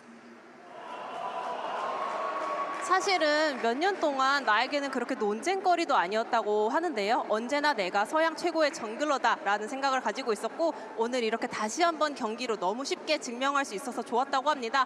다음 경기에서 다음 대회에서 또 한 번 이렇게 매첩이 성사돼서 한번 또 이 타이틀을 두고 싸웠으면 좋겠는데 오늘은 너무 이지했기 때문에 다음 대결에서 조금 더 팽팽한 경기가 나올 수 있을지 기대해 본다고 합니다. 이제 결승전으로 가는 마지막 관문입니다. 다음 경기에서 LCK의 1번 시드인 하나생명 e스포츠를 상대하실 예정인데요. 각오 한마디 들어보겠습니다. Now next up is the final gate to the finals and you will be facing the number 1 seed from the LCK, Hana Life Esports. What is your mindset heading onto that match? Not sure. I mean, they are really good at fighting. They're very aggressive. So we definitely need to have good champions in the early game to contest them. Because if we don't do that, then they will probably run over us. And I think just trying to force maybe some early game fights. I think that's what they made mistakes against BLG. I think they took some fights that were not that great for them, but they just like to fight everything. So maybe we need to look for that, because I think they're really good individuals. So if we keep the game slow and let them just play laning phases out, I feel like it's gonna be hard. So maybe the game will be fast and we'll get some lead in the early game if they fight us on bad timers. I think that should be our best approach if we wanna win. 하나생명 e스포츠라는 팀은 굉장히 공격적이고 또 교전력이 매우 좋기 때문에 이런 부분을 염두에 두고 초반에 강한 그런 픽들을 많이 꾸려야 될 것 같다고 합니다. 만약에 우리가 좀 무난하게 라인전을 흘러가는 식으로 천천히 게임을 가져간다면 또 경기 난이도가 매우 높아질 것 같기 때문에 조금 초반부터 난전을 유도하는 식으로 경기를 풀어나가고 싶다고 하는데요. 저번에 BLG전에서 볼 수 있었듯이 하나생명 e스포츠가 조금 불리한 구도인데도 초반 싸움을 많이 하는 것 같은 그런 모습이 나왔기 때문에 우리도 비슷한 장면을 좀 노리면서 초반에 계속해서 난전을 유도하는 식으로 경기를 가야지 안 그러면 게임을 계속 천천히 가져가다 보면 한생명 e스포츠가 너무 잘 성장해서 경기가 좀 불안해질 수도 있기 때문에 이런 초반에 많은 난전을 유도하는 식으로 게임 승리 플랜을 가져가 보도록 하겠다고 합니다. Thank you very much, Inspired, and wish you the best of luck. Thank you, thank you. 여기까지가 인스파이어드 선수였습니다. 감사합니다. Can be proud, and so does the rest of LYON here, and we have Big Dogs joining us Let's after go! that amazing victory. Different A. Let's go. Go, dude. Congrats, man. Here, Jokelyn, I need you to accept my apology for him for betting against you in predictions. Yeah, thank you. Jealous of my muscles. I'm always jealous of your That's muscles. reasonable. We'll take it. Look, That can We'll happen take to it. any of us. That Yeah, can we'll happen to take any it. of us. Any immediate reactions after today's I just want to say stomp? 7 teams pass up on me in NA, and I'll leave it at that. I mean, it's true. People have got to stop Yeah. overlooking you. I think not only regionally but internationally. I felt like Honor Thieves at Worlds, you had a really good individual performance. Then you came back, you didn't get the offers. Then you weren't even, initially supposed to be on LYON. Yeah. You get another opportunity. Here you are. Yeah. You've taken down G2. Have you ever lost a game to G2? I don't think so. We No, beat them 2-0 and now it's 3-0. You haven't. 5-0 Oh my all God. time. You have a 100% win rate against maybe GT. they'll hire me in EU now. I don't know. Wait a second. Stop that. Yeah. What are you talking about? I mean, I'm just raising the offers from the other side. the you know? mic. Yeah. Dagda was eyeing you earlier. He was like, Nice. maybe we'll get him over here. Yeah. Talk to me about this series though. Like, how did it go on the real? Expectations versus reality, because it felt very controlled for you guys. Honestly, I don't even remember what I picked game 1. So You had Renekton in game 1. Yeah, So it was I felt- Renekton and Evia. Yeah. I mean, looking back into their T1 series, I thought they actually the victory that they had. Obviously, they won, but I didn't think it was super dominant way that they won. I think it was mainly from draft. So as long as we had a good draft, I thought we'd be playing better, and it kind of showed today. So that was my expectation going in, and I don't think I was going to get counterpicked in lane like by a Kled, the Yasuo, nice try. I've seen it a million times. So yeah, I was pretty confident going in. We were talking about how EU versus NA, of course, is always an ego matchup, especially when you look at the two psychopaths you guys have in the jungle on your side and on G2's side.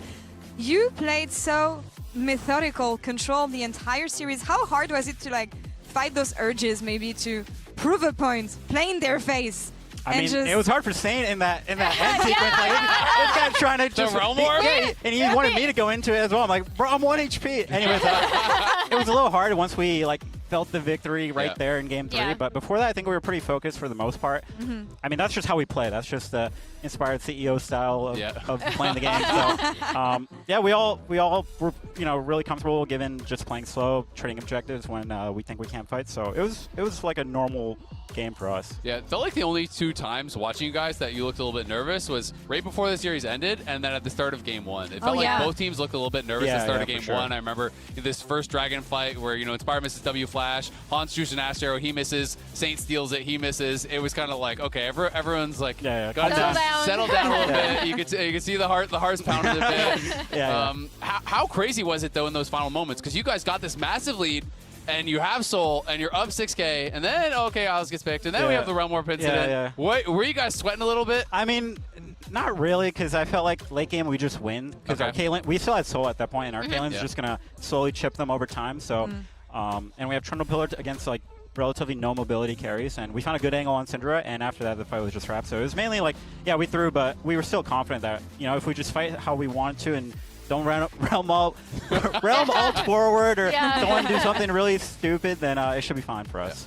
We have Inspired as the Oppo player of the series today. His listen was disgustingly good. That was a Chinese TikTok listen, honestly. But the entire series, I felt like he was pretty much in control and set you guys up as well for success. What do you think of the way he performed today? I mean, exceptional, you know. Pretty much shot called everything. Just gives really good vision on how we're going to play the game, which objectives we're going to trade and all that. So really just unifies us, gets us all on the same page, and games look relatively clean once we have control of it.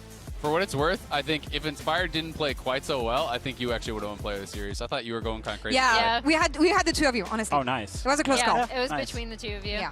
But the whole team really stepped up, I felt like, today. Isles had a really good series, and I don't know if this was your guys' perception, but I felt like Lebrov has been playing a really, really good tournament, and some people, like myself included, I guess, were less confident in Isles on some of the meta picks like Pike and Camille and stuff, but I felt like you guys did a good job of actually setting up we implemented a no rule, no Pike.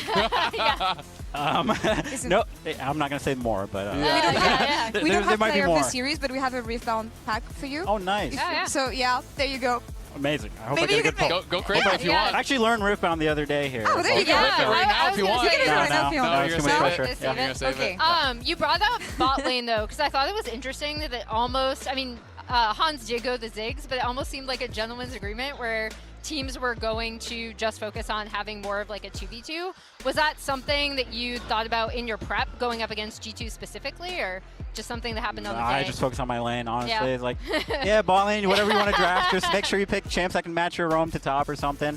And yeah, they did have a really good roam. They had a couple really good roams top. Yeah, so yeah, we did a good job there. So good job, team.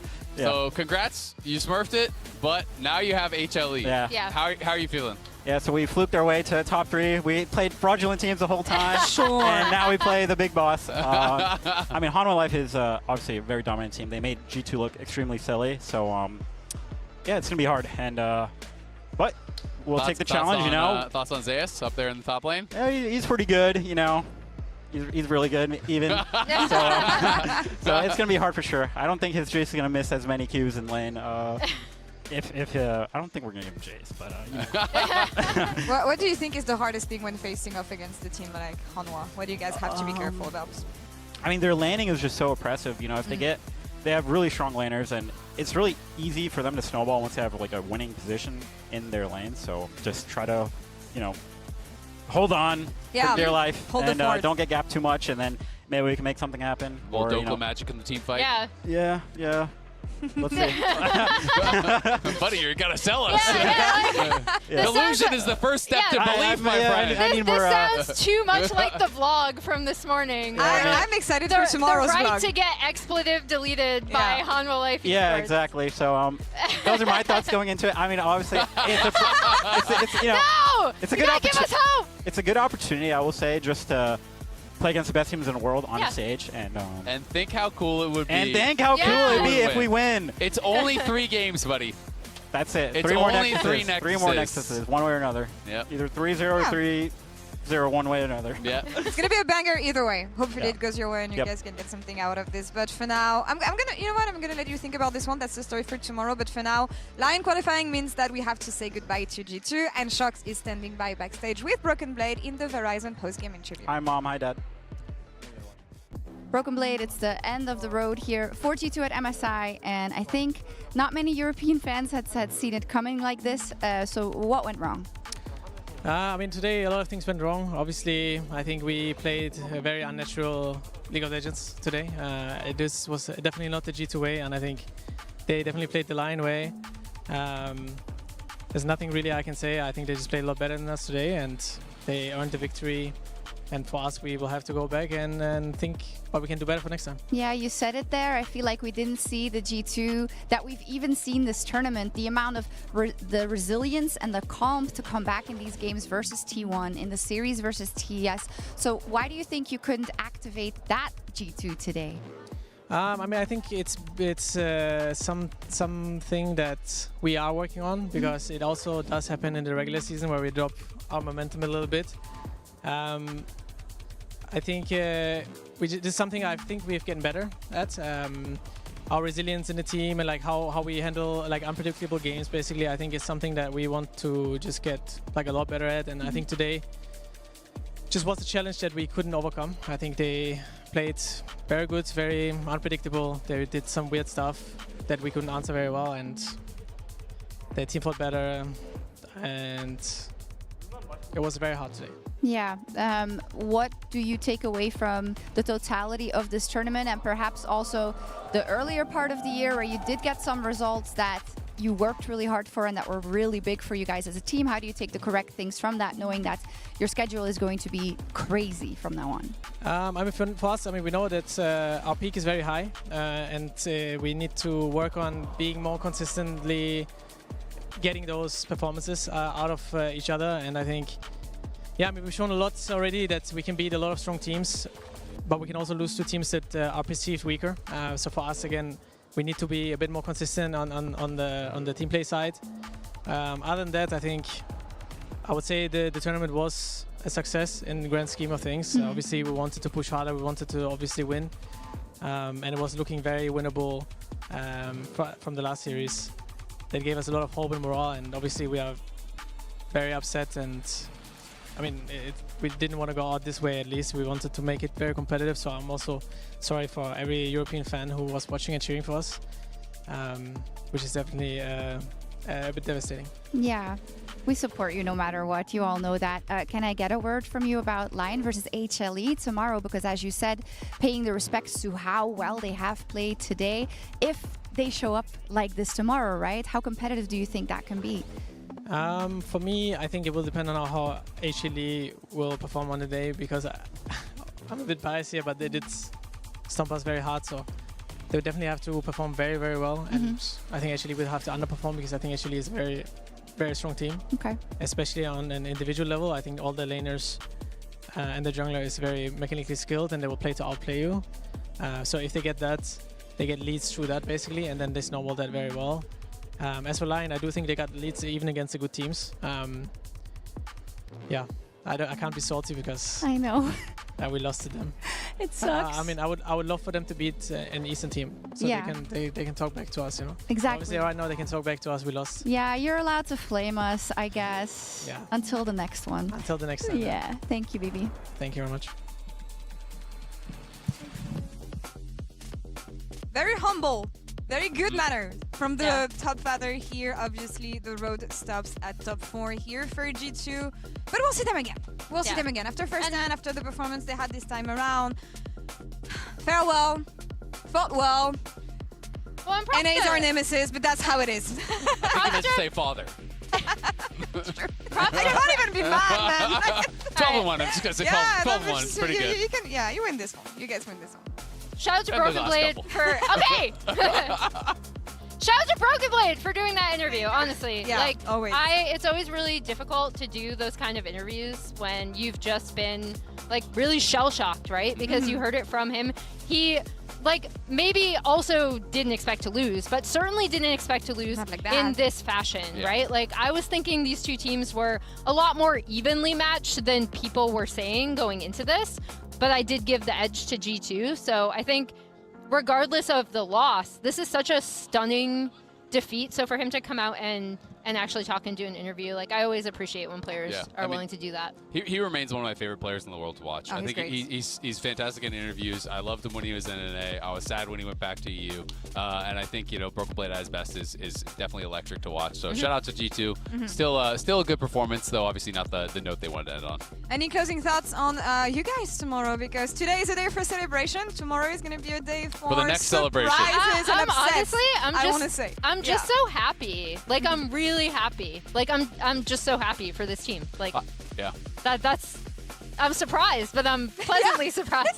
I'm ecstatic, but I will say, like, obviously I fully agree with BB. Everyone knows that HLE is a massive challenge to overcome, but LYON did get it close in 3 games against BLG. Yes, they lost all 3 games, but they gave themselves real chances to win in these team fights, and that is what I want to see from them. I want to see them play their best game, go out there and be able to win or lose, leave with no regrets, and hopefully pull off some upsets. You know what? I'll leave it to this note. A note of hope for NA and celebrations for you guys. Congrats on taking us down and smashing us once again. That's all for us here for now. We will be back tomorrow at 10 a.m. CST and 1 a.m. PST for HLE versus LYON in the lower finals. That's all for us here for now. We'll see you next time. Be kind to each other and see you tomorrow. Oh, well, G2 falls, so I guess this falls. There you go. Bye. Bye. Bye. You have me coming, right? Yes. I'm walking up now. Yeah, look. I use Mikhail's. Yeah. I will get center. Look good. Play slow. You gotta eat. Yunarn or flash. Lugokong. Yunarn. Lugokong. Nice! Go mid. Don't check. I got it. We got it. Nice, guys. Woo! Fucking noobs, bro. G2 have collapsed and Europe has been gapped by North America. LYON taking their time, making it look damn good as they sweep G2 out of this tournament. Hello? Yo, wave at me, guys. Hello. Why so quiet?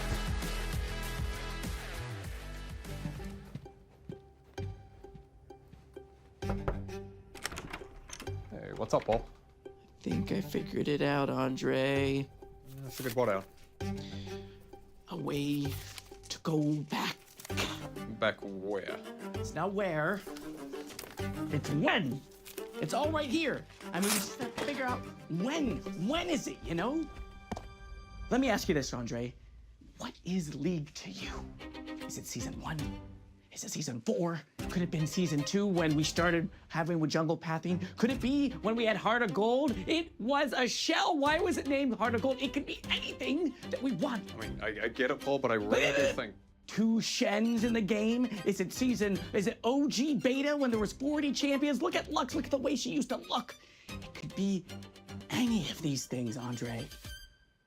I mean, I would kind of like to play Old Graves again. Pretty good. What if we went back to that time? It could be any of those times. Be a lot of fun. What would you call this thing if we did it, though? Clash Fates. No, we're done with that. All right, okay. Old League. Who's that even for? Your favorite league. Okay, that was a little weird. Okay, I think I got it. League Classic.